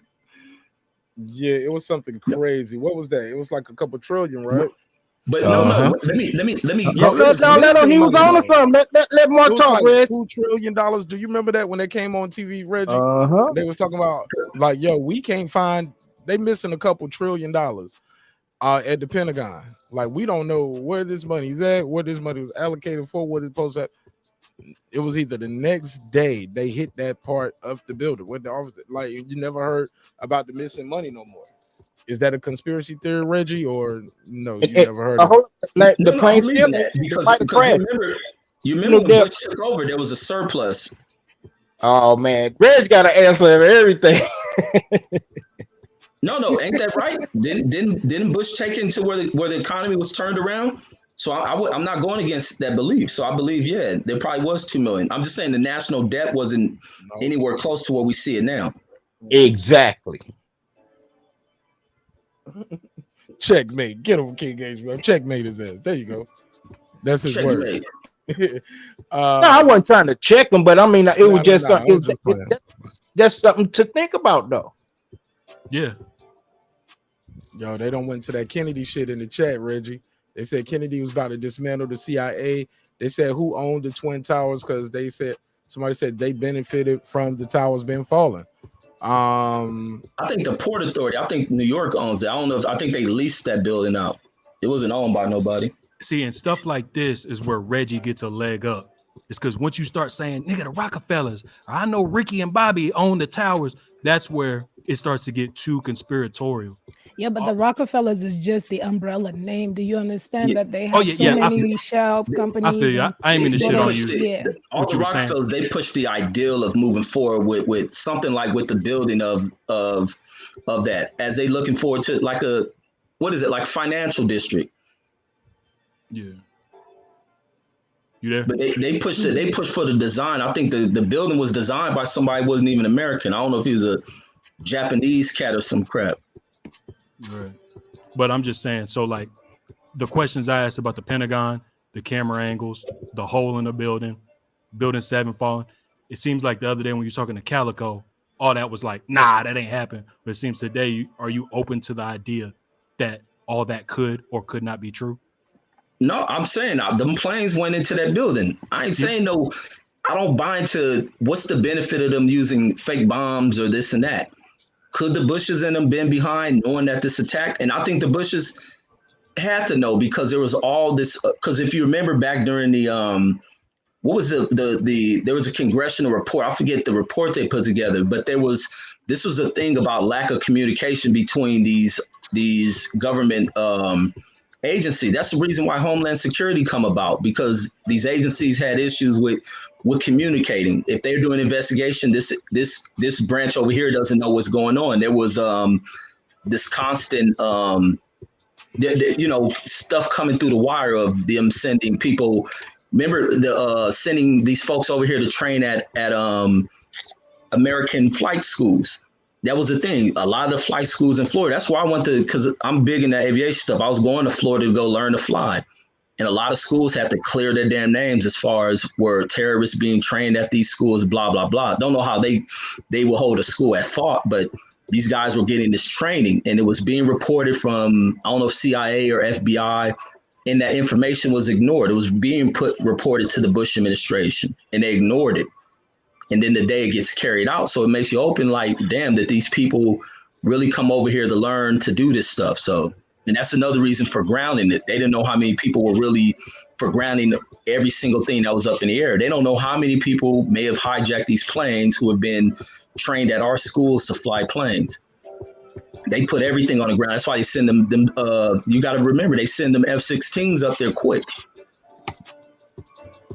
All right, I get you. So what are you saying? They were. What I'm saying is that those planes really flew into them buildings.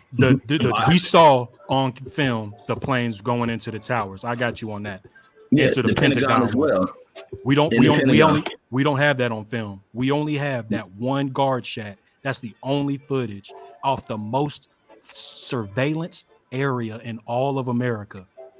Idaho, Wyoming, the White House, New York. There are more cameras at the Pentagon than anywhere at that time in the country. Then Fort Knox too. Then the Treasury or the Pentagon was the most surveillance area in all of America.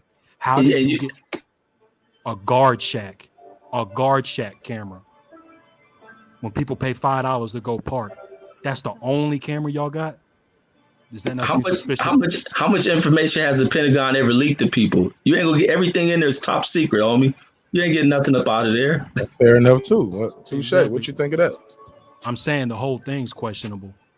Right. So Reggie, with that said, isn't it possible? Why do you see why people have lack of faith and trust in the government sometimes?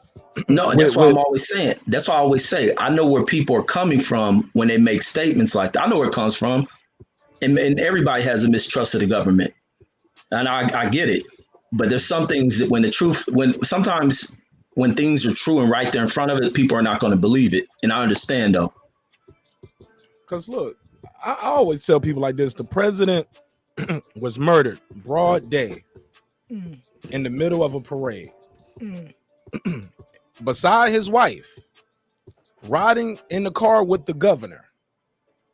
Nobody is like upset that we still don't know everything about that. This is the president that you voted in. It is still certain things that the government's like, y'all don't need to know that. Don't worry about it. But this is our president. We voted him in. He got popped on camera, broad day. And we still don't know everything about it. I think that causes the people to lose faith in their government.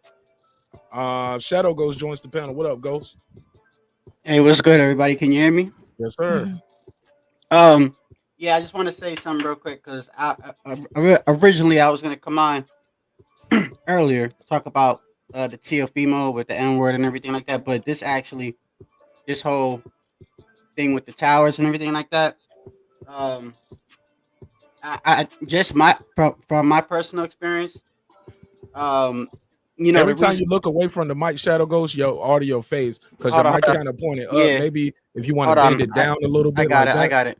Hold on. Yeah. Can you hear me now? Yeah, we can hear you, but every time you look away like that, it fades away like that. My bad. It's all good, no problem. Go ahead. So, I joined the military. What was it? 2007. 2007. Did 4 years over in Fort Lewis. I was at 21 Whiskey, engineer. At the time when the towers fell, I was living in Paterson, New Jersey, which is like right next to the city. My mom had died when I was 14. My pops was murdered when I was 18. So I was living just with my brother, just a fucked up life. You know what I mean? So when the towers happened, I had tried to get into the military before, but I had a criminal record.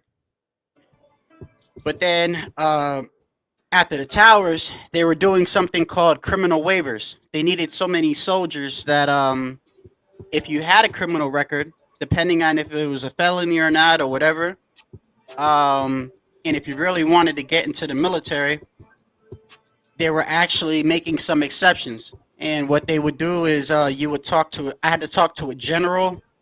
They had to talk to my probation. Long story short, I get in because I felt like, I had nothing to live for at that point, and I wanted to.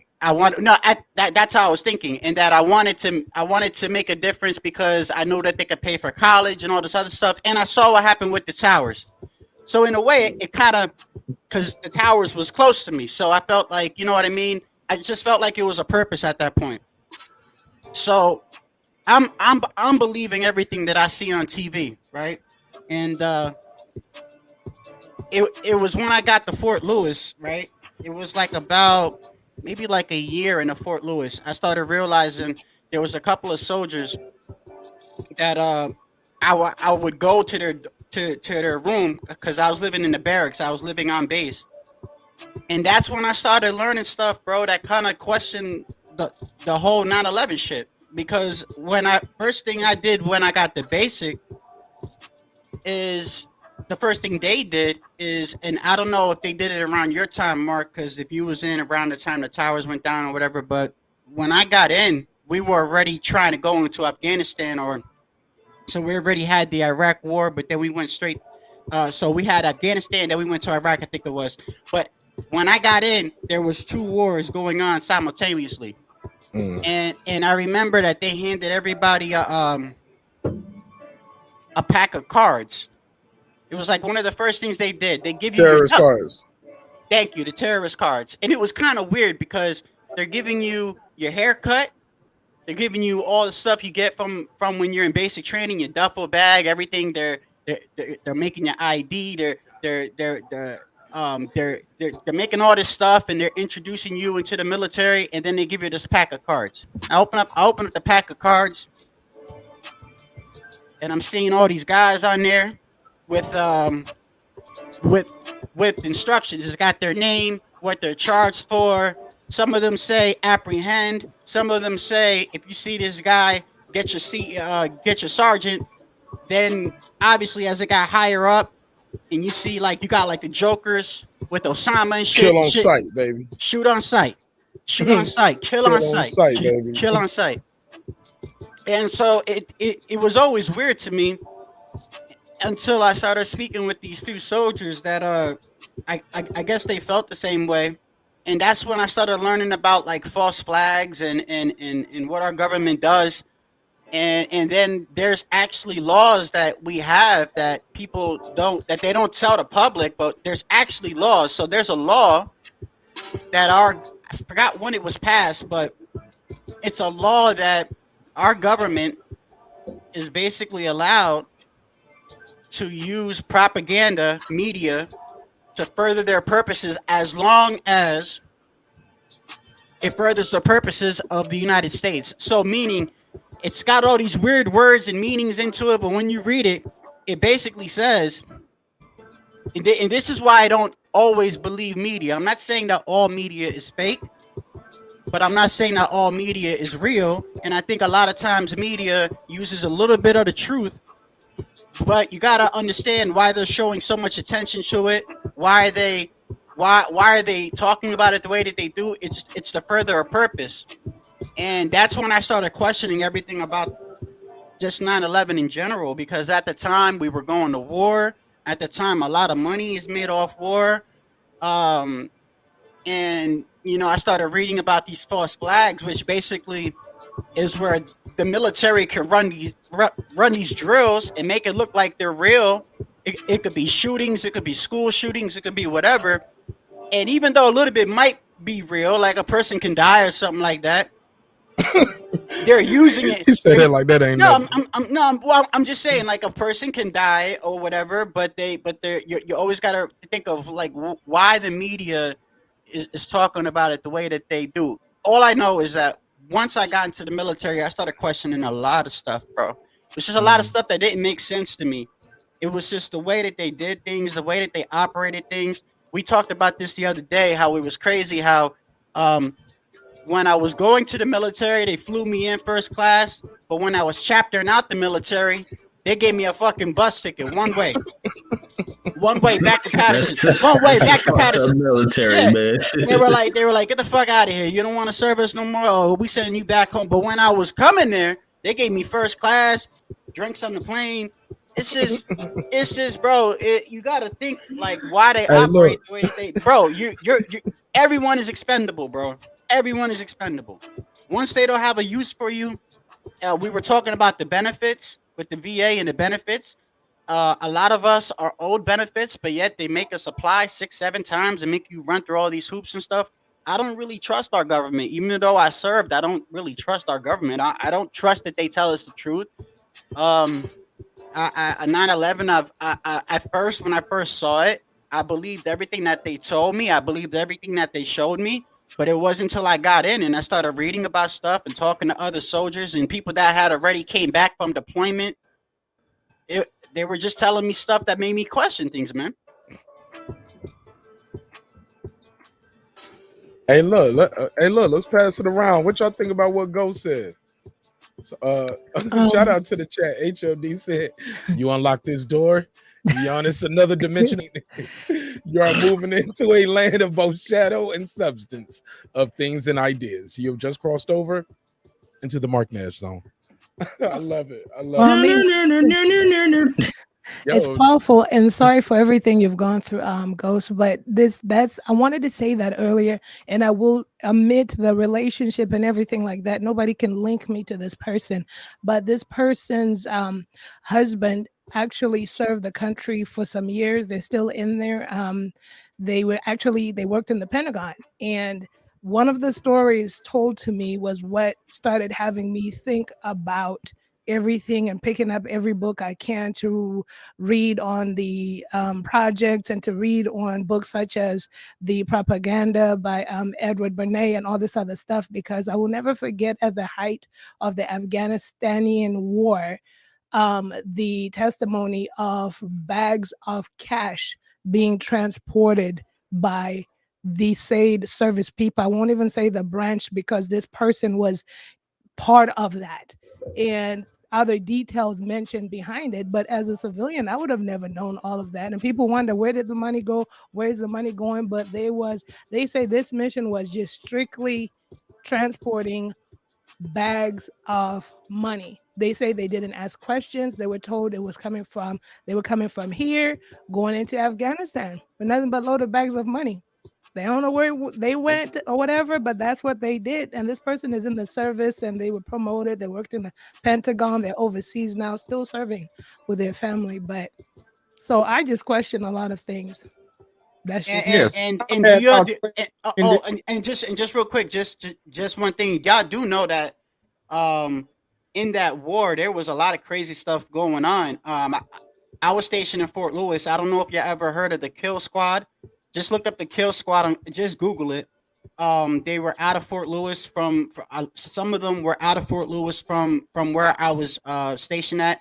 I think some of them were in the 1st Infantry Regiment, and I think it was the 5th Brigade or something like that. But these guys were a group of soldiers that was going around killing people, killing civilians, killing kids, and this is what made me start questioning a lot of stuff too. And because I know, and Mark will tell you, in the military, they talk about, like, even when I was in basic training, you don't go nowhere without telling somebody.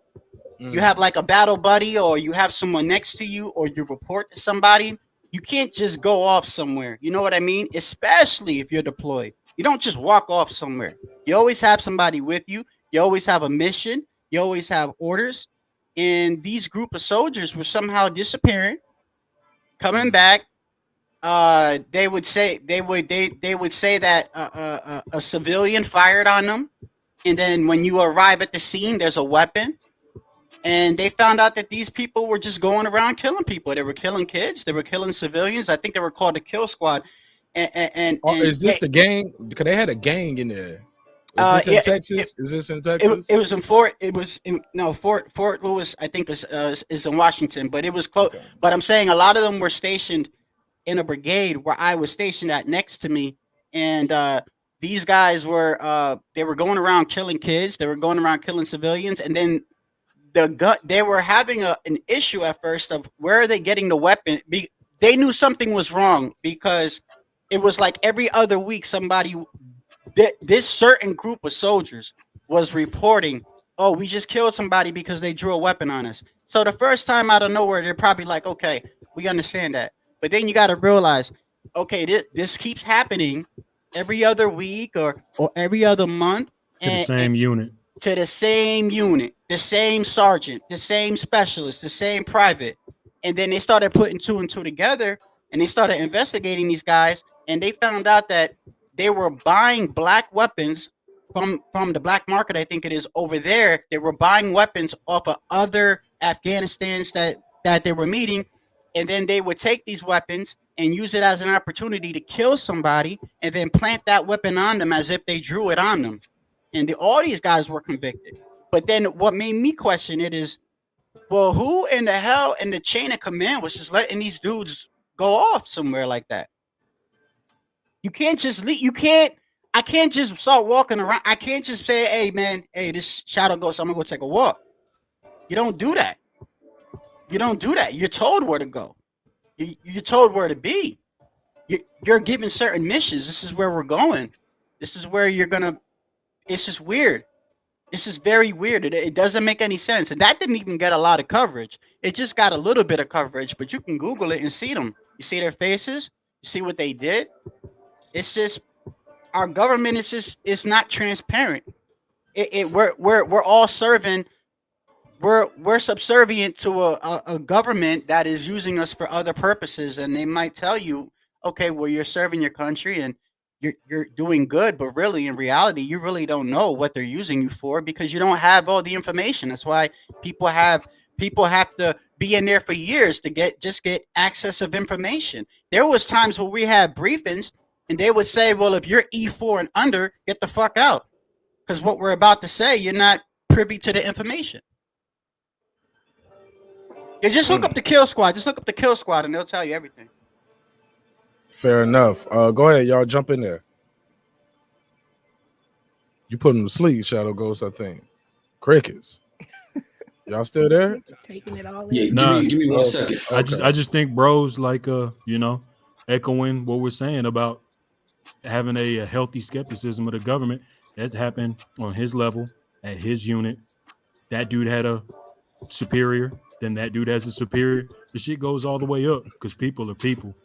You know what I'm saying? So the shit, it's not a conspiracy, and like we said on one of those other streams, conspiracy theory was a term created to kind of disqualify people thinking for themselves. So yeah, I feel you, dog. It was created by the CIA. There you go. Yo, 1945. Godbody Shawn. Godbody Sports and News. Shout out to Godbody Shawn. He said, I wonder, does Eric Snowden really think it was all worth it? Whistleblowing on the government? Probably not. I think he would want his life back, bro. If he could do it all over again, he would just keep his mouth shut. I'm sure he assumed it would be a large public outcry, and you get what I'm saying? Justice. He probably thought there'd be justice. Yeah, people. Same way with me when I complained to the vice president of the company about the manager calling the old black man a nigga. I thought I was doing the right thing. Man, they got Martin my Nash, ass. the whistleblower. They got me out of there, man. It was like, get this nigga up out of here. He ain't with the shit. You get that unemployment, brother.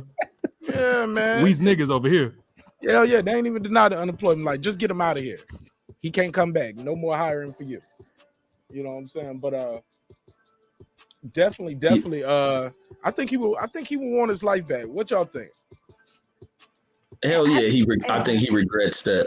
I think so too. I mean, because this is his home, and he's in it almost feels like he's in exile. He's on the run. Yeah, and the thing is, I don't think he knew that. See, the thing is, and I can't speak for him, but in my mind, I'm only assuming just from my naivete at one moment in time that I don't think he really realized how deep this rabbit hole goes. Like, I thought he really maybe thought he was going to get justice and this is going to be brought to light and we're going to, work accordingly. But the rabbit hole is deep. You think he's trying to be a hero? I don't even think he was doing it like to be a hero or anything, but I think he wanted to do the right thing. But he learned quickly the right thing, depending on what position you're in, especially with the Western governments, could be complicated because you don't know who to trust. You don't know who's working what, when, how. Like, it's scary. I mean, he thought he was doing the right thing, but look, I think he would take it all back if he could, now that he knows what he knows. What you think? Go ahead, Reggie, get in there. Yeah, I think he regrets that because nothing has ever come out of him releasing that. Maybe some of the that footage that was coming from the helicopters attacks on those villages, I think that opened up, may have found those pilots guilty of that. I'm not sure if he's the one who released some of the Guantanamo Bay prison footage, but nothing stemmed from any of the things that he's done except put himself into a deeper hole to where he's constantly running for asylum. I don't know if he's one of these guys that got caught up into kind of one of these back page forums that talk about government conspiracies and this and that. And it overcome him. And he decided to release some of that information. And some of that stuff can be considered espionage. It was top secret information. And he put into the public forum. But even many people aren't even able to use a lot of that footage that was put out of there. It just goes silent. It goes ignored after a while. And for him to put that square on his back, I know he regrets it. But then again, I don't think the government should be pursuing people because I don't know if his punishment is his actions are punishable by death. That could be the reason why he's escaping. But at some point, America has to learn to let certain shit like that go. And there's a reason behind his actions. And there's and a lot of things have to be woken up. America has to realize that a lot of its citizens don't trust it. And there's a reason why a lot of presidents have to live behind gates, behind wall barriers, and under the security of Secret Service. It ain't protect them against foreigners.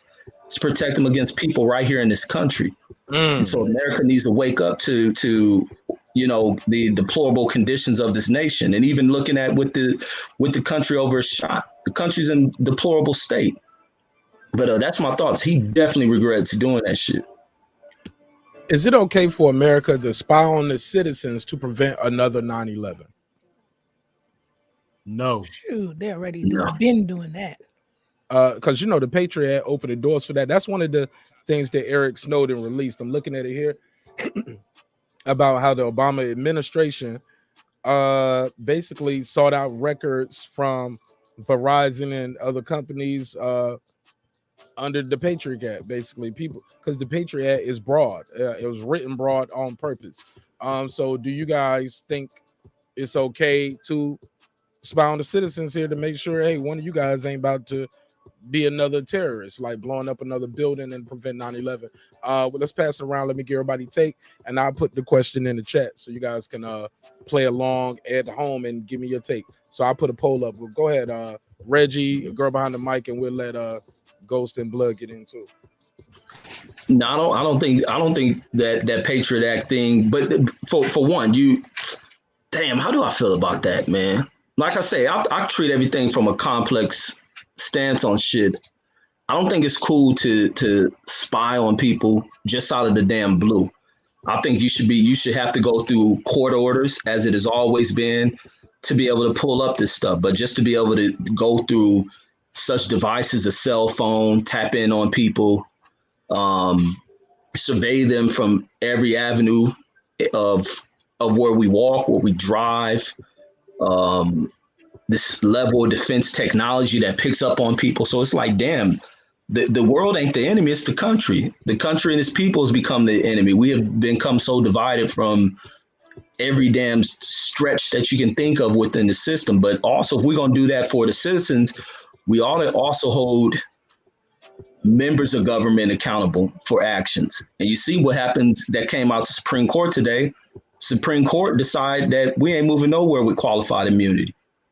And so it's like, how do we hold things accountable when you got people who work within the system? Because people use this word government, and that word kind of shadows away from those who are responsible within the actions, legislation that takes place. There's individuals that make up that. And a lot of these individuals get hidden behind the disguise of the word government. But nah, it's people that make up that. And those people have to be held accountable. And people have to become more boisterous. When you divide a country, it's hard to get standardizing and accountability type issues put on the put on the ledger to even move it forward. So America's just been so complex in the way it's been divided that it's hard to find solutions in it, and especially when people don't understand the way in which the system functions. That's my thoughts. That's my thoughts. Hey, before we continue on, I'm gonna let this brother get in because we've been trying to reach him for a bit. I haven't talked to this brother in a few months, but it's always a pleasure when I get to talk to him. How you doing, random guy? My nigga. After all of that, so you can say it, but T.O. can't. No, you said T.O. can say it. What's up, random guy? How you doing, my G? You on mute? Guy, you might be muted, dog. No, he's not muted. He's not muted. I can't hear him though. But he's not muted. See, I already got his ass. Well, you just muted, then unmuted. What's up, my G? Can you hear us? All right. Well, we'll come back to him, but we can't hear him though. Whenever your mic is working, just say 1, 2 so we can check it. Big Blood, what you think about this? Can the government spy on the people to prevent another 9/11? keep in mind, No. it's not them. They just looking at you just to see what you're looking at as far as your porn. No, they're looking to see if you're trying to build a bomb. They looking to see they spying on you for tendencies, things like that. What do you think of that? They don't care what you ate, if you cheating on your diet or not. They're not looking for that stuff. They don't care. They're setting people up. They're looking at what people are already doing, see who we're gonna let do what, who is useful to what the CIA is trying to do. Hey, this guy's talking about blowing up a school. Well, that will be good for the gun bill we want coming up. Don't do nothing about it. Report back to me next week. Those are the type of agendas these people carry out. And if you don't believe it, go look at their books. War is a Racket. The CIA books. We talked about Northwoods earlier. That's the purpose of the CIA, the NSA. What they think is appropriate is what the country goes with. I think the lone wolf hat guy, he was saying is whatever, the Patriot Act, who decides what's for the best for the country? 4 or 5 people who are in that room when they decide. You know what I'm saying? Yeah. So yeah, they shouldn't be spying on us. They're just setting people up. They're selected. Like you vote in the people that you want in office, and they select these people to do their job. And some of these people are a lot of these counterintelligence people. They're not appointed too. Like these are career positions. Like that's what made Trump thing was so big, because these people were there before Obama. They was there before. You know what I'm saying? Like they're passed down through administration. Some of these people been there 20, 30 years. Yeah, Ricky said you are a private citizen. I always hear when people say that, and I always be like, well, what's a public citizen? Like, what's the opposite? Like, once you're a citizen, you still.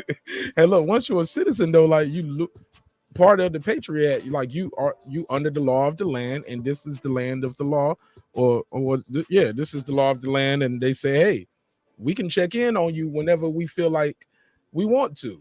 If you're doing some things to make us suspicious, we don't want something to look like 9/11. So, oh yeah, and I didn't chime in on that Snowden thing.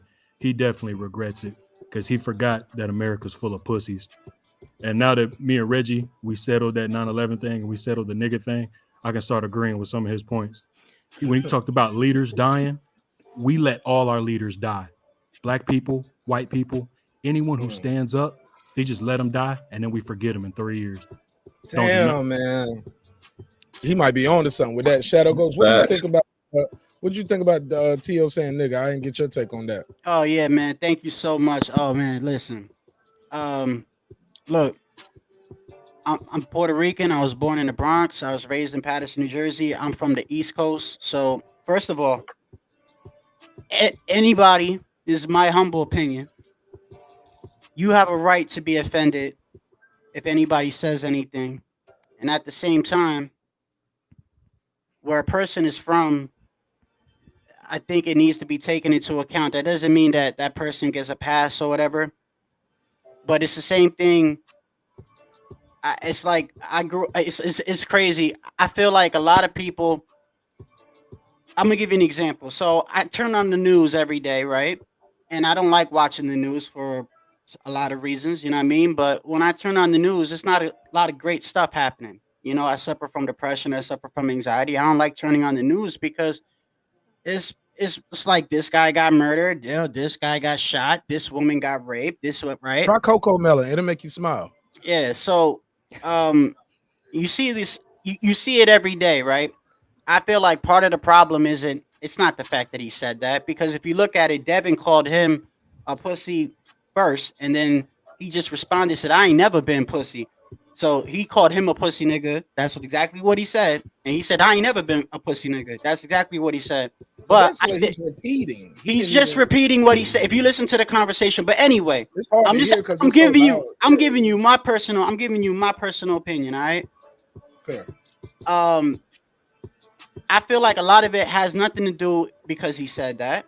It's because they have a certain viewpoint on Tio. Because you see it being, if that's the case, if you're so offended by it, then never greet another brother with that. Never greet nobody with that, because it's such a bad word. And not only that, But if that's the case, then you should keep that same energy for everybody that says it. Every time you turn on the news, every time you go to the corner store and you hear somebody say that, are you getting on them the same way you got on Tio? That's just my thing. I'm not saying what he said is right. It's not a good word.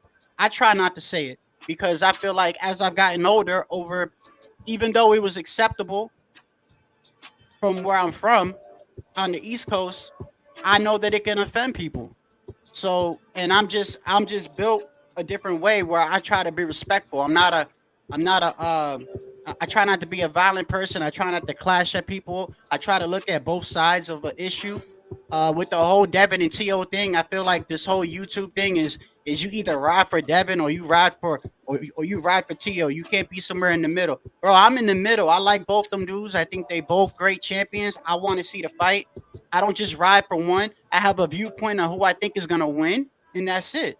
As far as this whole thing, it's just you look at the main channels that are pushing it, and it's the same channels that complained with Wilder and Fury, and they say they pro-black, but when their brother Jamel Charlo or their brother Chris Colbert has an opinion, they X them out. They want to quiet them. They turn on them. That's the only thing. If you're gonna keep it, just keep the same energy all the way around. I saw what I saw in that conversation, and all I saw is Tio, a Latino from New York, where it is acceptable. Not saying that it's right. I'm saying you're not taking into account where he grew up, the area where he grew up. You got rappers like Fat Joe. You got rappers. You got a lot of Latino stars that from that area, and they talk like that. But but if you're from the South or if you're from the West and you get offended, you have every right to get offended because you grew up in a different area where it wasn't acceptable to say it. All I'm saying is just try to look at both sides. And if you look at that conversation, all he did was respond off of what Devin called him. That's it. Oh, Big Blood. Reggie said facts, bro. Anybody want to reply to what Shadow Ghost said? Taylor Bell said, wait, the fact that a non-black Puerto Rican said the word is exactly what your convo is about. Why he said it. He's not even Puerto Rican. He's American and Honduras, right? Yeah. He's American. No, he's talking about bro talking right now. Oh. Yeah, and I'm saying is that he made a response off of what was said to him. That's what I'm saying. It's not like he came out the blue and said it. No, but then he's talking about you saying it. But Ghost is Puerto Rican, right? You said you're Puerto Rican?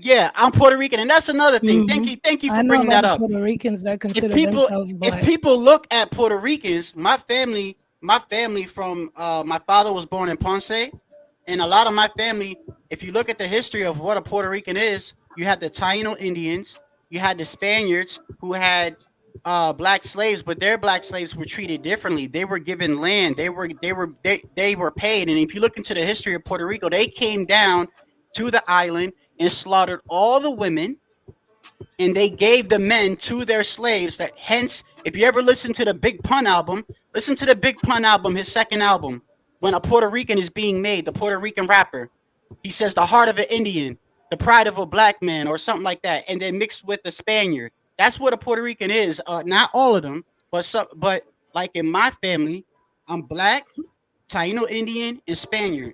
So that I'm not saying I have a pass, but I damn well got a better pass than a white boy saying it. And then do you consider yourself Latino or black though? I consider myself Latino with my culture, but at the same time, I also see people. I heard somebody say, "Well, Tio shouldn't have a pass. They don't go through what we go through." Who is they? When you talking about people from Honduras or the Latin people as a whole? Latino in general. I saw somebody say it on another channel. Like they don't go through what we go through. I'm not here to pinpoint whose racism is worse or whatever, but I can tell you right now, if a racist white man don't like a black dude, you know he damn well don't like a Latino. So let's get that straight. I've gone through racism my whole life. I've had people call me spick, wetback, all this other shit. Everybody thinks that all Latinos eat burritos and shit like that. That's Mexicans and stuff like that. Y'all separate. You have Puerto Ricans, Dominicans, Hondurans. You have all types of stuff. We go through our own shit. So to say that we don't go through shit is crazy, bro. And that's another thing that goes back with the media. That's another problem I have with the media is because where I grew up, you had Black and Latino kids dying every day on the street, dying every day from gun violence. But let a white man kill a black man or a white man kill a Latino. They'll push that story quick. Why? Because it divides. Because it divides. But to me, it's like if you're going to block a highway for a white man killing a black or Latino, then why ain't you blocking a highway for our kids that are dying from these gangs and all this other drugs and stuff? That's a different conversation. But I'm just telling you, I look at shit from both sides. I'm not saying that it's okay. If you get offended, you have a right to. But at the same time, look at where he's from. Look at where he was born in New York, where he grew up, and look at the context of the conversation that him and Devin were talking. Devin responded to him with something, and he just replied. He said, "I ain't never been a pussy like that." That's it. That's what I saw. So, do you use the word when you around your folks? Because you bleeping it now. I said it one time, and that was to repeat what. Yeah. No, I ain't asking about it. I'm just. No, I like when I was 18 and 20, and even when I was in the military. Yeah, I said I'm from New York. I'm from Patterson. This is how we talk. That's how y'all talk. We say it to another Latino. It got nothing to do with a black. It had nothing to do with whether a black person is in the room. I say it to whoever's cool with me. That's what I thought it was. Right. But as I get older, I realize that if you get offended by something, in your respect, I'm not gonna say it. In your respect, and so I try not to curse a lot. I do curse. First of all, I believe in Jesus Christ. You know what I mean? So I believe that I believe in God, and I believe there's no color when it comes to God. We God's children. So I'm going to show you the same respect that somebody shows me. So no, I try not to say it.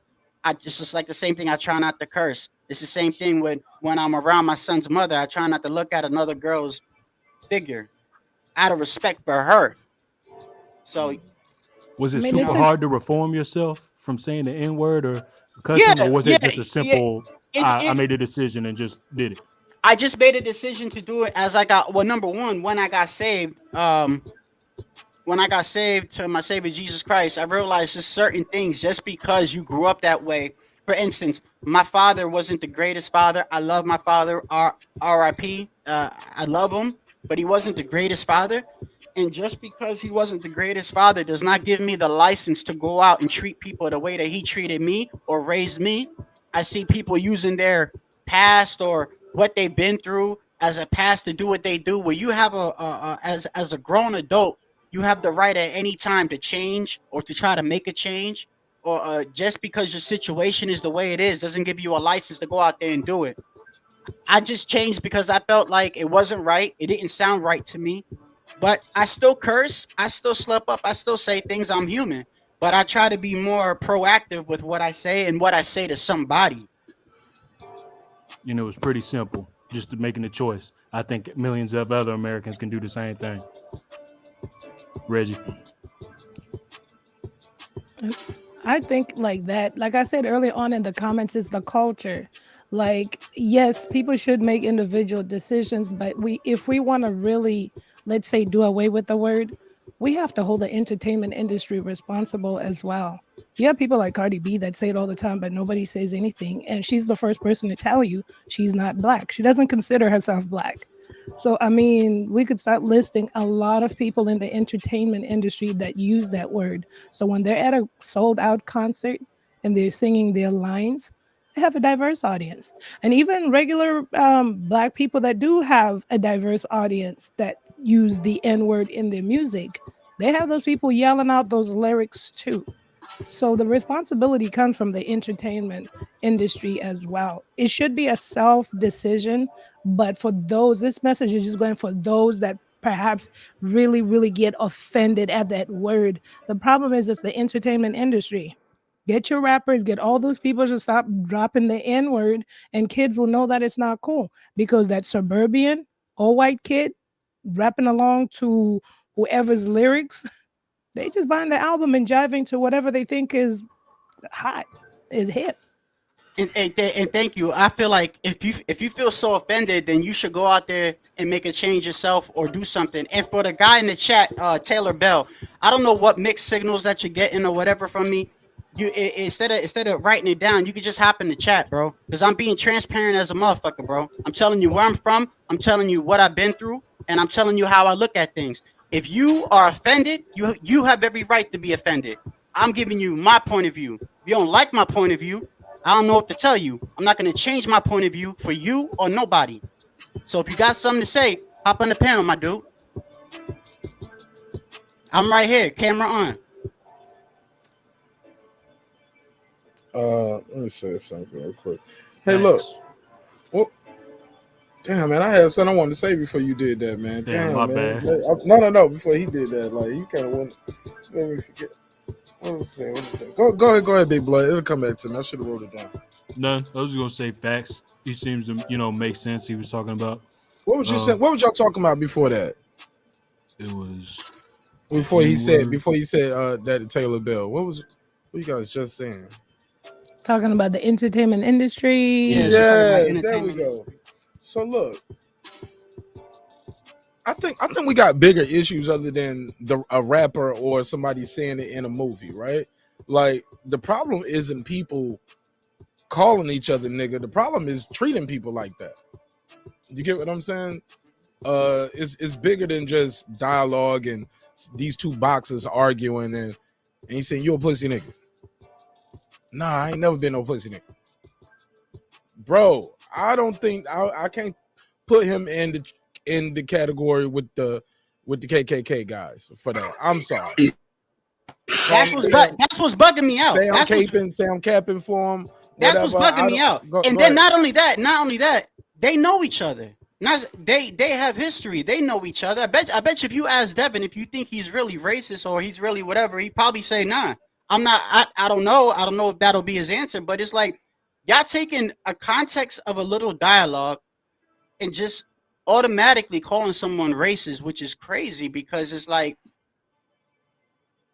take more than that. Yeah, it takes a lot more. Like, I need more proof, homie. I need more proof, bro. Exactly. If all he did was respond off of what somebody called him, I need more proof to call him a racist, my dude. I need to see him doing something real messed up to other black people. I can tell you. I got it. Not even just that. I can tell about how you move in your business, who you hire, who you you know what I'm saying, how do you handle yourself outside the ring, who you do interviews with, who you don't do an interview with. Like, after a while, things will pick up, and it might not even be quote unquote what we might want to label racism. It might just be a comfortability to be with his folks, his Latinos. You get what I'm saying? And I can see the discourse on the other side. Well, you know what I'm saying? Because we have, come on, let's keep it real. If he from New York like that, he from Brooklyn, I'm sure he's just, if Tyson Fury singing along to the Biggie lyric, you don't think he's singing along with it from Brooklyn? Bro, if you don't know, now you know. And Exactly. the thing is, a lot of the and look, and I understand people that are not from the East Coast, they have a right to be offended because they were not privy to that. They didn't grow up around that. They don't see, so when they hear it, they take offense to it. But even still, context though, these people aren't stupid. But no. But even with that, to me, I say to them, well, if y'all didn't like that, then don't ever go to New York, New Jersey. Don't ever go to New York City. Don't ever go to Patterson, bro, because you're gonna hear everybody saying it. So what you gonna do? You gonna stop everybody on the street? We started off the podcast talking about that. Go ahead, but Pete, it ain't just a New York thing. People in these southern states, Midwestern states, West Coast, who are non-black, they use that damn word. That word ain't the biggest issue in this. That word ain't even a big issue into what's going on in society. The issue is violence. Come on now. It ain't from the goddamn word. And a lot of this violence is being taken out by these young kids who come from that same group where a speaker that uses this word. That's the problem. And these same people who have an outrage of hearing teofimo speak that word never have an outrage of what's popping off in these communities. Thank you. That end the lives of a lot of people. And that's my issue with a lot of these folks. That's why I don't fuck with a lot of these cats on here. Because they full of shit and the I shit they appreciate like you to fucking with drum us up. over here, Reggie. I appreciate you, man. What's that? I said, well, we appreciate you fucking with us over here, man. Oh yeah. But I mean, you don't come with that bullshit of fake outrage over shit and creating conflicts and narrow-minded shit. But what you have is the fact that the brother with the long wolf half was talking about them being friends and how people are going to decide on what they can and can be. These are kids who know each other, who just want to fight, because behind them fighting, there's millions of dollars behind it. Now all these people drumming up fake outrage over pussy shit, they're full of shit, because there are real issues in our society that people would love to skip over because they don't want to have to address it to talk about some N-word shit. Nobody lost their life off this N-word. Nobody even threw a punch. Come on, bro. Like, and both of their daddies are right there. These dudes are worth millions of dollars. They both have, and they can throw it all away right now with just a shove, because it might not be them. It'll be the entourages and everybody else who want to prove that they down and prove that they are a real nigga. My brother, like, this shit is the dumbest shit ever, because I think it's people who just you either don't like T.O. or you might like T.O., but you just like Devin more and you just want them to fight, and you might just want to ride with your guy. Who knows? But I think it's a little blown out of proportion after I saw the tape, because when I first heard about it, I was like, all right, whatever. It is what it is. I already knew it was some bullshit. You get what I'm saying? Because I've been following T.O. for a while, and it's just nothing about him comes across like that. So when I actually see it, I'm like, oh man, I'm about to call y'all, all of y'all, some niggas real quick. You a dumb nigga, you a goofy ass, you a race. Like, this shit right here is, I just didn't take it like that. It was, you got to give things, you got to see the connotation that it was used, the context.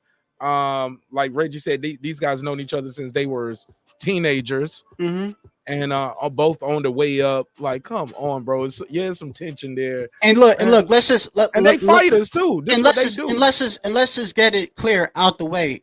It's never been a good word, and it should have never been normalized in society as a greeting to another brother or another Latino brother. It's not. It's you blame black exploitation films. No, I blame a lot of the shit. I blame. I think it goes. No, I don't know. I look at the situation where I grew up, and for that to be normalized in the area where I was from, there's bigger powers at play, bro. That has to do with that, because we're talking about areas where I mean, I know where I grew up was a very poor area, so for that type of lifestyle to be accepted, it goes back to what I think is Reggie. I think it goes back to violence and drugs and just the area that we grew up in, where things became acceptable. Just like it was normal to call a woman a bitch. It should never be normal to call a woman a bitch or a hoe. It should never be. But it's normalized in some areas where, like, that's what they call women. That's not what you should never call a woman. You know what I mean? If you have any respect for women, we all came from a woman. So it's, as I get older, man, I look at it, it's about context. You need to look at the whole situation. These guys know each other. T.O. was born in T.O. is from he's from New York. I know he lives down in Florida now. I think he lives in Florida. I don't even know if he lives in Las Vegas now. I don't know where he lives, but I know that he grew up in that culture where people said it as what's up. It was normalized. Not saying that is right. I'm saying, but you need to look at the context of what's being said, where a person is from, and to call a person or a racist because he responded off another person, what they said to him, that know each other for years. I mean, come on, man. It's the same. It's the reason why a lot of these channels do it. I agree with Reggie. A lot of these guys, they make a big deal about something like this on YouTube, where obviously they get super chats. They're touching certain people in the comments that feel a certain way about their life, and they feed off that, sort of like the fake the people that go to church, and there's the fake pastor who's not really a man of God, but he's using they want spiritual food, but he uses it to get money and to get fast cars and stuff like that. It's the same. That's how I see it, because a lot of these guys, if they're so offended, then they should be popping off, and every time on the block when they pull over and they see somebody say it. Girl behind the mic, jump in on that. Let me hear what you got to say. Yeah, no. Just like everyone is saying, and that's, I mean, like I said, I respect the word, knowing the background of the word, but once you start really putting a magnifying glass on it, then you just have to really, it becomes really extended, right? And one of the things that, like I mentioned, is just entertainment. There's not a song today that that I can think I could listen to where a rapper or somebody of influence is not using it in their album or on a song. And most of the kids don't know the extent to that word. It's just become culture now. So there is a fine line there, and people that get offended have the right to be offended because that's their feelings, right? But at the same token, individually, we can hold ourselves accountable.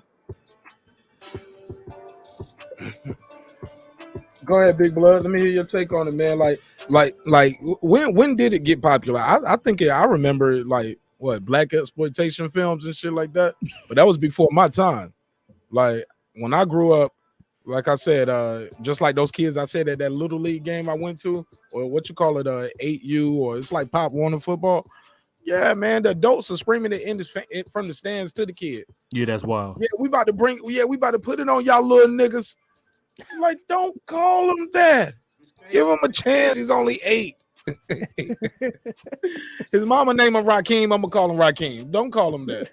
But shit, his mama right there.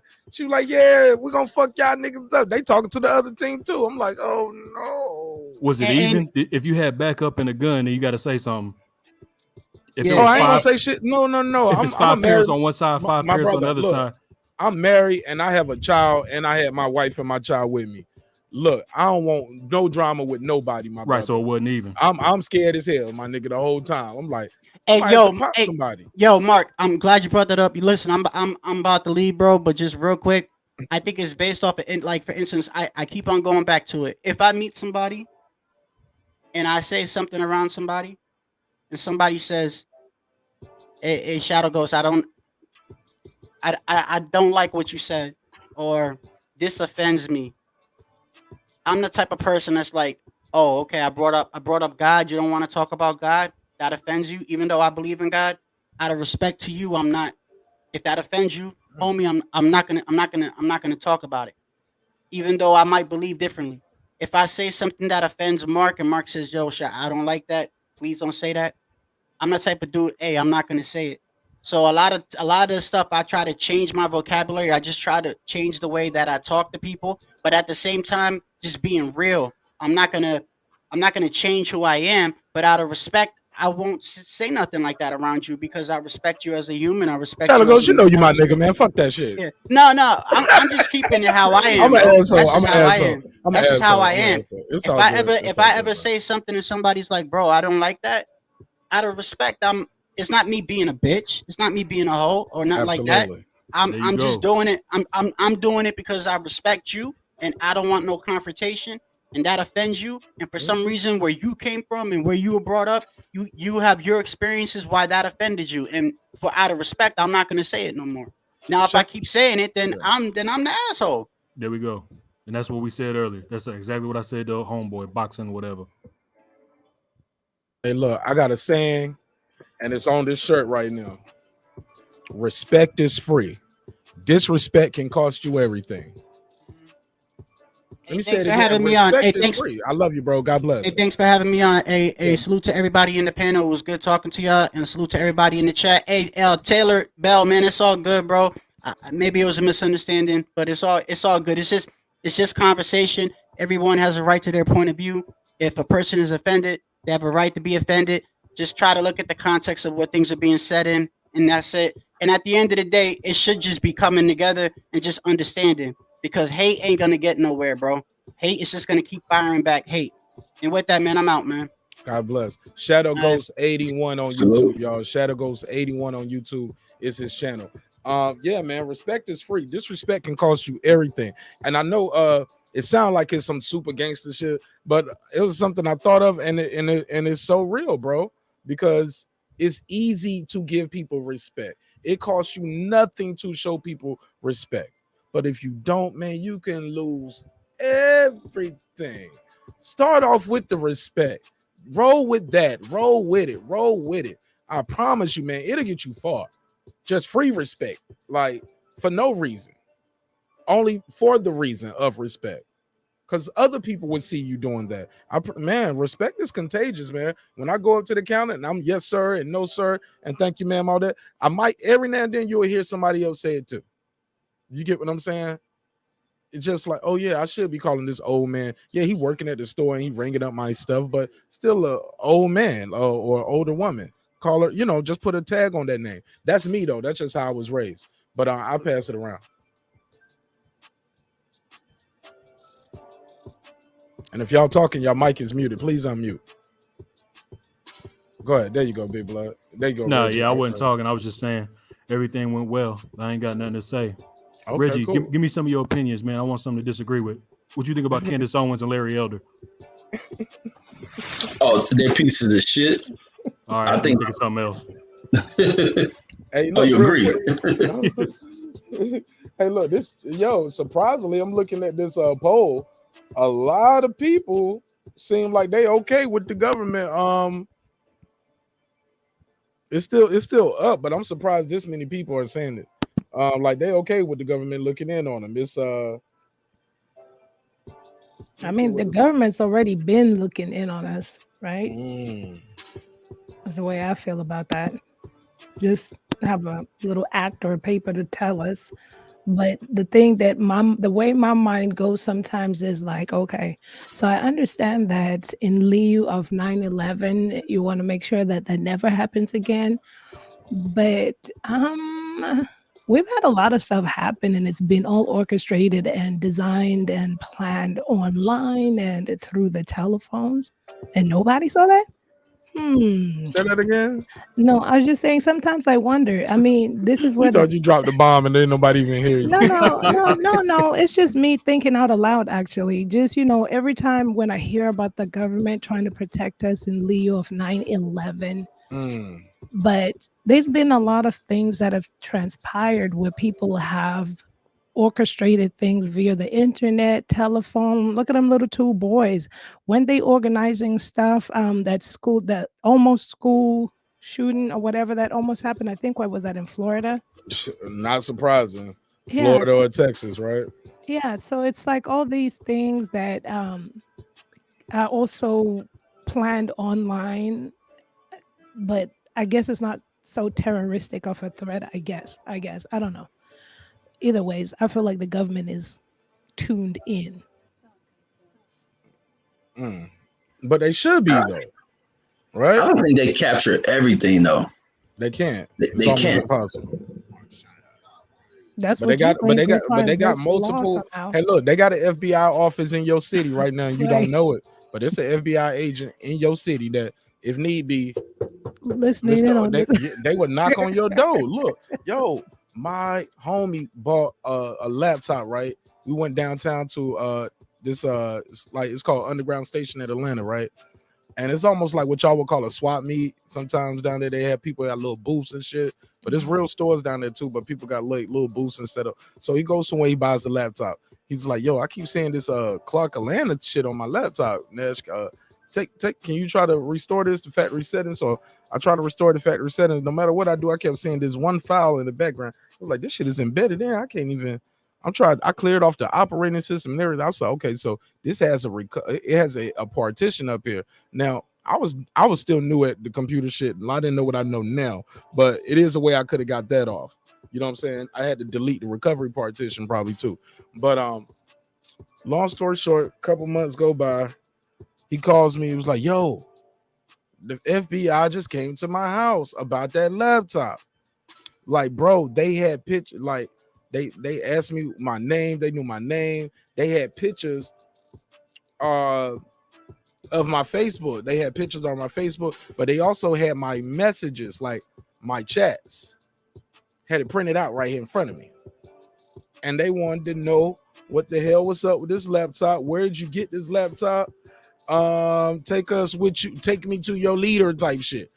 You know what I'm saying? So he had to get in the car with the FBI and he had to take them and show them where the hell he got this laptop from. Because if not, you about to go to jail. And because I guess a lot of laptops that got stolen from Clark, Atlanta. And little by little, they tracking these motherfuckers down and they narrowing it back to a point. So he take them back down there. And of course, them people are gone now. But yeah, they came after homie. But they had all the ducks in a row. And you know, he was mad at me. I thought you said you knew about computers, you was gonna wipe this shit off. I said, bro, I didn't know. And he was like, yeah. He said that's what I tried to tell him too. But they was like, obviously you knew something was wrong because they could see how many times he tried to wipe it off and everything. Well, me, how many times I tried to wipe it off. Yep. Wow. So them motherfuckers be knowing, man. Listen to me, I said be knowing. FBI be knowing. Like I ain't got Fight Doctor is so disappointed at my English right now. And this supposed to be my first and only language. Look at me, Fight Doctor. I do comprehend some Spanish. I do comprehend a little German. Yeah, where was he I at? I comprehend a little Korean. What else I comprehend? Comprehend a little Italian because I know how to say calzone and tortellini. Like so, that's Italian. See, I didn't even know I get down like that. I comprehend a little German. Guten Tag. See, you know what I'm saying? That's a little German for y'all niggas. Y'all didn't even know I get down like that. Let me hit you with a little Spanish. Jose Cuervo. Tequila. See, nigga, I'm fluent, man. Comprehend all of that shit, man. I know what to say to get by. Yeah. Casamigo. Yo, that shit was funny when my brother said he know how to comprehend. He said I could comprehend some shit and said somebody's name. That nigga's crazy. As proof that he knows another language. That clip right there, boy. That clip should have did 1 million views in 1 minute. That shit was hilarious. What name he say? He say Nelson Mandela? Yeah, that's African. Yeah, I can speak that too. Yeah, man. Mahatma Gandhi. But look, I ain't gonna lie though. It was times where you and I was worried about you and my girl Memory here, Reggie. I was like, I can't leave him around Memory no more. But she got a little spicy. She held her on. Oh wait, who was Memory? Girl behind the mic. Oh, what's up? What's up? Yeah. He was like, yo, why are you so offended? But yeah, man, I like these little conspiracy theory shows. So look, man, let me give y'all this one. Have y'all ever heard of the story of the guy named Malcolm Wallace, who's supposed to be Lyndon B. Johnson's hitman? Now Malcolm Wallace went into, now this is public record, Reggie, before you shoot me down. He did used to work for Lyndon B. Johnson. He used Lyndon B. Johnson's lawyer when he went on trial for murder. He walked into a golf shop, and basically the golf pro there was sleeping with his wife, but that golf pro was also sleeping with Lyndon B. Johnson's sister, who was kind of a promiscuous, and she was an alcoholic. This guy Malcolm Wallace goes in there in front of witnesses and everybody, blows the guy brains out right there at work. Boom, bounce. He leaves, gets caught, go on trial, goes to trial, get found guilty. Guess what he gets? A suspended sentence, probation. Oh, wow. For murder. He got Lyndon B. Johnson's lawyer. Lyndon B. Johnson is across the street from the courthouse, standing in the hotel, and all day long people are running back and forth, giving him the updates and calling back and forth and telling him what's going on. Wow. But the guy's found guilty, but he doesn't do no time. So Lyndon B. Johnson, some people say they also call him Lying Lyndon. He stole an election. They say to start off his political career. So it was a fingerprint found up there, and it's a guy up there. I can't remember his name, but he did the analyst, and it matches Malcolm Wallace. It's like a 7 or 8 point match. It was like anybody else who's prosecutor would tell you that's a slam dunk case. So just Google Malcolm Wallace JFK. You'll be surprised some of the things you see. But this guy Malcolm Wallace wasn't no nice dude. Some people say he could have been the trigger man. What you guys think of that? Have anybody ever heard of that conspiracy theory? Nah, I'm Googling it, but you gotta be gangster. Your name to be Mac Wallace in the 1950s, and you white? Yeah, white dude with black and dark hair. Mac Wallace. Yeah, Malcolm Wallace. Yeah, that sounds like a shooter. Go ahead and call Mac in, my nigga. Yeah, that's what Lyndon said. Look at Malcolm Wallace going on trial for murder, man. Like he this guy was not no soft dude. And he ended up dying like mysteriously too. Like I think carbon monoxide poison or something in his car or something. So, but Reggie, you ever heard of the Malcolm Wallace theory? No, this is my first time hearing the story, I think. Oh man, I got your email, right? I'm gonna send you some links, man. You gotta look at some of this stuff. Shit is blowing your mind. So what do you think the official story is of JFK? My wife was like, this nigga always talking about this JFK shit. It just blows my mind, man. No pun intended. That he could you shot did in that the on head. purpose. I was waiting. Stop. Nah, I don't really think it's funny like that. But I'm here for some jokes. Right. I mean, he ain't gonna hear me and be mad. Ain't nobody related to Kennedy listening to this ghetto ass show. So I don't think I'm big enough to get canceled yet. YouTube just take my channel, I guess. To pull a Reggie Owens. I have another one already lined up. So my question for you guys is what do you guys think the official thing is what probably happened to him? Or what's your conspiracy theory compared to the original story? I don't know who did it, but I know what they say probably ain't true. So you think Lee Harvey acted alone? The next day they escorting him out, Jack Ruby pop out and shoot him in the chest before, you know what I'm saying, the stomach, right there while the police are holding him. And then Jack Ruby goes to jail, and it's time for him he's trying to get out, and he's saying, I can tell you what happened, but you got to get me out of here in the federal custody. Now he's dead.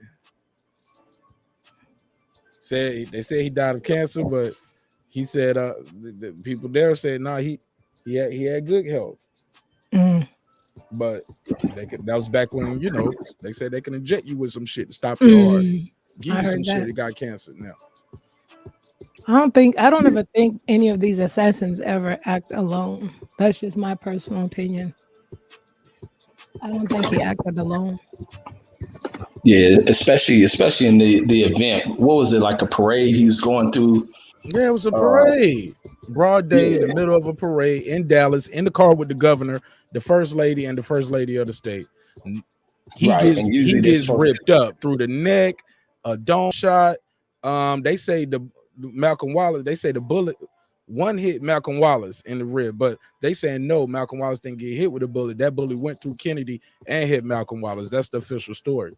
But some conspiracy theorists believe no, it was multiple gunmen. Because when after Kennedy grabs his neck, you see Wallace kind of slumps over, his cheeks poke out because he's got hit in he got a collapsed lung now, I believe, right? Or something like that. And he said, or a broken rib. So it does something to his lung. I think that's why his face puffed up. But he said, Lord, they're gonna kill us all. He said they are gonna kill us all. Mm-hmm. But who knows? But maybe that's me reading into it, right, Reggie? Yeah, I think anyone's gonna think it's multiple people out there. We under attack. Yeah, I get shot in the head. I'll say anything. Right, fair enough. So what do you guys think happened to JFK, man? I like these good JFK stories. Brandon said, "I'm from Dallas, no comment." Well, there was a lot. He got whacked for all those new revolutionary things he was bringing to change, especially with these old age Southern politicians who had a deep vested interest in how the country was at the time. They didn't want to see this new dude come through here making these changes. The thought of bringing a collapsed segregation, the threat upon white society, there's a lot that played into it. He wasn't part of this political class of people that was in power at the time. He wasn't part of that good old boys group. They didn't like the fool. He mingling, rubbing shoulders with the stars, the fine women amongst Hollywood. They didn't like that shit. He's a threat to them. They had to get rid of him. But who you think did it, Reggie? Lyndon looked suspicious as fuck. Did you see that? You ever seen that picture of Lyndon B. Johnson winking on the plane? The guy winking at Lyndon while he getting sworn in? With his wife on the plane? That shit was fucked up. You seen that picture of him, the guy with them winking? Yeah, man, I'll be observing all that shit. That shit foul, man. That shit foul as fuck. The audience. Yeah, that shit foul. Yo, you ever heard of that? You ever heard of that Lyndon B. Johnson wink photo while he getting sworn in? It's a guy looking at him right here to the side. And it's like watching the video to like all this shit. Ever since even when I've been young, I was just like, something looks suspicious with this old dude, and then get more into that history back then.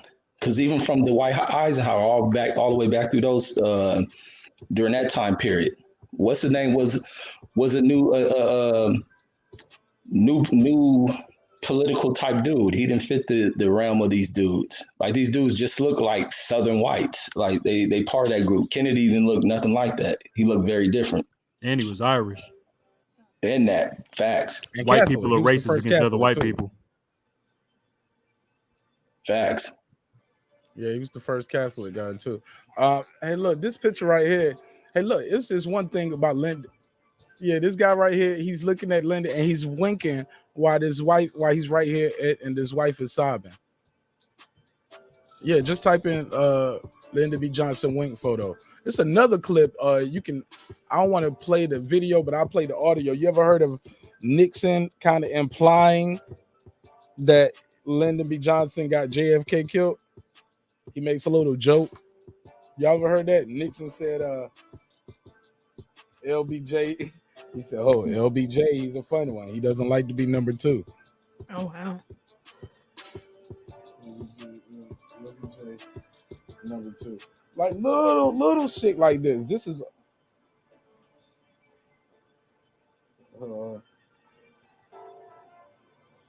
it be little things going on. Hey, I got one when y'all done with this one. This one a little too far back for me. Yeah, he jokes. Here we go. I got you. Story one time to George Christian shortly thereafterwards. George Christian was Johnson's press secretary, you perhaps remember him, and became press secretary for Governor Connolly, who was our head of Democrats for Nixon. We were meeting in the Oval Office, and I saw the morning news report, and I just happened casually to mention to George, he says, well, I'll bet you that President Johnson is going to be real pleased when he finds that now they're calling me the number 1 monger. And George Christian said, oh, don't be too sure. He says, LBJ, he never likes to be number 2. And then he makes the sinister smile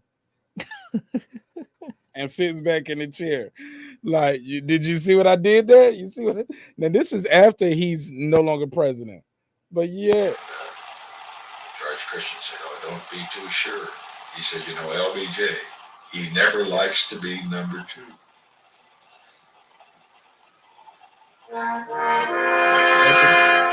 Yo, Nixon is part of the reason why I don't believe in the moon landing stuff too, man. Because he was just such a corrupt person, bro. Like, and so, like, his whole administration, a lot of people don't know about Spiro Agnew. Reg, you ever heard of Spiro Agnew? Yeah, refresh me. That name's familiar as shit to me. Yo, this is a crazy motherfucker. He used to be out of Baltimore. Yo, Big Blood, girl by the mic. Y'all ever heard of Spiro Agnew? Mm-mm. Okay, this dude was Nixon's vice president. See, a lot of people forget that. They think because they remember Gerald Ford pardoning him, right?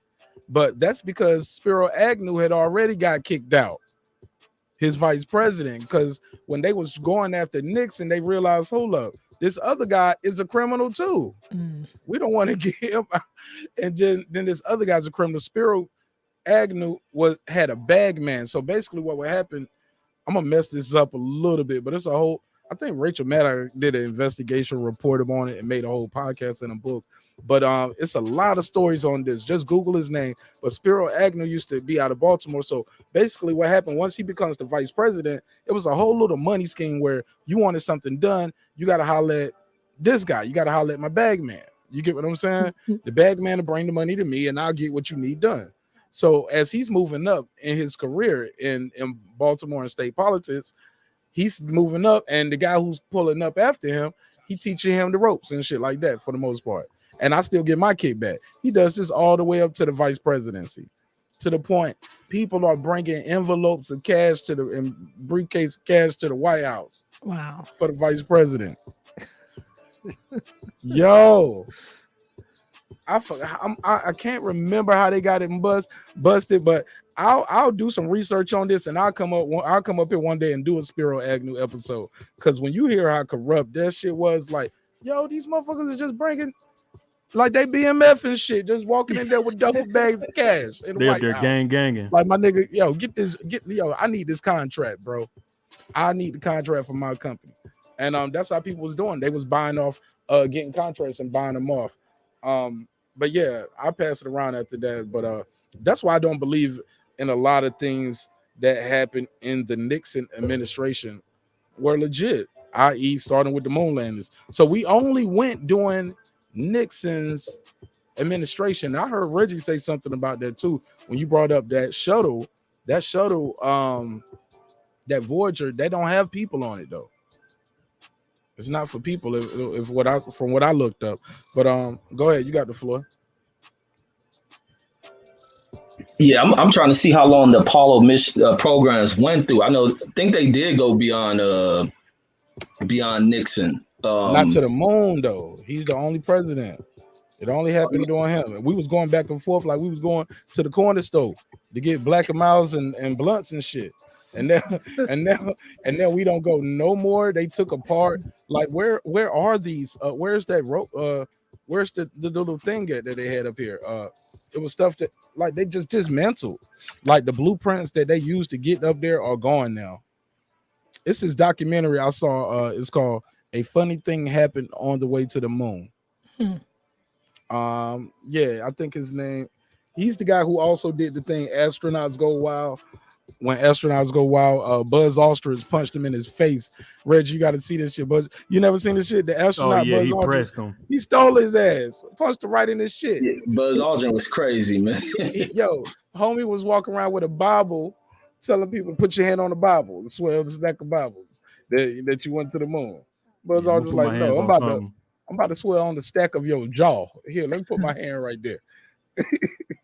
So, yeah, man. So I watched that one, and it was some compelling things, but I just get it. It's another documentary I saw, and this is a long one.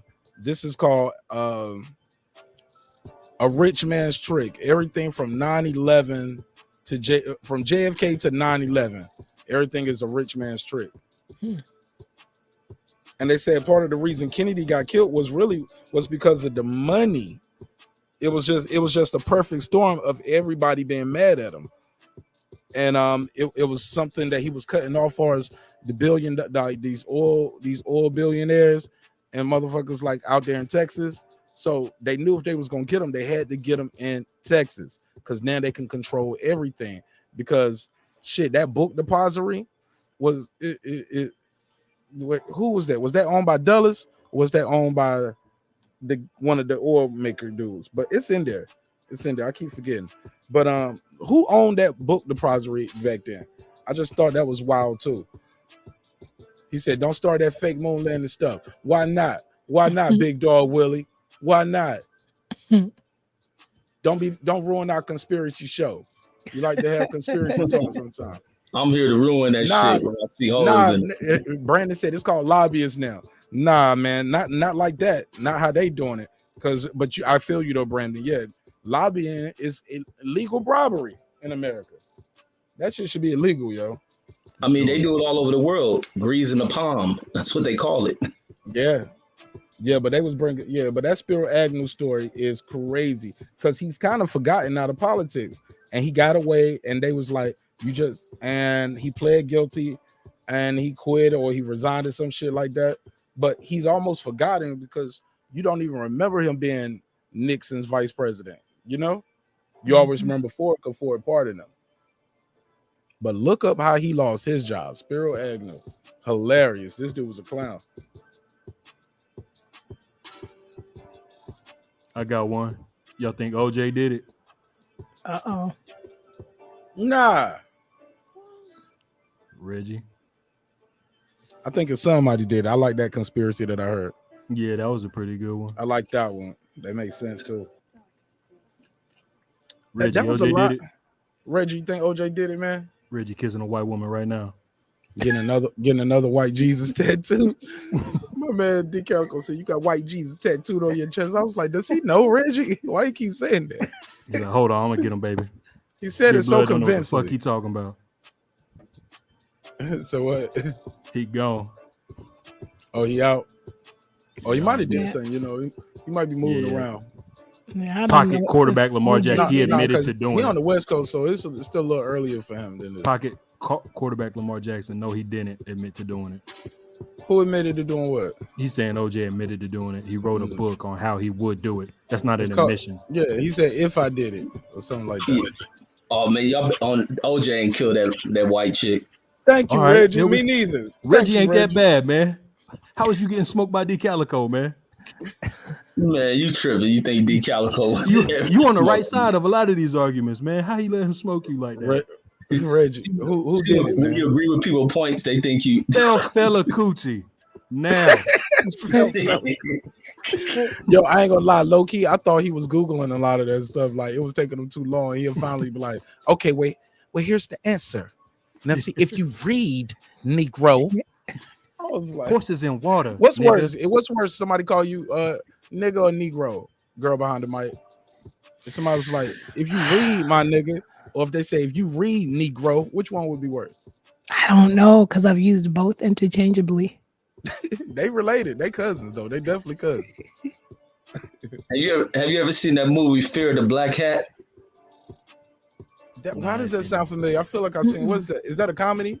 Yeah, it's a comedy. It was around when CD4 and this stuff came out. That's who the fight doctor remind me of. Of the dude, the African dude who taught all this shit, end up being with the white woman. Yeah. Nah. Brandon Watch said, nah, Reggie smoked Calico. Here we go. Did you know Jim Brown was the fifth Beatle? Stop it. Nah, he said he got all that time in prison from a judge that started out against him in the murder case. Oh, so Reggie, if OJ didn't do it, who did it? Reggie, what's your theory? Conspiracy theory time. Let's go. No, I'm gonna go off of PI type shit. I don't want to go into conspiracy, but I guess it will be. I think when you really look into it, and which a lot of people, mainly from the white sector of society, which they tend to love to do, they ignore her past. That lady had a real foul past. She was a dope head. She's straight up high price cokehead who probably couldn't support her drug habit, along with that other dude, and she owed some folks some money, and she ended up paying for it. And they tortured her out there. And the fact that she had this other guy out there, they had to get rid of any witness that was out there. There's a lot that goes on in these old rich neighborhoods like that. A lot of stuff that goes on, drug related. And when they I don't know why that was kind of not so much of the detailed into the criminal case. It was more focused on OJ. But when they kind of went into a little bit of Nicole's character, it was about how expensive her drug habit was. I think she talked to some of her friends, some of the people from some of the darkest stretches of life. She may have been mingling around wealthy people, but that mainly came around from the circle that OJ surrounded her with. But other than that, she was just a dope fiend chick, and it cost her life. Big Dog Willie trolling you. He said, did you know Danny Vito was smashing Tyra Banks in 93? And he probably was. Shit, I don't believe that shit. Yeah, them Hollywood chicks get pussy up. Ric Flair was smashing Halle Berry. Yeah. Shit, man. Them chicks out there fuck everything. And I know it. So damn, man, I forgot what you had just said already. What did you say? What did you say before we got on that? Oh yeah. So it's an investigator who did this thing, who did a whole investigating piece about the theory of OJ's son might have done it. You ever heard that theory? Yeah, how he was mad in the phone call that Because night. he had already been on probation because he had did for threatening somebody with a knife. He had missed work, but everybody else was timed in. His was penciled in, or either he didn't punch in or something, but his time clock didn't look like everybody else's time clock. He was good with a knife. Somebody bought it was like he was supposed to be mad at Nicole because she was supposed to have a nice dinner at a restaurant where he was at, and she canceled at the last minute, which was the night she died. I don't like how it just rides into that mad black man stereotype. I was like, you really think he would be pressed over Nicole like that? Like they just want to blame it on OJ, and if it ain't OJ, it's OJ's son. You know what I'm saying? It's like, yeah, I don't like But that. these are the people that be close to you. They know the landscape of the house, but sometimes shit, the drug dealer too know the landscape of your house because they doing the drop offs. Who'd he do it with? Because like everybody's pretty sure that it was two people that did that. Well, nah, they said it was one person. OJ did it. He the juice. So OJ did it, or OJ's son did it. No, I'm saying when you say everybody, the general consensus is that's why they ain't looking for nobody else. They was like it was him, and they just stopped. They that case is a closed case for the LAPD. They feel like they got their man and they lost in court. Yeah. They ain't One looking guy for didn't nobody do else. that. Stab a healthy dude 60 times and then about chop a woman's head off with one clean. Well, they say Ron Goldman was a karate expert and he put up a hell of a fight. That's why it was so many. He had so many defense wounds because he was trying to fight it off. Yeah, so Nicole was damn near. They say Nicole looked stabbed up. It looked like after that she's down bleeding. He went to get the other person because based off the blood marks, and they fighting. He gets that guy down and bleeds, and then goes back to Nicole and almost decapitates her the way her throat is cut. And how old was OJ at this time? Man, shit. 50 something? You see what I'm saying? It's this whole super Negro getting mad over the white woman. You can't beat up a fucking 25-year-old who knows karate before the woman takes off running. She was already stabbed. So he stabbed her, and then Ron Goldman just didn't see nothing. Yeah, and then he got on Ron Goldman. They got a little. And then OJ whooped his ass. Man, they was both out there high as shit off that crack or cocaine, and they try to put up a fight. And when they got jumped, OJ old ass ain't about to be able to fight no crackhead motherfucker. People with that shit in their system, and his old ass supposed to fight them. And then not get one scratch on him? Right. OJ didn't get one black eye, one bruise. He the juice. Yeah, come on. Yeah, I feel you, but nah. He ain't no little nigga, man. He's a former NFL running back. His head not a look like he's boxer. still wearing the helmet. That big ass head. With arthritis in his hands. Pocket quarterback Lamar Jackson said he had to pay her family millions for a wrongful lawsuit that he lost, which was bullshit. What part? The fact that he had to pay, or that he lost in civil court or is it bullshit that he hasn't paid them? Because from what I'm hearing from the families, because they can't touch his pension, and he's in Florida. Not just her family, Goldman's family too. Huh? Yeah, and the Ron Goldman family. Like, yeah, they said they haven't gotten any money from him. Yeah, Deuce the link was out there. Deuce was like, where the link at? Yeah. How do you feel about somebody losing in a criminal case and they do that? Like, and they lose in civil. Like, bullshit. It's stupid, but we see it all the time in the police cases and shit. They lose, they get off criminally, and then they still got to pay. You mean? Yeah, they get off criminally, but the families end up getting awarded with the civil cases. But those be settlements, though. I said those are settlements versus going to a court in case and a jury and a trial, and they award you that money. Remember, they actually had a trial. Those things sometimes you're talking about, Reggie, are settlements. They're civil. They could be two things that happen, like Mike Brown. They lost in court, but the parents or whoever was appointed the money, somebody got, I think, what was it, $3 million? So they never went to court. Remember, they ruled that as a justifiable shooting and didn't even go to court. No, they went to court because they didn't. That white boy didn't get Matter of fact, Mike Brown charges. did have a trial for Mike Brown. Yeah, that They white boy did didn't because I get remember the charged or black anything. girl was there, right? I forgot his name. Yeah, I forgot his name. You talking Daryl about the big Wilson. black girl? I think that was Trayvon Yeah. Martin. Oh, that was Trayvon. Yeah, with the calling the nigger and stuff. Okay, yeah. So I thought they found that as justifiable shooting. It could have been found justifiable because he was never charged. The police officer. That case is one of the first cases I remember. So because I remember thinking, oh well, great, he's out here on a pension or whatever, living it up and could go work anywhere else. But the family did get a settlement, a civil suit, because that's what Benjamin, what's his name, Crump is. Anytime you see Benjamin Crump, it's for civil litigation suits. So you could have your other lawyers around to fight the cases, but he comes in for the punch, for the money. You know what I'm saying? That's who you call. Mm-hmm. And I wanted to add on that OJ thing. I wanted to add on the OJ thing. They also found like 3 other murders in that little hotel where Ron Goldman worked at.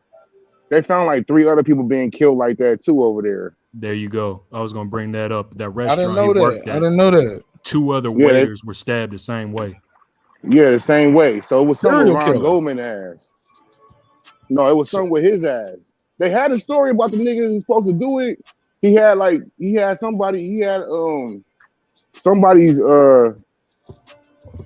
ring on or necklace on that he killed, and the family recognized him and some shit like that. And he said he killed him, some white dude. He went to jail and everything. I forgot his name, but he said he did that shit. But they planted that shit on OJ, man. Especially remember when they had that ESPN, that 4-part series. That shit was disgusting.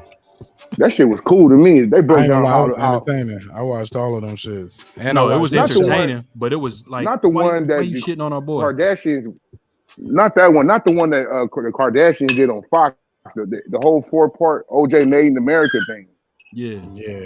That probably came out like Netflix around now. Yeah, it's on Netflix now, I think. It came down 2000, especially that episode 2 and 3. They show how Johnny and them went to work, boy. Them niggas earned every dime of them 13, 15 No, million Robert they made. Kardashian went to work. He took that damn Louis bag, the one of the Louis bag or something. Wait, what kind of duffel bag was that? He made that shit disappear. By the time they got it back, that shit didn't have nothing in it. They didn't even know if it was the same bag. It was like they could have bought another Gucci bag. We don't even know. Hell yeah, he was Man, like, that was right like, out with that bag. Y'all ever they seen was that walking clip? around with blood. They was walking around with OJ blood in the damn police car. Yeah, like all the shit they did. It was crazy how Johnny, man, anybody else, a nigga would have been straight up the stream. But Johnny and them broke that down. The whole little dream team. You remember how motherfuckers acted in society? How divided shit was over that shit. It was very racial. Yeah. Still is. It was like, oh, his blood. It was like, oh, his blood there. He did it. Like this motherfucker been through a knockdown, drag out brawl. He got 1 drop of blood talking about he did it. That shit was crazy. Right. White folks ain't got over the Civil War and OJ. Yeah, this is disappointing though. I thought a coon was gonna be in here. Some black people do think OJ did it. But I don't think you're a coon if you think that. I mean, how you gonna believe a white man over your brother? Well, it's probably the. I ain't black. He ain't black. He OJ. LAPD definitely ain't my brother. They believe everything on CNN like Reggie. This nigga Mike. I believe what's true. I don't follow no CNN, nigga. Yo, but y'all ever, girl behind the mic, you ever seen this right here? Okay, Robert Kardashian. Okay, when OJ came back, right at the bench, this is before went to jail. When he flew back in, and they telling OJ what happened and with his wife or his ex-wife and all of that. Robert Kardashian he leaves the house with this bag right here. This garment bag. When they get the bag back, it's completely, empty and it's clean and all of that stuff.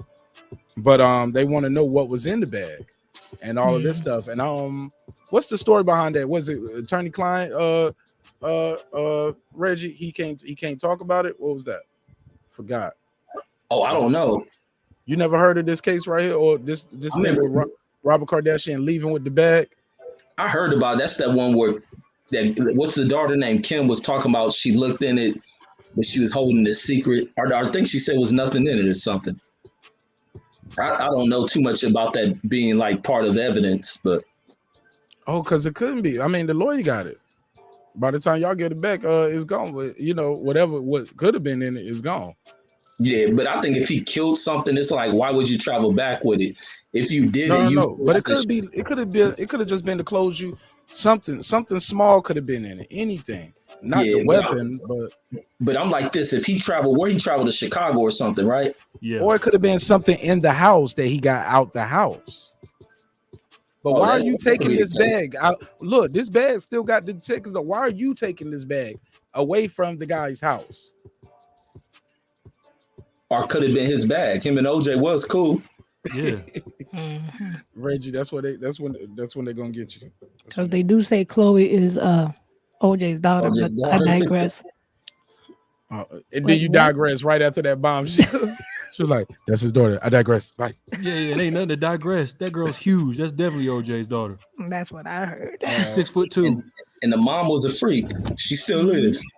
Right. That's another thing. Type. She got her. Nicole Brown. Who was Nicole Brown's best friend that was on them? They were hoes, known hoes in Hollywood. Damn, bro. No offense to the dead. Damn, my mama. Yeah, but I'm just saying it feels bad because they did. But no, she's still around. Kris Jenner's still around. No, I'm talking about Nicole Brown. Oh yeah. God bless. Yeah, Nicole Brown. Kris Nicole Jenner. Brown. I thought you were talking about that. Is Nicole Brown the one with the big titties? Nicole Brown's the dead woman, OJ. Her sister looks like her, Reggie. Did you ever see her sister during the trial? No. Her sister had the dark hair and she had blonde hair. They look just a fucking like that. Is to crazy. be honest, when that trial was going on, I didn't give two fucks about none of them because I hated the way in which they drummed this shit into a racial shit. And I was like, fuck them. And matter of fact, this is when I went to when you say they, the OJ team? The family and Goldman family. They drummed up a lot of that racial split shit. And this is why I moved to Chicago. And when we was living, I was starting school at that Evanston Township. And every day, like even before I left LA, that's when it was like the height of that shit. You go out there, because I didn't grow up around white folks, but we go to like Torrance and shit. The way in which white folks acted when they seen black people. But they knew their place because we had just not too long ago finished fucking the city up from the riots. And then when we so after this OJ shit come up, they acting like this and that in like cities of like Torrance and shit where they mainly at trying to act tough and shit, but knowing their place. And then we moved to Chicago. The trial was like going on, but we didn't really follow. A lot of black kids at the school, we didn't follow, but every time we used to go on this lunch shit or like recess, whatever it was, the white folks always got radios out and they listened to it for as long as it was going on. We didn't pay attention to this shit. When that verdict came out and all you hear from, and we just naturally split racially. When that verdict read, all you hear is from them is like all this sad shit. Man, people crying. Yeah, they was on some real shit. It was emotional. And somebody was like, everybody just look, oh, what the fuck wrong there? But somebody just started screaming, OJ not guilty. OJ not guilty. We ain't tripping. Like, what the fuck? And then somebody was like, out of that shit, somebody said, get him. Man, the black folks want to beat the fuck out these white kids. And then the school, you best believe, wanted to address that shit. They had to have assemblies and talk about race and shit. But had it been the white boys kicking some black ass, they would have kept that shit as business as usual. But now they seen that there was a power struggle as far as who can control shit. And we was smaller numbers than them, but the black folks they had going to that school was from like Waukegan and Chicago. But that's the way that white folks acted during that time period. They acted all emotional and attached to that shit and made it on some racial shit. Black folks were emotional too, though, Reg. They was walking around. Chris Rock had this joke. He was like, We won. He said, I ain't got my OJ jail prize yet or something. Like, he's like, what the fuck did we win? We didn't win shit. He's like, and he said that race was, he said it was about race, it was about money and power. Because if he was just OJ the janitor, that shit wouldn't even been on the news. Yeah, and that's another thing too, though. Like black people felt so good about that because it was the same thing about like with George Floyd. Like nobody really like championed George Floyd, especially when you learn all the shit that he was into. but every black person can really see that happening to them by the police. So that was really more about the George Floyd shit. Like it's the same thing with OJ. Like, we seen so many niggas get railroaded by police, fake evidence, and all kind of shit. That when you see it work out for you, work out for a black person in his favor, you feel like some kind of pride about that shit. Hey, what is Versace assassination? I thought he was killed by a gay lover. Somebody wrote, I guess they wanted y'all to talk about that. What is that? I don't know. So I thought he was too, but maybe it's a conspiracy behind it.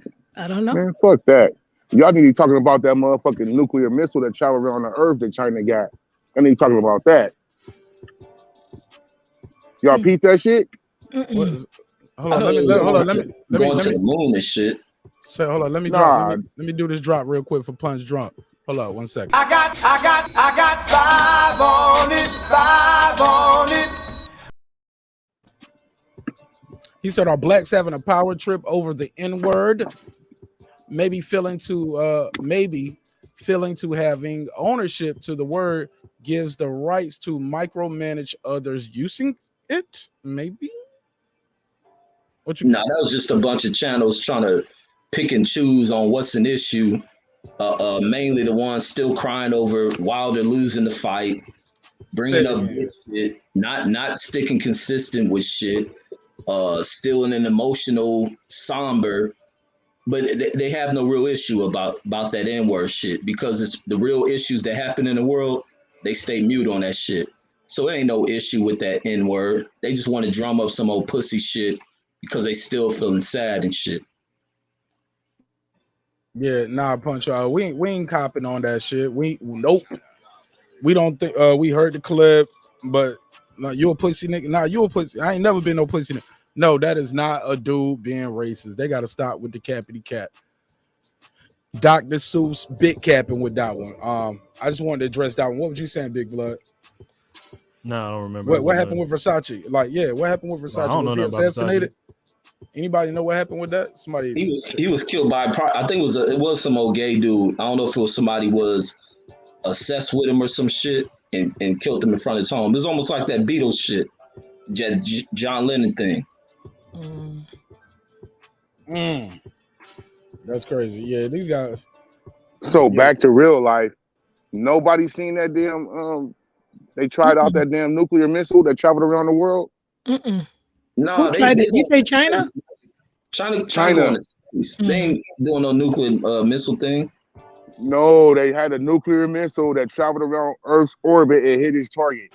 This isn't news. Y'all can look this up like easily. They tested it out on Saturday. Is this the that Deuce motherfucker dude came from out? earlier? Who? This Deuce? Who this? Yeah. Yeah, that's Deuce. He said KRS-One was propaganda, but this ain't. Nobody seen that shit? Y'all motherfuckers ain't watching the right news. The right news. New York is propaganda, but Mike, they not notching no nuclear missile just to go in this. They going to the moon, bro. Man, you can look that shit up, bro. Everybody was talking about it. Well, anybody that knows anything was talking about it. That don't make it true. They have video of the shit. Mike, they was testing some old new missile and shit. That was nigga. For space capabilities. That's all it was, bro. Yeah, fucking right. They launched some old missile, some old space missile. That was it. They ain't none of that shit. Yeah, right.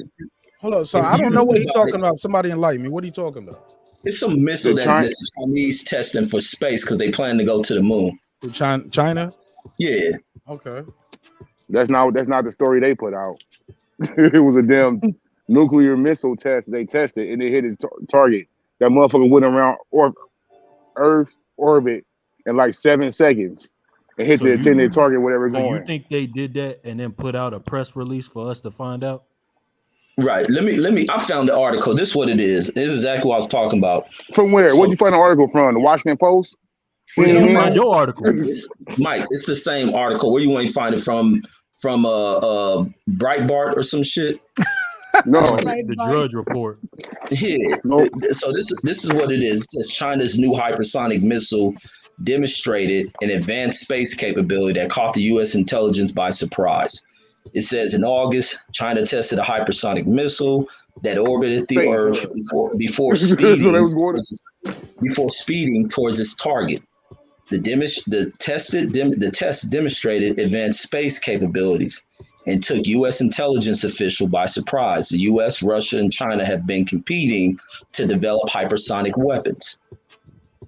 There you go. So this motherfucker. So yeah. So what I said was right then, right? Wait, here go the part, and it says China demonstrated advanced space capabilities by testing a nuclear capable hypersonic missile in August, citing 5 sources familiar with the test. All nations are doing that, bro. It just looks like China has advanced this shit greater than what this country has thought. They're an educated society now. Now they can. So you think they got that motherfucker? So you think they got that motherfucker to go see what space look like? You can use it for anything that you want. It's a weapon. Right. Oh, okay, dude. So I was right. If I it was is right. a weapon, why you bring it up? Now what? What we gonna do? Be prepared. Stay prepared. Stay ready. You get a That's what you need to be doing. What you gonna do? Grab a Glock for a nuke? You gonna pull out the Glock for a nuke? Double lock your front door. So Go to Kim Kardashian's bunker. So that's what you got out of my statement was getting a gun for a fucking nuclear.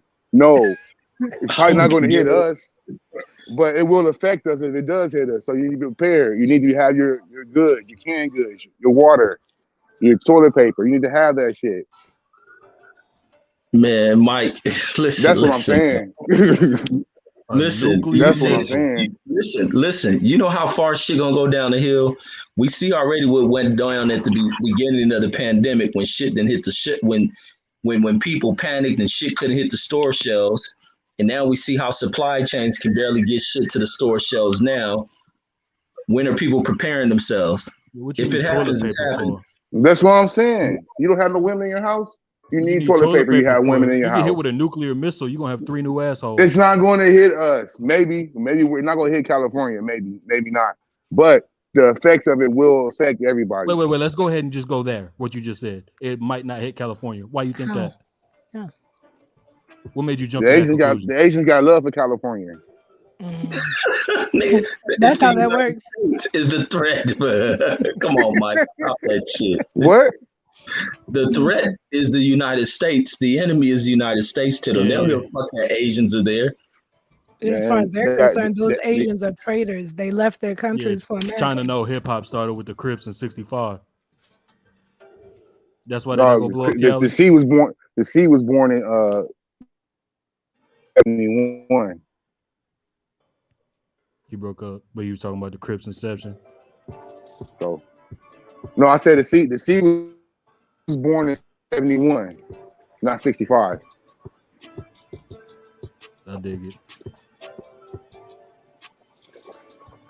Well, I don't know. Kim Kardashian is building a bunker, so maybe there might be something going on over there.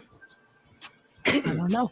Did y'all see this shit? Man, all these people have I can't remember if it was China. We late. We don't have none. We got basements. No, I'm just teasing. Yeah, it's this one. Did y'all see this? It's this thing they launched in space. I can't remember if it was Russia or China, but it's one of those people that we ain't too cool with, but they got the technology to do some things. So it's like I'm gonna use this example. It's a ball, right? And it goes up, and then it opens up, and another one comes out. And then that one opens up and another one comes out and it can do certain things.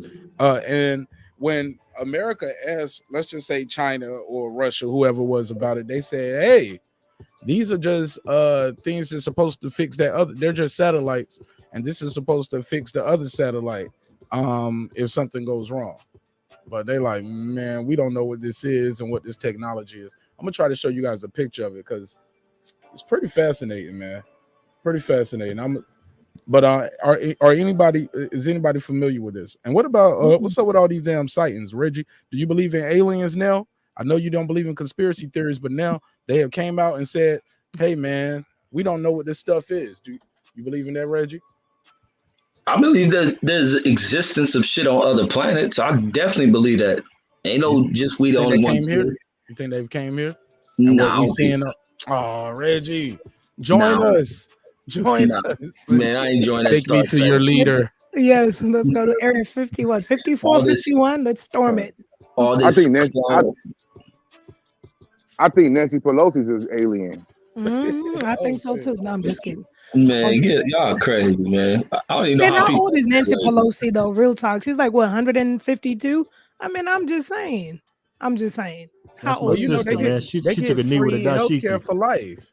Man, Look, that did you ain't know it. And that the queen, congressmen and what about the senators? Queen of England? I mean, how old is she? She's like They get free healthcare for 152 life too. too. Like, look, they Man, gonna get a kidney and a liver and whatever they need to keep ticking they're before you get it. shapeshifters, man. They're shapeshifters, man. I'm oh just my teasing. God, I'm don't just believe teasing. I'm that. just So it can't just be the good healthcare. now go Like, there.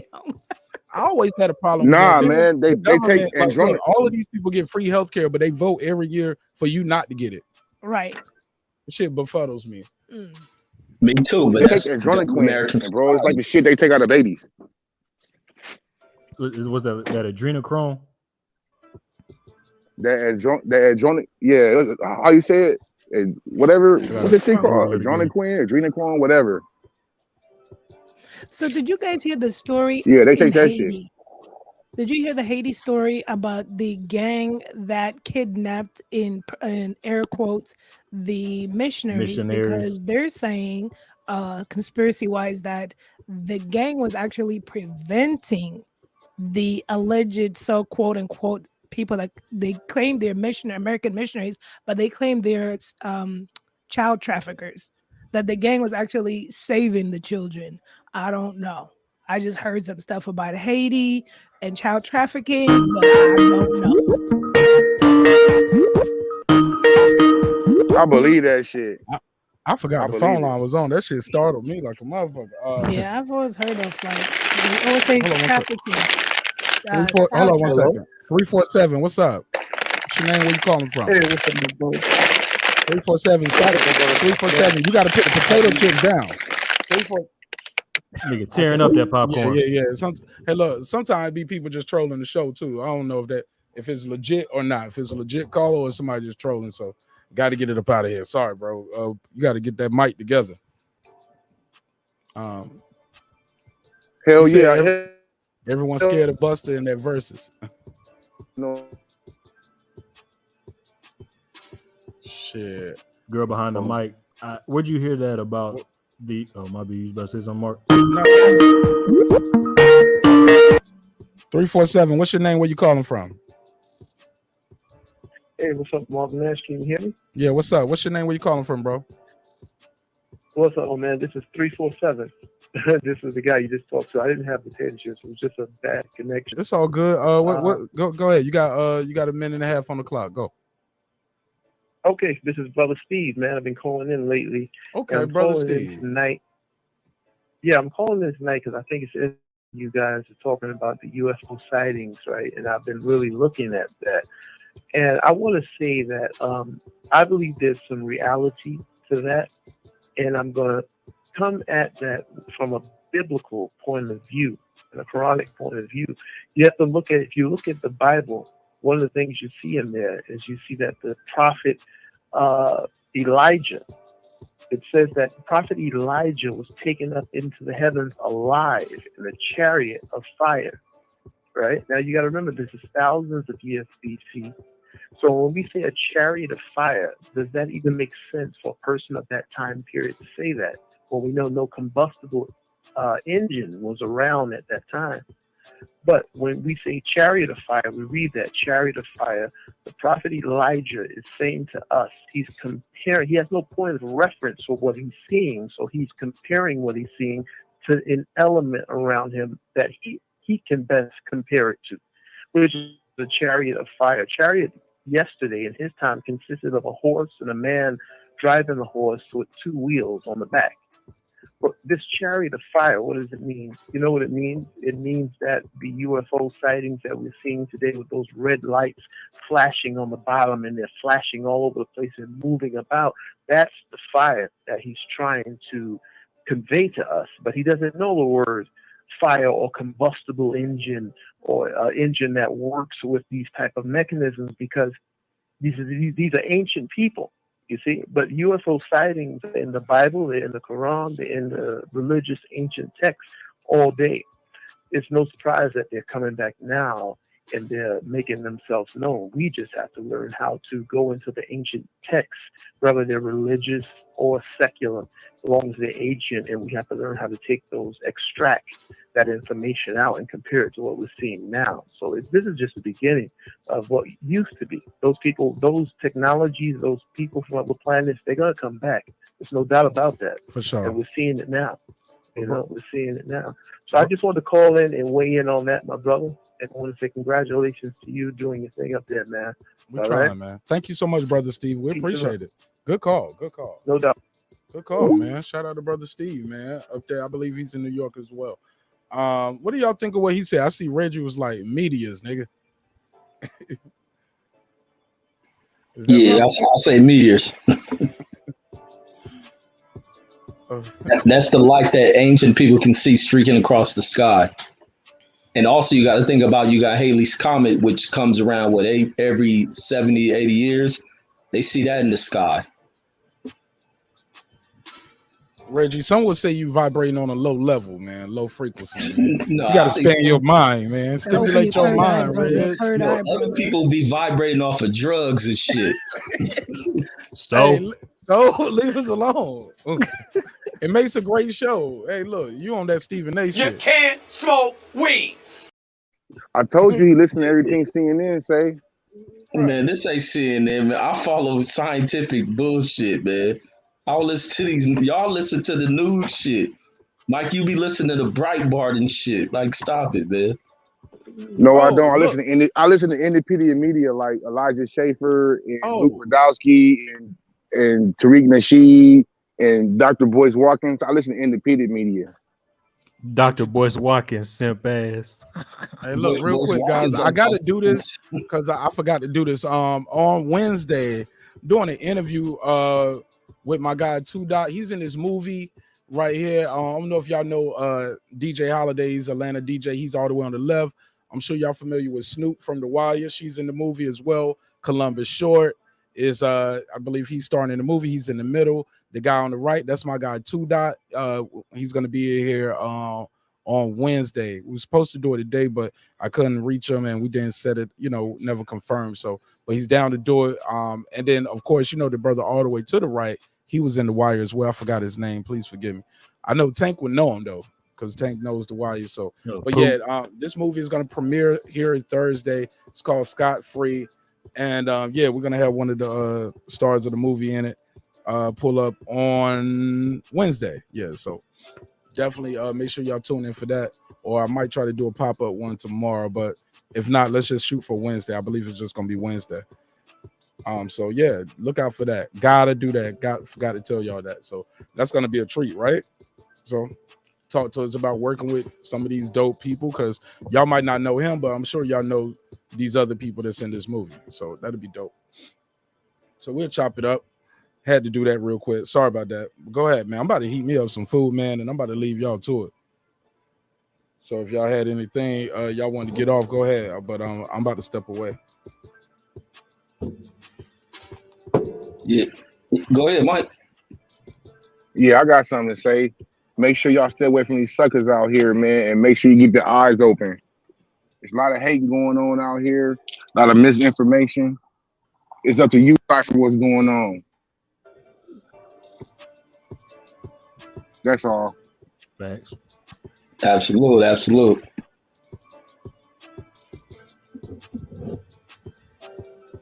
Oh yeah, another thing. Decentralize everything. Decentralize information. Decentralize your banking. Decentralize where you get your food from. Decentralize your healthcare.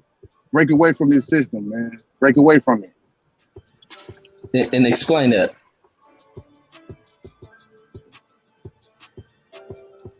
Yeah, I don't know how to decentralize my food. Yeah, explain that, Mike. Oh, right here. Here we go. I only got an oven, brother. Teachable moment. Don't depend on these big corporations to take care of you. We're gonna see how bad it gets in Thanksgiving this year. You gotta pay $50 for a turkey. We're gonna see how real bad it is. You know what I mean? You guys gotta learn. People had to learn how to start farming, how to start growing. Take it back to square one. Some real ground grassroots shit. You know what I'm saying?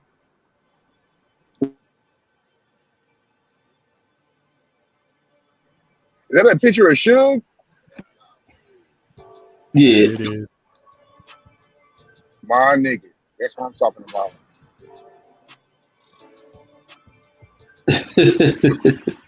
Go ahead. Keep the shit rolling. Suge Knight, the last great American hero. Man, Suge Knight can't get right in real life.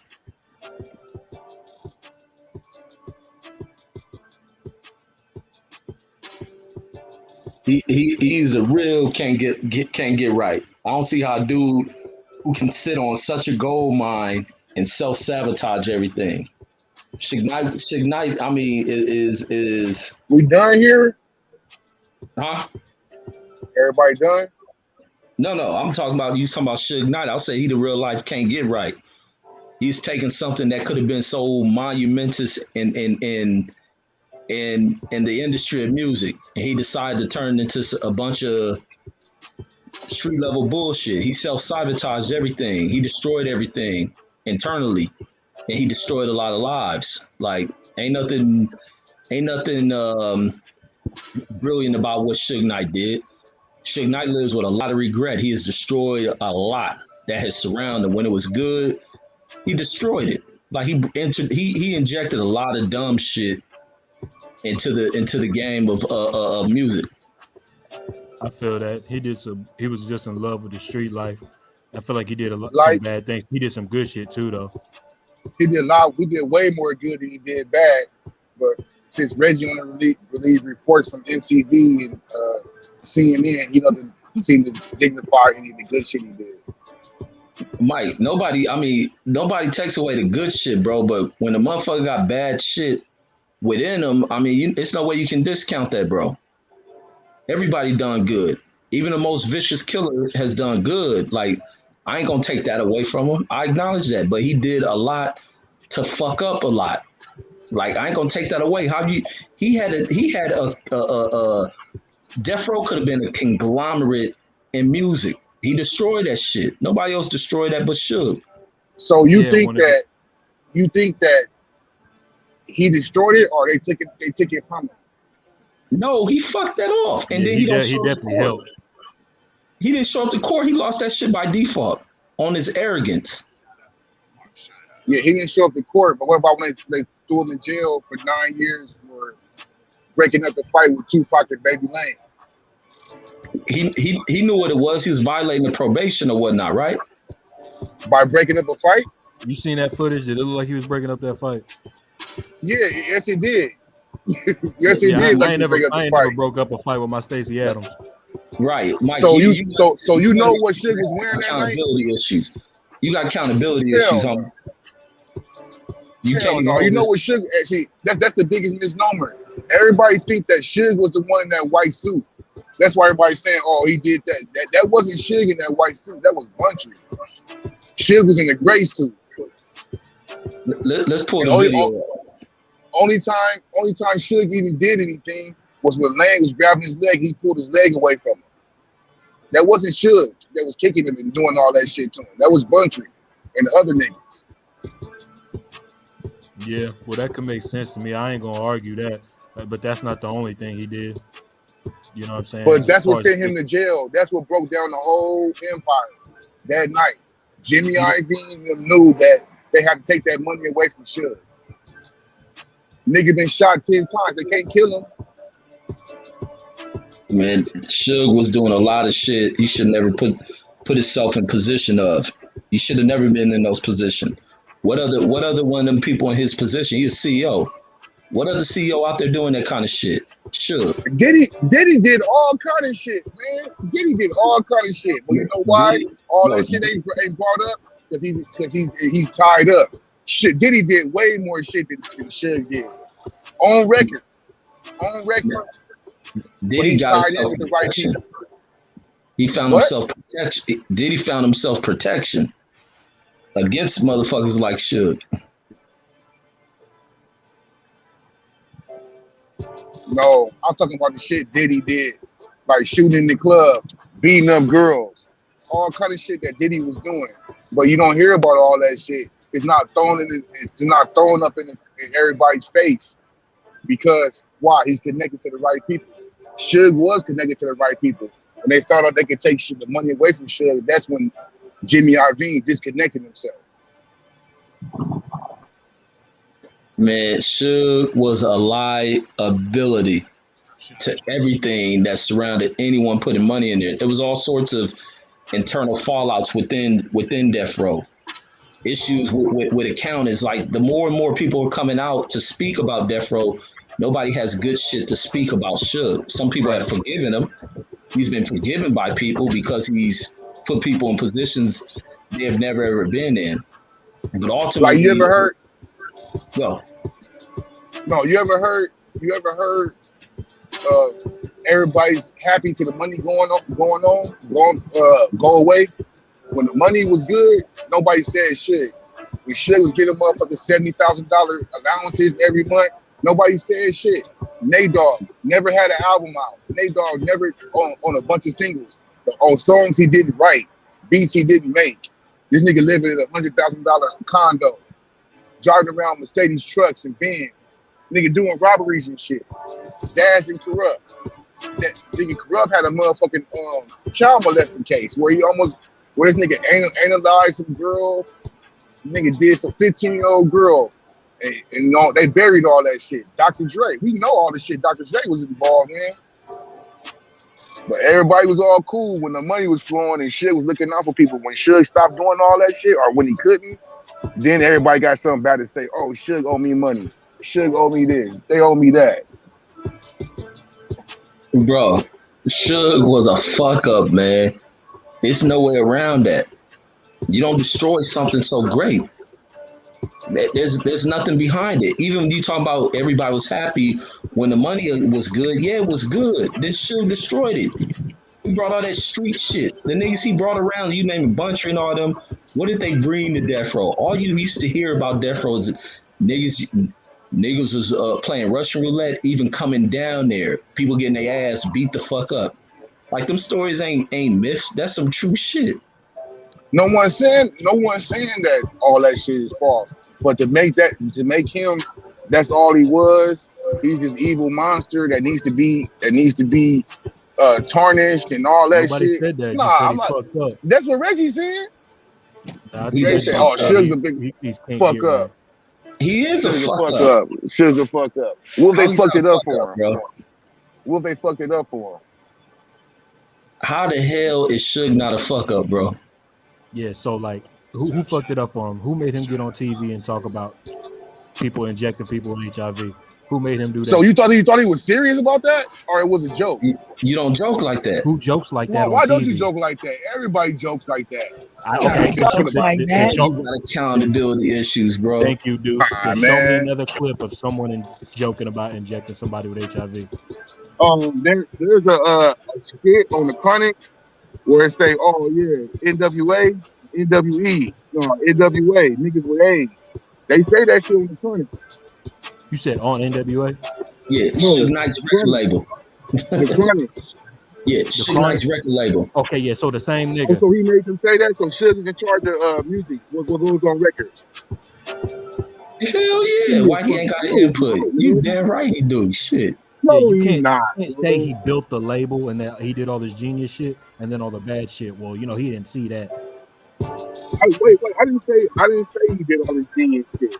Suge was in the right place at the time. Your mic's kind of muffled, my boy. Hold on. Interscope had all that shit. Interscope did it all. Interscope did it all, man. They brought Death Row up and they buried Death Row. That's all good and nice. Bury that shit, bro. It is what it is now. It's all gone. It's over. Yeah, it is now. It is now. They buried it, man. Hey, Cuzzo. I'm tripping off the fact that you don't see anything that this nigga did wrong to fuck up everything. I don't get that. Death Row, listen. Had he moved the right way, Death Row would have ran. If he would have went into the rap shit, would have been over with. The shit they was doing from the hip hop standpoint would have been over with. Had he left all that other bullshit out the way, yeah, he could have transitioned over to possibly bringing country music artists over to Death Row.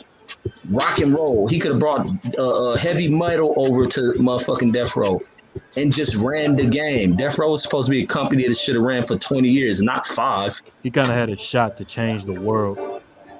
Facts. He did change the world. That's why he got his ass out of there. He didn't change anything. Nothing. So the people, so record labels owning the masters and getting all the money back is that's not changing the world. I didn't hear you, sir. I didn't hear you, man. You're kind of muffled. I didn't quite hear you. All the money he got back for the record labels and stuff like that, owning his own masters, having stuff like that, that didn't change the world because business wasn't done like that before Suge did. That's not true. Nobody owned their masters before Suge? That's not true. That's not true at all. You ever heard of a guy called Barry Gordy? All right. There's nobody who did it like Suge did it. Nobody. You ever hear of a guy called Sam Cooke? With that street shit. If the point you're making is about like Suge bringing that street shit into those record labels, I'll give it to you. I commend you at the very beginning, at just the very first part when he was in there strong arming them, like y'all gonna quit fucking over the little homies from the hood. That part. But as soon as he started getting paper, making people strip in the studio, pistol whipping the executive, all that was extra. He could have left that alone, and that's what got him fucked up. But if you're what executive did he pistol whip? Please name that source. I'm just saying mad stories of him. I know. Y'all believe everything in the fucking newspaper. Deuce is your name, right? Yep. Whooping and swooping. Okay, cool. Do me a favor, right? Tell me all the good that Suge did, man. Just go ahead and tell me all the good, because I obviously don't know, because I don't see how you go about bragging on giving somebody, beating somebody, and giving them AIDS on TV, and hanging people off balconies and shit like that, and just tell me they didn't. Vanilla Ice and Suge Knight and Mob James and Lil Reg never said that he hung him off the balcony. Okay, that's first of all. That's off of MTV and BET and Rolling Stone magazines. First of all. Did he still write credits from Vanilla Ice? Hold up, y'all. I'm trying to find out the good that he did. That's what I want to find out. And then all the Mother's Day turkeys he used to give out. All the people who never had a job, never made $100, never left their hood. All that stuff that he did for people like that, saving Dr. Dre's life, saving Tupac's life, saving Snoop Dogg's life. All these people are brought to you by Suge.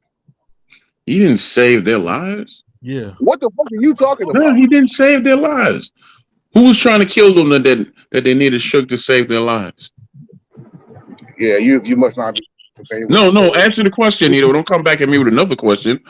How did he go about saving their lives?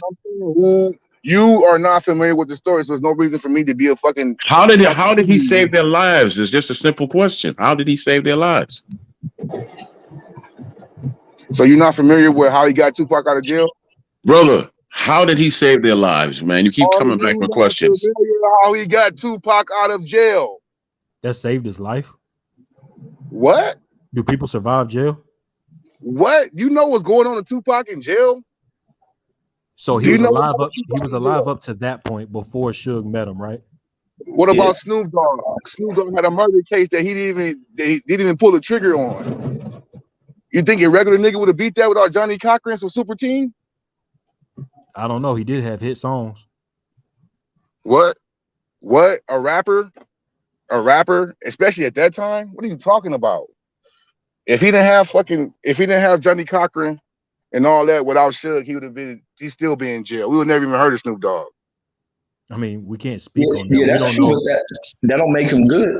Yeah, and we don't know if another attorney could have won that case. Okay, Dr. Dre. I mean, come on, man. And Dr. Dre, that's why he has so much vitriol and hate for Dr. Dre. Them niggas starved Dr. Dre out. Dr. Dre didn't even have lights on in his house when he wanted to leave Ruthless with Eazy-E. They starved him out. Suge took it upon himself to go over there and get that contract taken care of. So I feel like you're naming 3 good things he did for 3 people. He asked me how do you save all those people's lives? I just did. You didn't give really any proof. You just gave a lot of hearsay. So I don't know whether half of that is 100% proven, man. Tupac out of jail. It ain't hearsay about Got him out of jail, but okay, that doesn't. I said name all. Okay, maybe I'm not making my point, because to me it seems like you trying to put this man on a pedestal, like he's such a good dude. Listen to me, man. I don't know this man, but the truth of who you are always comes out, and I've heard the Mob James story from out of his own mouth. I've heard other people talk about him.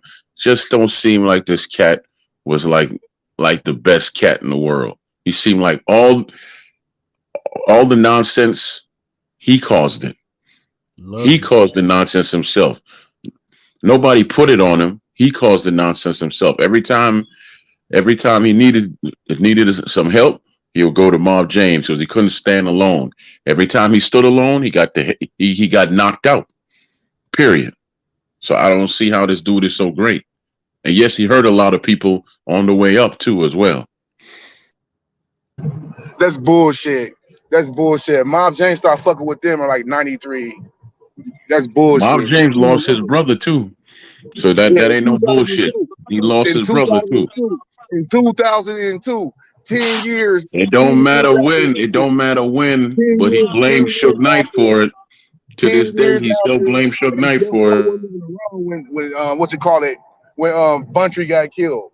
You can't blame that on Suge. Mob James does. Man, Suge is associated with that. He created a lot of divide amongst them cats over money. Suge knew what he was doing. Suge, intelligent, manipulative motherfucker. He's a highly intelligent dude, and that's what makes him so bad with the fact that he fucked that company over. Exactly. He played both sides of the fence. And it was someone else behind that company. It wasn't really even his, was it? Troy went right to it. Michael Harris. Yeah, Harry O started that. Yeah. Well, he funded the money. Harry O, I think, may have been gone. There you go. There y'all go. Believing everything y'all hear on fucking TV. They pay Harry O. That's the same thing you doing, though, brother. That's the same thing you doing with your hearsay about Tupac and this, that, and the third. I know people who know. Okay. Y'all can go to CNN. Now that's funny. I know people who know. Look, hey Mike, look at this. My kid's mom's is friends with his daughter. And she even talks about the fact that he started that money, he put the funding behind that shit. That's why I was trying to get Harry O on once he got out to see if his daughter can get him on my show. Suge fucked that shit up. They paid Harry O. They paid Harry O. They paid Harry O. They paid what? $700,000. Paid him. Who paid him? What? I know some people that'll tell you the world is flat, but they don't make it fact. You know, pay her $700 for $700,000 for what? For starting death, for helping them put the money up for start death row. Hey, the earth is flat though. What? You Calico, quit bullshit, man. What y'all ain't know that? Nah, man. He came in when he thought it was safe. We kicking your ass for 6 hours. Now you want to hop in? Who? Oh, hold on. Who got their ass kicked? Me and Reggie was hopping all over y'all's fight the other day. Man, hey, that's big blood. Hey, big blood. Big blood. You know better. But see what it is? It showed me that you ain't even researched nothing after the goddamn show. All y'all did was run with what you thought you knew that night. You still think the same? Yeah, I ain't even gonna lie. I didn't even research nothing you said. I was still on Fela Kuti from the other dude. I was more concerned about what he was saying. I got you tomorrow though. Hey, gentlemen. I think girl behind the mic wants to say something. I think. No, I'm good. I'm listening. I don't have anything to say about Suge Knight. Hey, did they jump on you, sis? No. And I'm being I'm just entertained saying by because that Suge damn Knight. Reggie always, And nobody jump on her when Troy Graham's here. Troy Graham. That's right, Troy. That's right. Okay. Yes, sir. I respect that. Yeah, it's 2-on-2 now. What's up?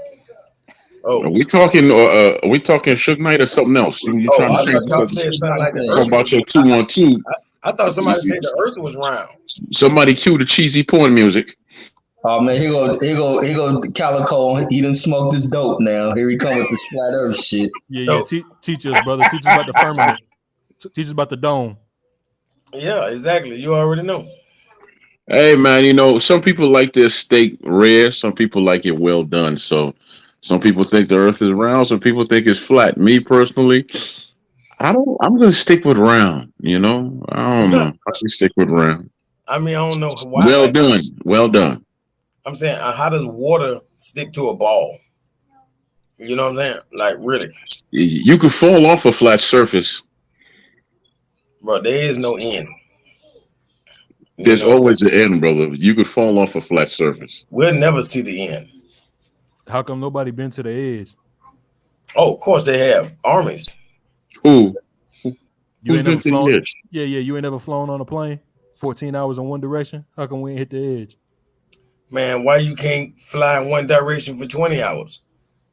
You can. Yeah. And then what? You And in a circle, goddamn it. Shit. then you have to hit. And then you have to change pilots because they tired as hell. Come on, man. Piss me off. I'm about to book a Man, you're going to have flight. a pilot right there next to him already. What you got to change? You ain't got to land to do that. Yeah. What you saying? They're going to fly 10 hours and turn around? No, I'm trying to say, damn well you ain't finna wrap around the earth. How do you drive in a circle on a flat surface? How you drive in a circle? How do you drive or fly in a circle on a flat surface? Drive? You mean like Or how do your fly. car? Like how do you hit a U-turn in the car? How do you get in your car? That one's easy. You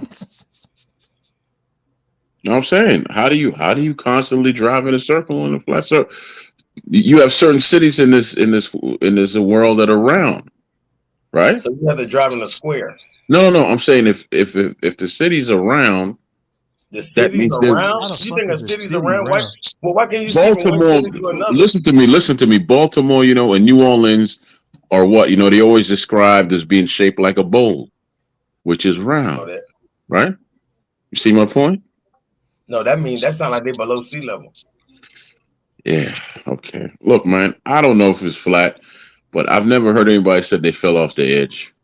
I mean, what is the horizon? Like, you know what the horizon is? The horizon is where it looks like the sky meets the earth. We call that the horizon. I've never been that high. Well, I'm saying, what is a horizontal line? It's a straight line. You feel me? What's a divorce? That's where you lose all your shit. It's a bad thing. It happens. Come on, man. What's your point? I'm saying they telling you all you gotta do is look at the language. All right, what's the shape of the moon? So we from looking out, what's the shape of the moon? What's the shape of the sun? When you look through a telescope, what's the shape of the planets you can see? Nah, you sleep, Bro. Reggie. The sun and the moon ain't real. Them ain't no planets. Ain't no such thing as no planets. It's cardboard. They put it up every night and day. The sun is invisible in outer space. So if you went chasing the sun, you would see complete darkness once you leave the so-called stratosphere. Yeah, you ain't gonna see nothing. Ain't gonna be no more sun. You ain't even gonna know which way the sun is. You gonna be like, what the fuck? The sun is invisible in outer space. What kind of sense does that make to you? What space you took up there to prove this shit? No, this is what NASA tells you. This is what they, man, bro. All you gotta do is NASA told you they walked on the moon too. I'm trying to tell him that, but at the same time, they say and they show in their pictures, you don't see no sun in the background. There's no stars to be seen in the background. Yeah, the sun would damage the cameras. That's why they don't point the sun. No, There's no atmosphere to No, block that shit. it would not. No, it don't. Bro, you can Google right now. The sun is invisible in outer space, bro. Why don't you try out to be an astronaut, man, just to prove your point? Your astronaut? Nah. No, astronaut. I wasn't joking with you. Why don't you try? No, I'm serious. Like, there ain't no set. I don't see what that's gonna do. What they gonna do? Kill me and say I crashed? It's gonna get you the knowledge of what you're saying, man. He'll fail the drug test right and fill out the application.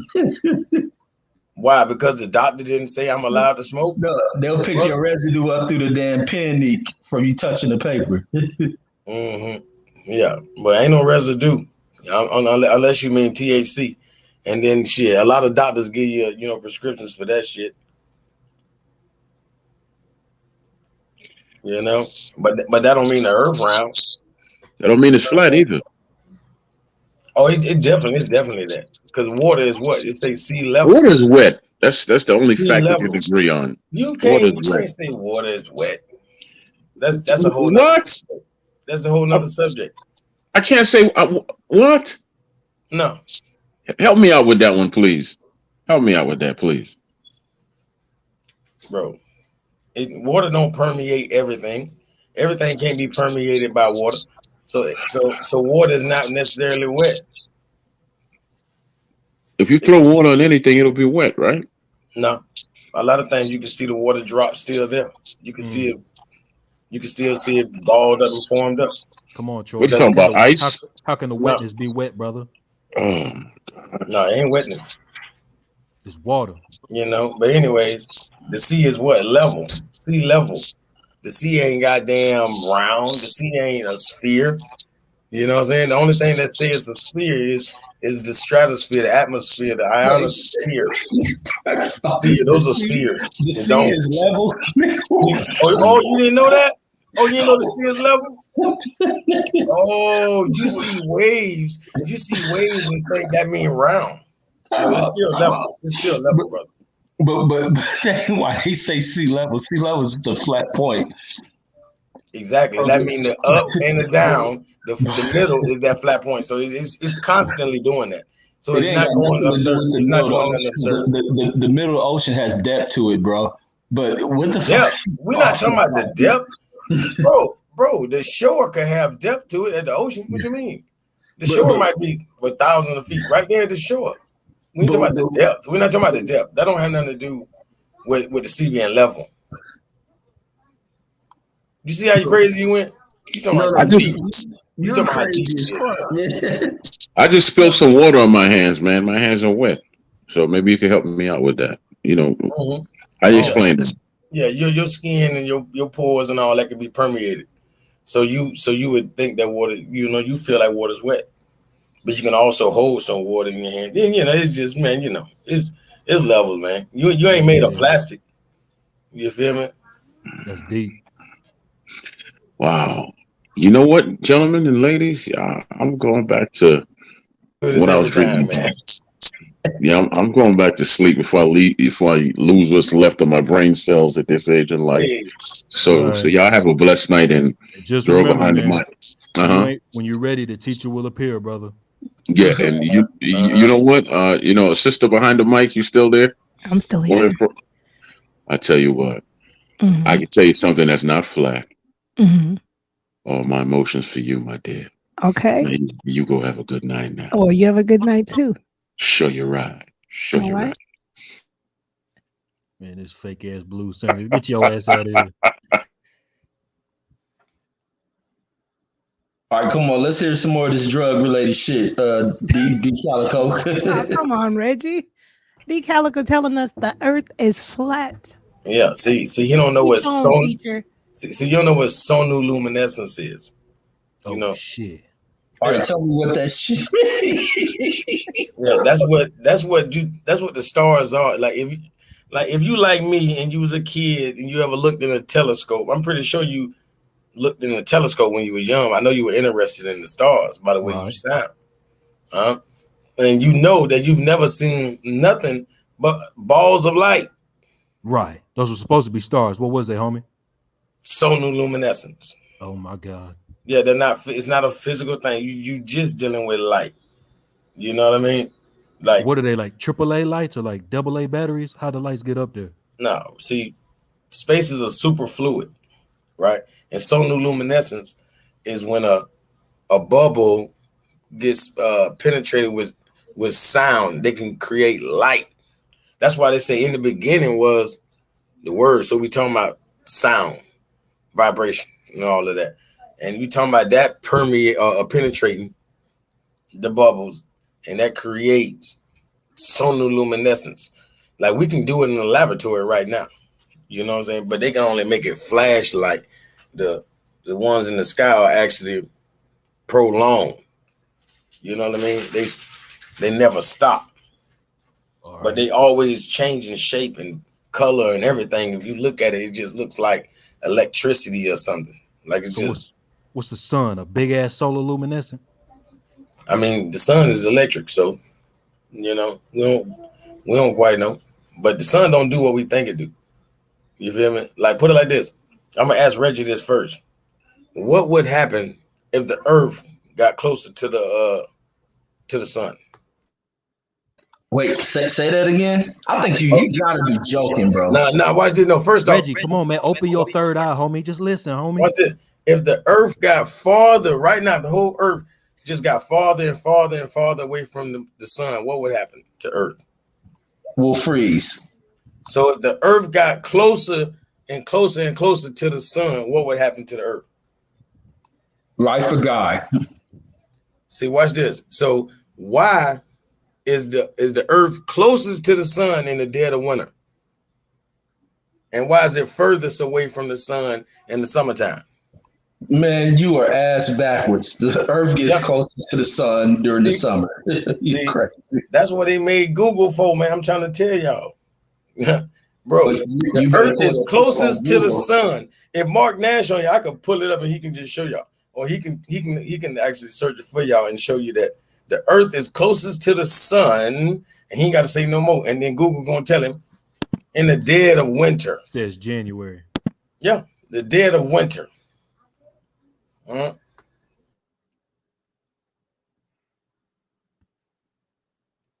Pull that up. Yeah. And the Earth is furthest away from the sun in the summertime. So that shows you that everything they tell us has been a lie. Wait a goddamn minute. You know, and that's how you know it's true what they say when they tell you niggas draw heat. That's why when they say the European was in the dark, telling me I'm a solar luminescent nigga? Man, you is the sun. You know what I'm saying? For real. I have a dad. I'm one of them sons. I'm the other son too.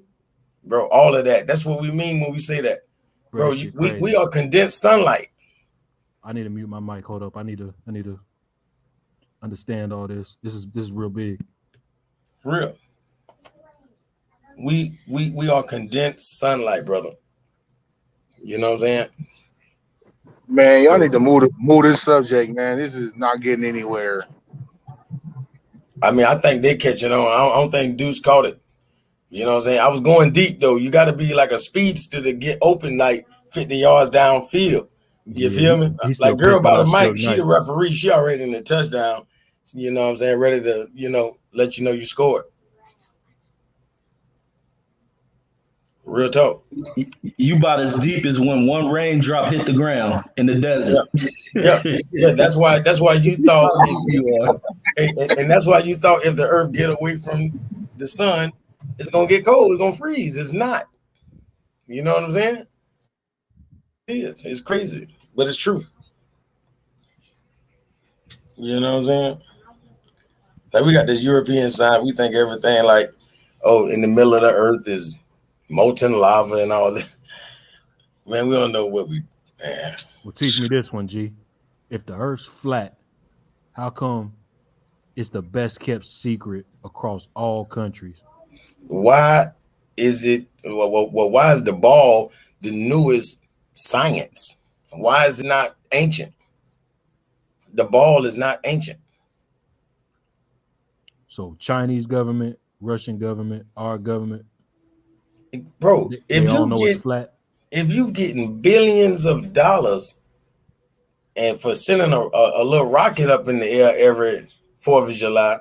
Imagine how long you'll keep that lie going, man. That's embezzling. You embezzling big money. So You know it's what I'm a saying? conspiracy between all of them. It's like the Man, bro. Illuminati. The math adds up on that one. I can see that. Yeah. You talking about billions. And they telling you they done trillions. Man, trillions. Speaking of big money, did y'all hear that they said 45% of Congress owns stock in Pfizer? And that means we in trouble. Yeah, We ain't in shit. They in trouble. Yeah, no, Reggie in trouble. Man, I don't know about the vaccines, man. Half of me thinks the vaccines can hurt you, and half of me thinks that shit is placebo. So I don't know. But I know that. Look. I know that placebo for what effect though? Why would it be placebo? What effect can they gain from it being placebo? Because it's only the beginning. The end goal is the chip, to put the chip inside you. No, it's already done as soon as you got the shot. No, I don't know about that. So you think the first shot's the chip? There's a chip. It's on the tip. It's on the tip of every needle. Every needle. Tip of the chip. Yeah. I don't believe that. But I know that there is a chip they have. It's not even disguised. It's an actual microchip. Yeah, they got nanobots on the test alone. When they swab your nose, they putting the nanobots in there. You got nanobots just from getting tested. I do not I ain't hell no. Kiss my ass. Well, I know one thing: you can't comply your way out of tyranny, and there's no going back from this after this. So, like I said, be prepared. Have your goods, have your items, have everything you think you're gonna need to survive. But what do you guys think? I know that, I hear that tyranny part and I hear that term quite a lot. And I've been looking at information as it pertains to the United States, Australia. I have a friend in Canada, but I wonder what the difference is between, I think it's like 3 or 4 European countries. The one I could name on top of my head is Norway, Sweden, and I forgot the other one, but those two. Which one? Not Holland. Norway, Sweden, and there's like 3 more that have no mandates, no restrictions, no nothing. Like they just carry on. Norway never locked down. And Sweden. They practice what you Because for one, they're different type of countries. They don't deal with the same kind of socialization, mass population like America. But they have had COVID. We don't. What are you talking about? When we just adopted that bullshit. We don't do that. Sweden and all the other countries ain't nothing like America. They're not superly social countries. Bro, herd immunity. They actually free is what you mean. They free, we're not. Didn't you just say they don't have no mandate? That means nobody's mandate. It's nothing mandatory. That means they're free. That's all it's saying. It don't mean you can't wear no mask over there. You can wear a mask. Duh. But ain't nobody gonna mandatorily make you do anything. So you can go over there with all your masks you want. You know what I'm saying? That's free. They free. You're not. Man, trying to stop COVID with a cloth mask is like trying to stop a mosquito with a chain link fence. Yeah, man. It's not happening. Yeah, it's stupid. It's stupid.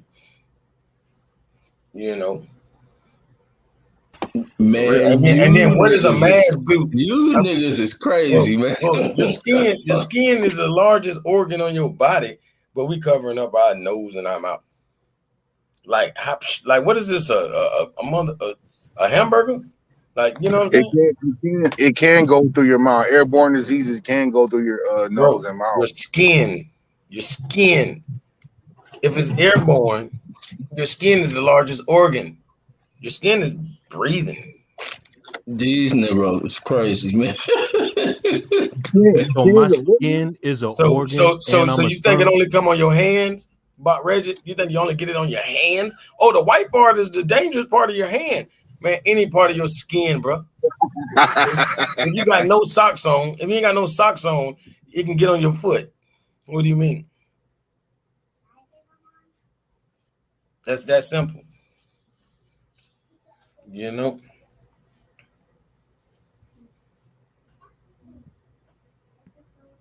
So I was intrigued with that one. I like spent a lot of time on Google. I'd never heard that one. Jimi Hendrix to Morgan Freeman. So I Yeah. went down the rabbit hole.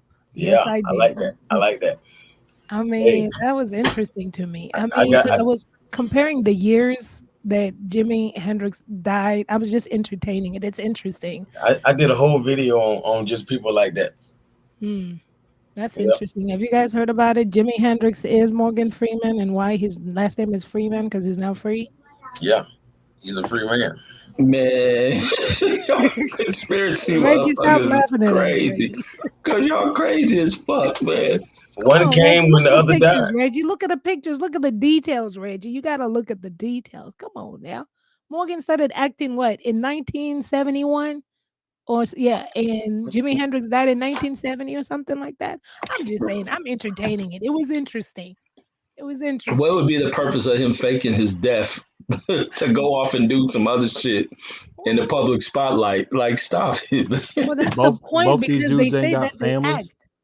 These people are actors out here. They say that they do their part, then they go on to the next gig. That's what they say. That's part of some of the conspiracies. I'm just saying. I don't know. I don't know.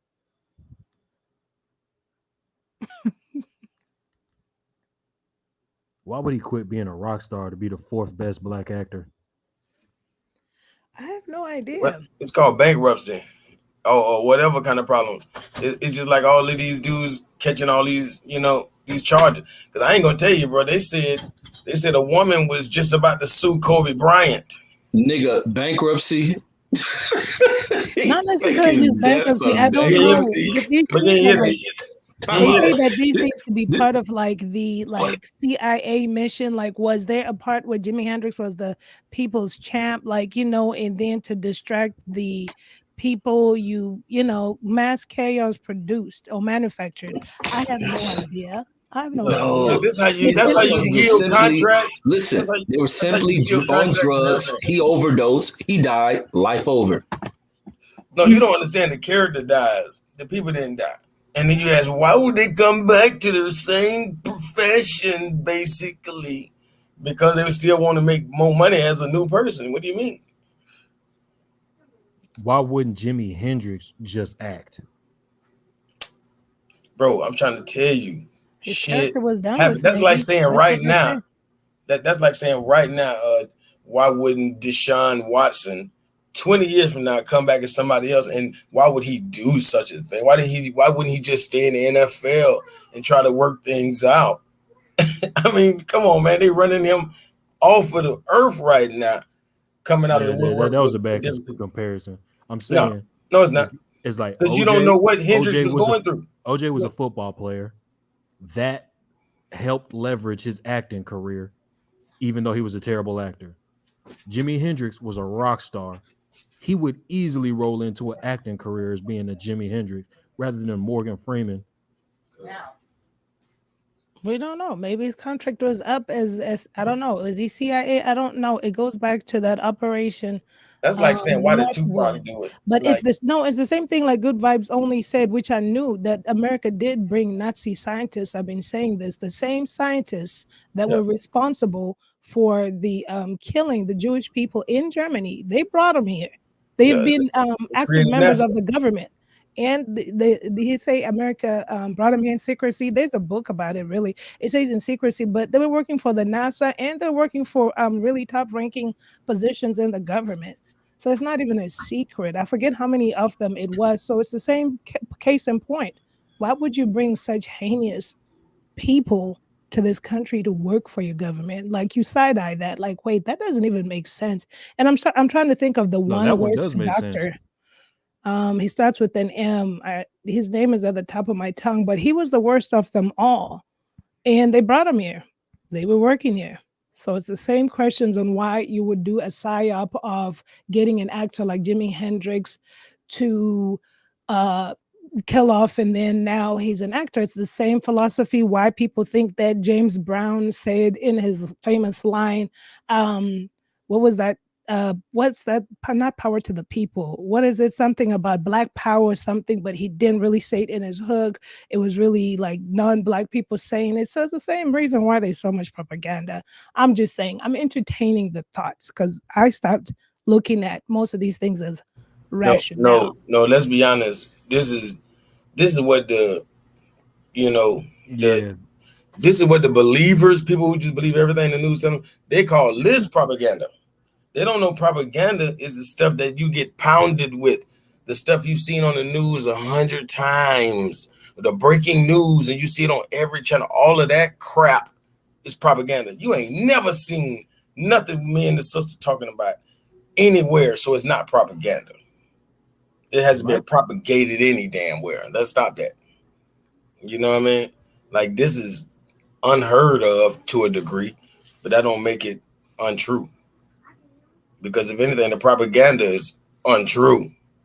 I mean, do you guys really believe that the government doesn't have power to cause chaos? I can't think of the documentary. It's on Amazon Prime. If you go digging in, it's an FBI agent, and I forget her name, but the documentary is on Amazon Prime. I think it's a 2019 documentary. She literally tells us of her job, her former job was to work in the social media, in technology, to where they created chaos in other countries. So for instance, when you saw like at the height of, I don't know if it was not Osama bin Laden, Saddam Hussein. So you cause mass chaos in the Iraqians' Facebooks and social medias to have them uproar so that when something happens in leadership, it's like as if the people have all been coerced through social media. The lady literally said that was her job. Now, she was asked the question, do they do that among their own people? She never responded. She couldn't respond. So, I mean, it's called psychological warfare. So what chaos did Jimi Hendrix or Morgan Freeman cause for us? Hey, she right though. She's right. She's right though, because even in the Michigan, you guys heard about when those rednecks in Michigan was trying to kidnap the excuse me, they're trying to kidnap the governor or the senator or whatever. And the FBI was the one to put them up to that shit.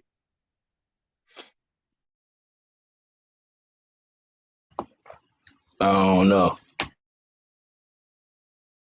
Well, it's documented. I think there's a bunch of crazy ass white people from a forum, the backroom forums on the internet. That's probably part of it. Could there be FBI agents? Every organization infiltrated by weird motherfuckers. We know law enforcement is full of people that are part of the forums. Hell yeah, and they the one inciting all that shit. See what it is. If somebody like me say what I'm saying, they have to counter that. They have to counter that with their intelligence. That's why it's the counterintelligence program. You know what I'm saying? Or agency, I mean CIA. You feel What me? if you're the counterintelligence? Well, I am. I'm the counter ignorance program. You feel me? I come to counter the ignorance. Ignorance only means don't know. I'm just here to counter what you don't know. So you can weigh up the two. You didn't heard the propaganda. Right. Now, and where'd you get yours from? What you mean? Just searching. And where did that come from? I mean, I come to my own conclusions.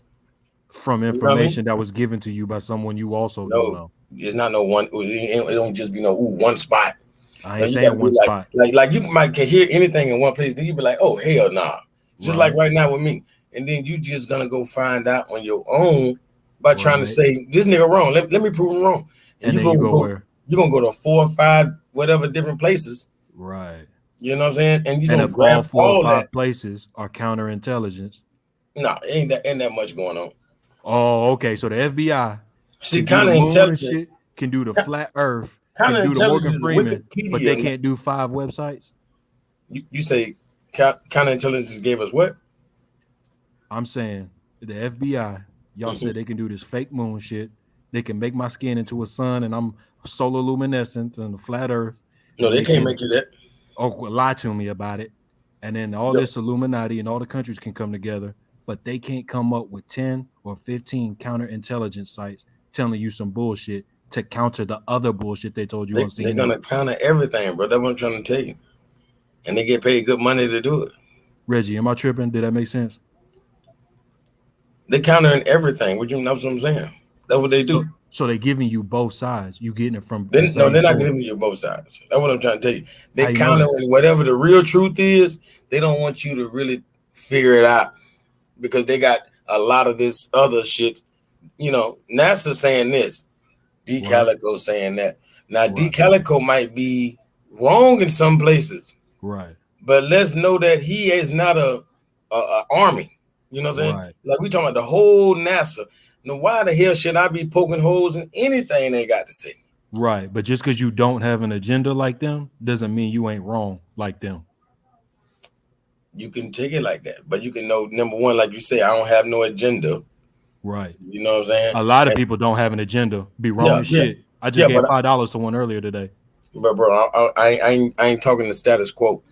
And if you already got a lot of that, I don't know why you need some of that from me. You don't need that. You already got that.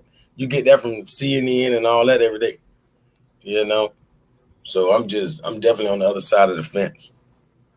I don't believe shit. You know? So you're not saying the earth is flat. You're saying you open to the thought of earth being flat. I mean, we just use that as a like dumb term. We just say the earth is flat. We know it's not completely, it's just flat. You know what I'm saying? It's not just like that. It got a lot of shapes and mountains and everything to it. You feel me? But we know it can't be round. It just can't. So you do believe that it's not a globe? Oh, it's definitely not a globe. They've never proved it. You know, the only images we ever got is what we call a composite. Those are composites. Composite is a computer, what we call CGI, computer generated imagery. You feel me? A composite is a collection of images. So they showed us a composite, which is a collection. Like they done took 1,000 pictures and pieced them together and told you this is what it looks like. This is Earth.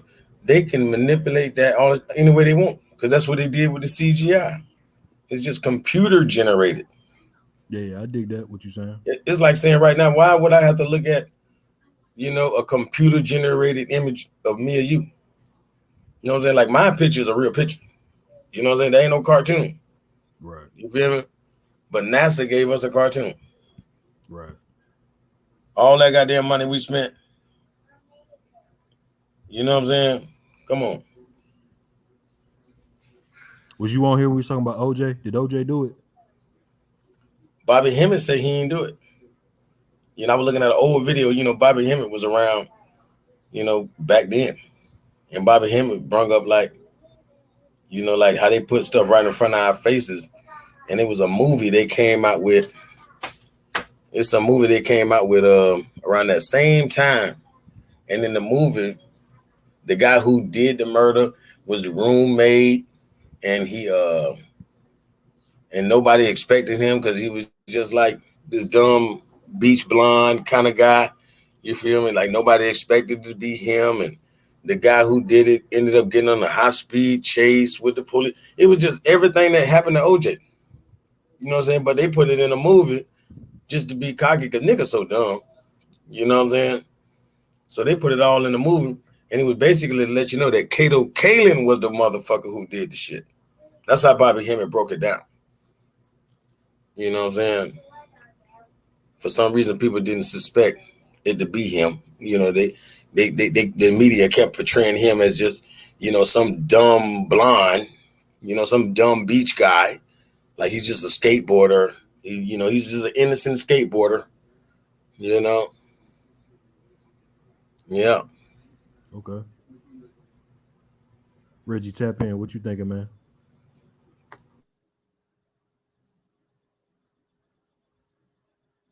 All right, Reggie Googling the fuck out of something. Or he eating. What happened to him? Yeah, I don't know. He'll be back. Yes, sir. But yeah, I kind of No, I'm still here. Give me like 1 minute. Yep. He eating a cereal. That nigga cooking ribs. That fake milk. The fake bowl. This whole world fake. Trying We to all tell you, solar luminescence. man. I wish I could have pulled it all up, but for real though, solar luminescence. You know, sun SON means sound. Really, you feel me? And then you know what luminescent meaning like light. That's why I say it comes from sound penetrating a bubble underwater, and that goes. You can look it up, man. Like spaces are super fluid. You know what I'm saying? So they'll make it seem like, you know, there's nothing up there to that level, but it's really, you know, a different type of water. You feel me? It's probably super distilled.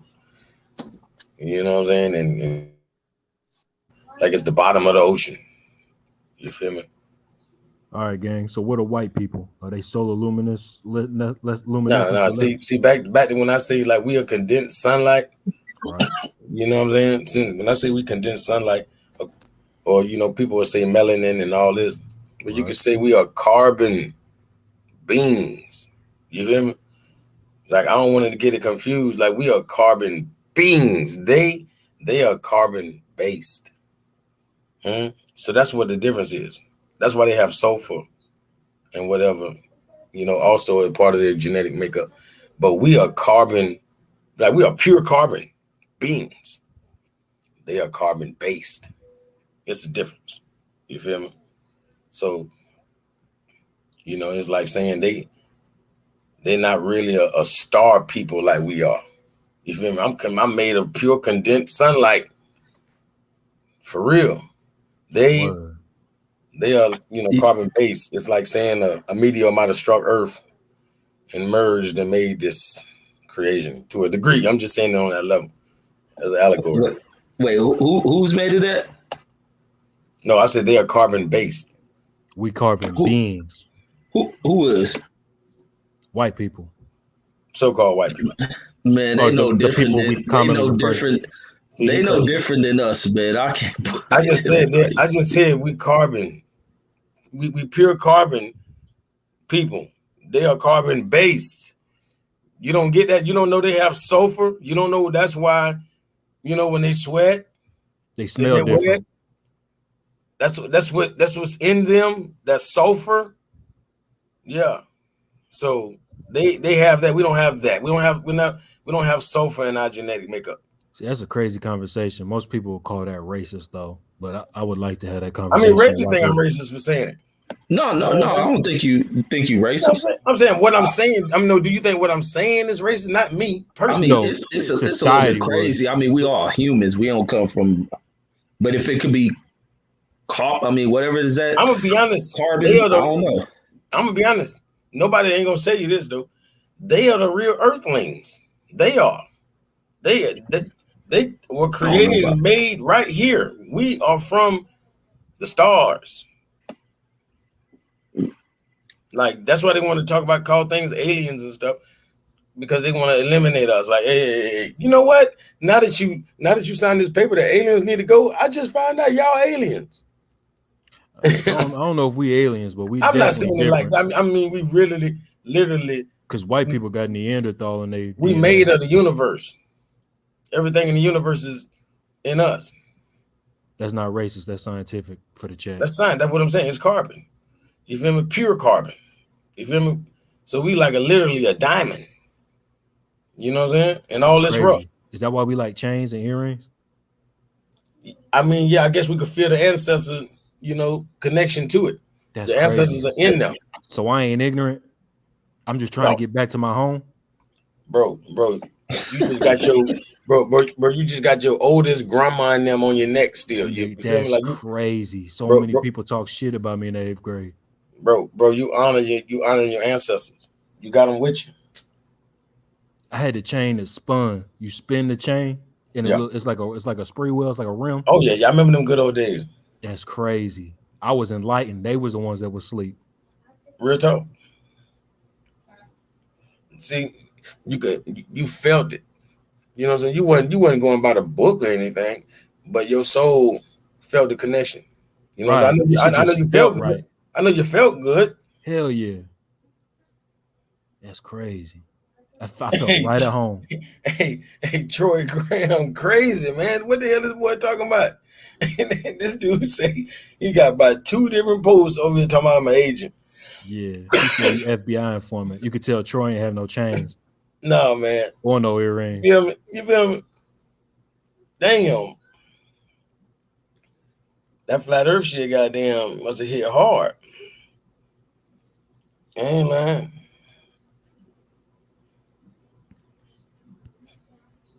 The FBI is a flat agency in the round world. Yeah, I bet. Yeah, so that means the FBI just got invented because people just started talking about the earth being flat and shit. So shit, the FBI just popped up in the new millennium. I didn't know that. I thought they'd been around. I bet the FBI been around as long as they've been saying the earth is round. I bet you that. I bet that came hand in hand. You're like, you know what? Let's bring all kind of lies into the game.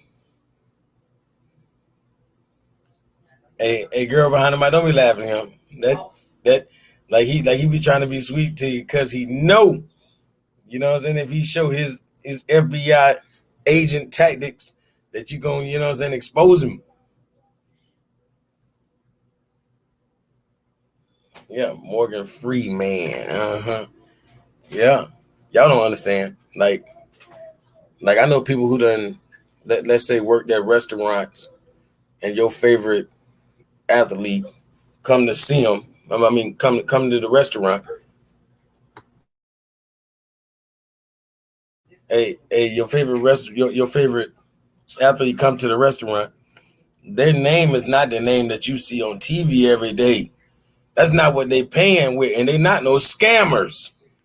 So it ain't like this a scam artist who got these different cars with different names. No, these people got a private name and they got their public. All you know is the name they use to sign, you know, when they signed up with the NBA or NFL or whatever. You know, that's all you know is that name.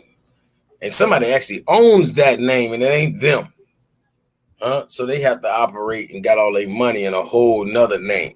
So when people be suing certain people, you know, famous or whatever, like they never get a damn penny because they ain't got no money in that name.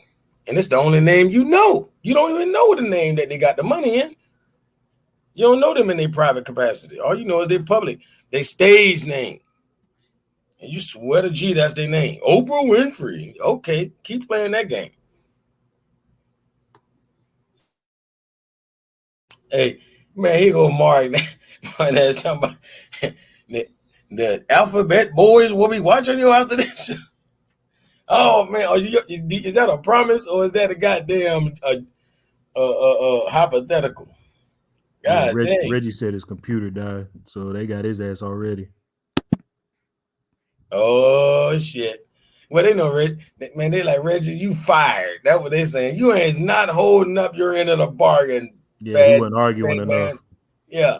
Come on, man. You gotta counter that intelligence speed spewing. Them niggas on there talking about change. Say something. You feel me? You feel me? Man, they just made it seem spiritual. Get them off of there.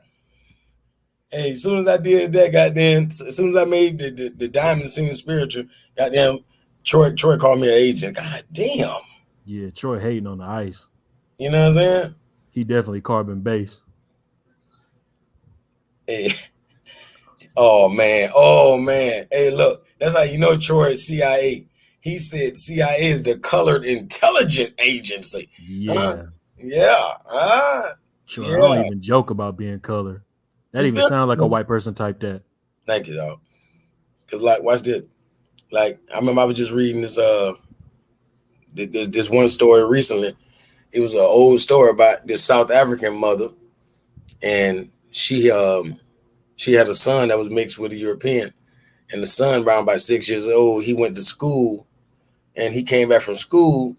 You know, he'd been told that, you know, black people stink. So he came back and told his mom. And his mom was like, well, you know, I'm black. I don't stink. And he was like, you know, yeah, you know, but I love my dad. I don't really love you, Ma. You know what I'm saying? Because the mama's, you know what I'm saying, so black.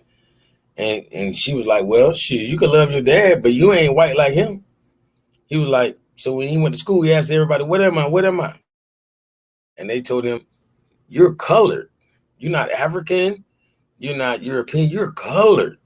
So that's where all this colored junk come from. I'm trying to tell you, all that colored, Negro, African American, all these terms they made for us, that means you mix with the European. And I ain't mixed with the motherfucker. I'm be honest. You know what I'm saying? That's just me. But the others are colored. And that's what the law really means. For real. So that's why I say I'm a Moor. You feel me? I know I'm the real deal. That's like saying I'm a pure.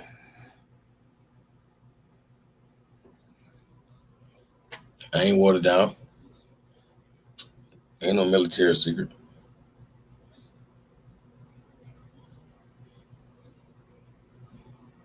Deuce, you still thugging? Yeah, I'm here, G. I'm just processing, man. We the only ones talking. I'm still here. I'm still here. What you thinking on the Deuce? Hey. Man, I don't know. Y'all talk about the shit I ain't really trying to talk about. You know what I mean? That's what I'm waiting to jump in. I'm waiting to jump into is Deuce want to talk about Chinese missiles. No, I want to talk about some real pimp shit. We talking about some hoes? Let's talk about that. No, talk about some pimps, nigga. Fuck the hoes.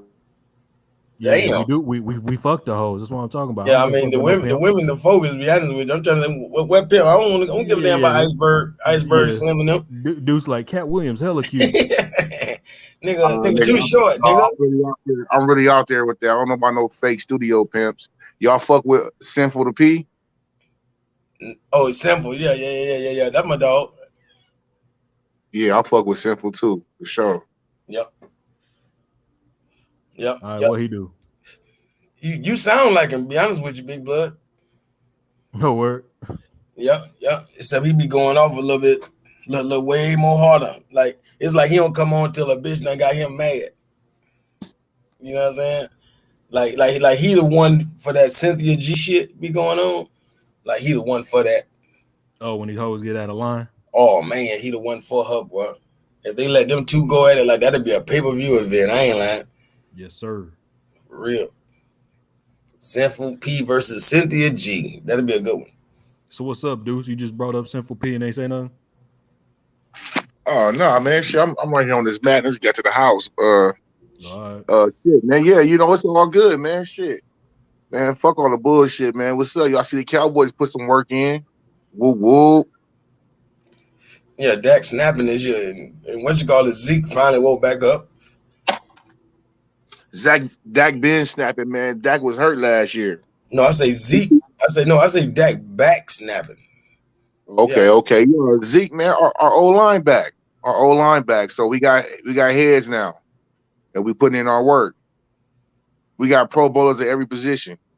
So man, that team's stupid good. Now I'm scared of that motherfucker like roster now. I ain't gonna lie. That roster is the best thing in the NFL other than the Bucs. Man, Will McClay put that team together, man. Will McClay, all those guys are drafted. So we are going out here doing our thing, man. That's all. I'm still rocking with Jameis Winston though.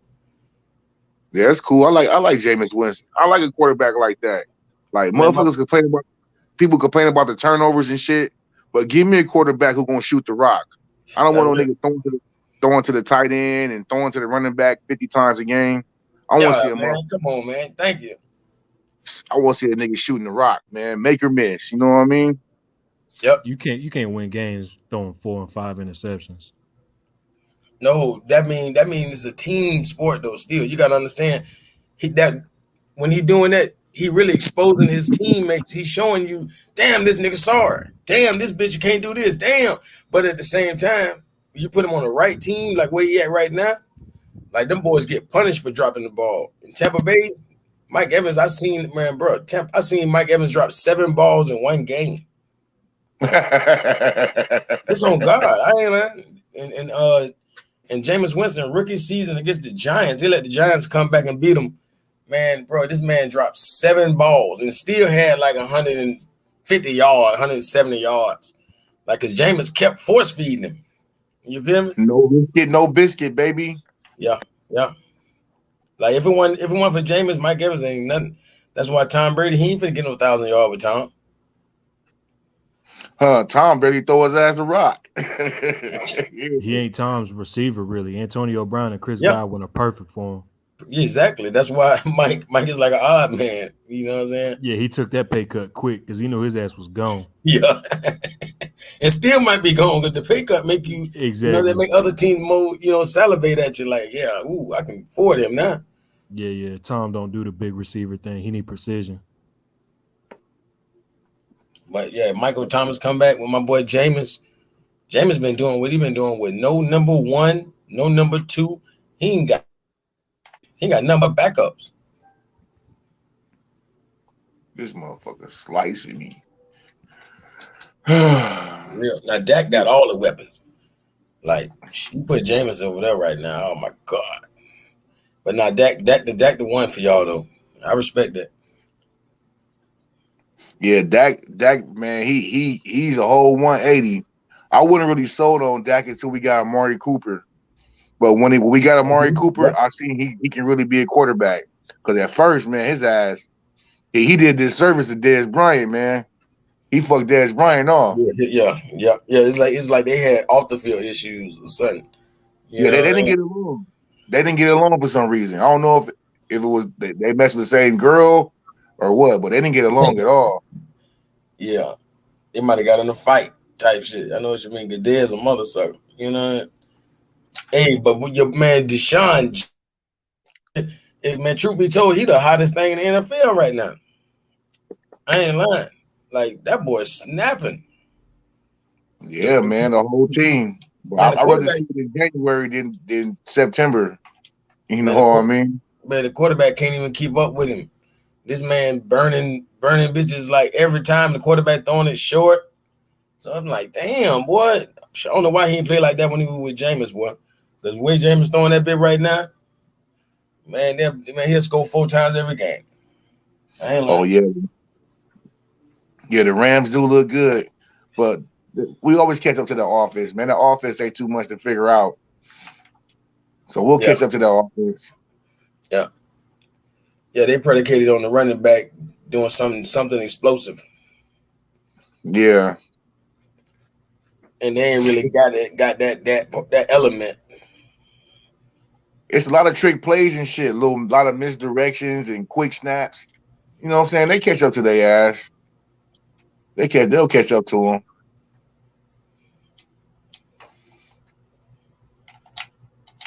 But yeah, I'm out of here, man. I'm finna listen to me a little Elijah Schaefer before I go to bed. So good breaking it down with you, brothers. You know what I mean?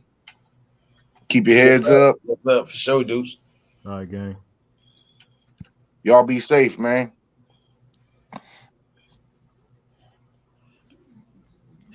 Man, the sister called me up here and ran. Boom.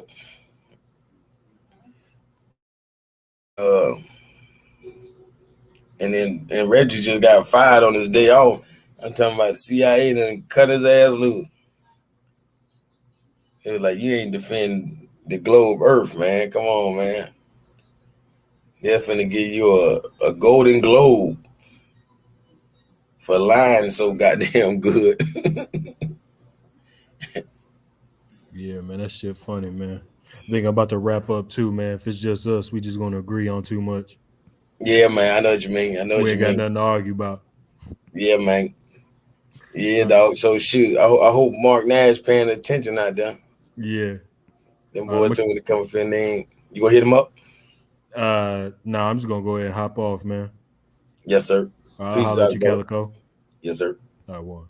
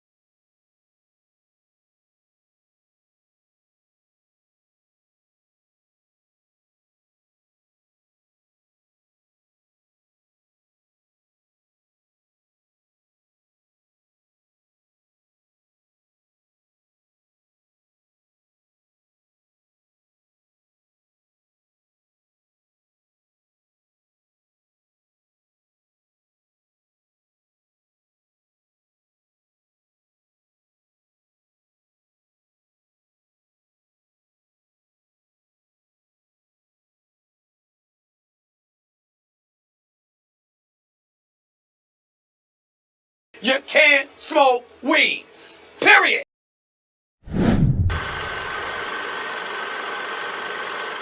This that squad sound.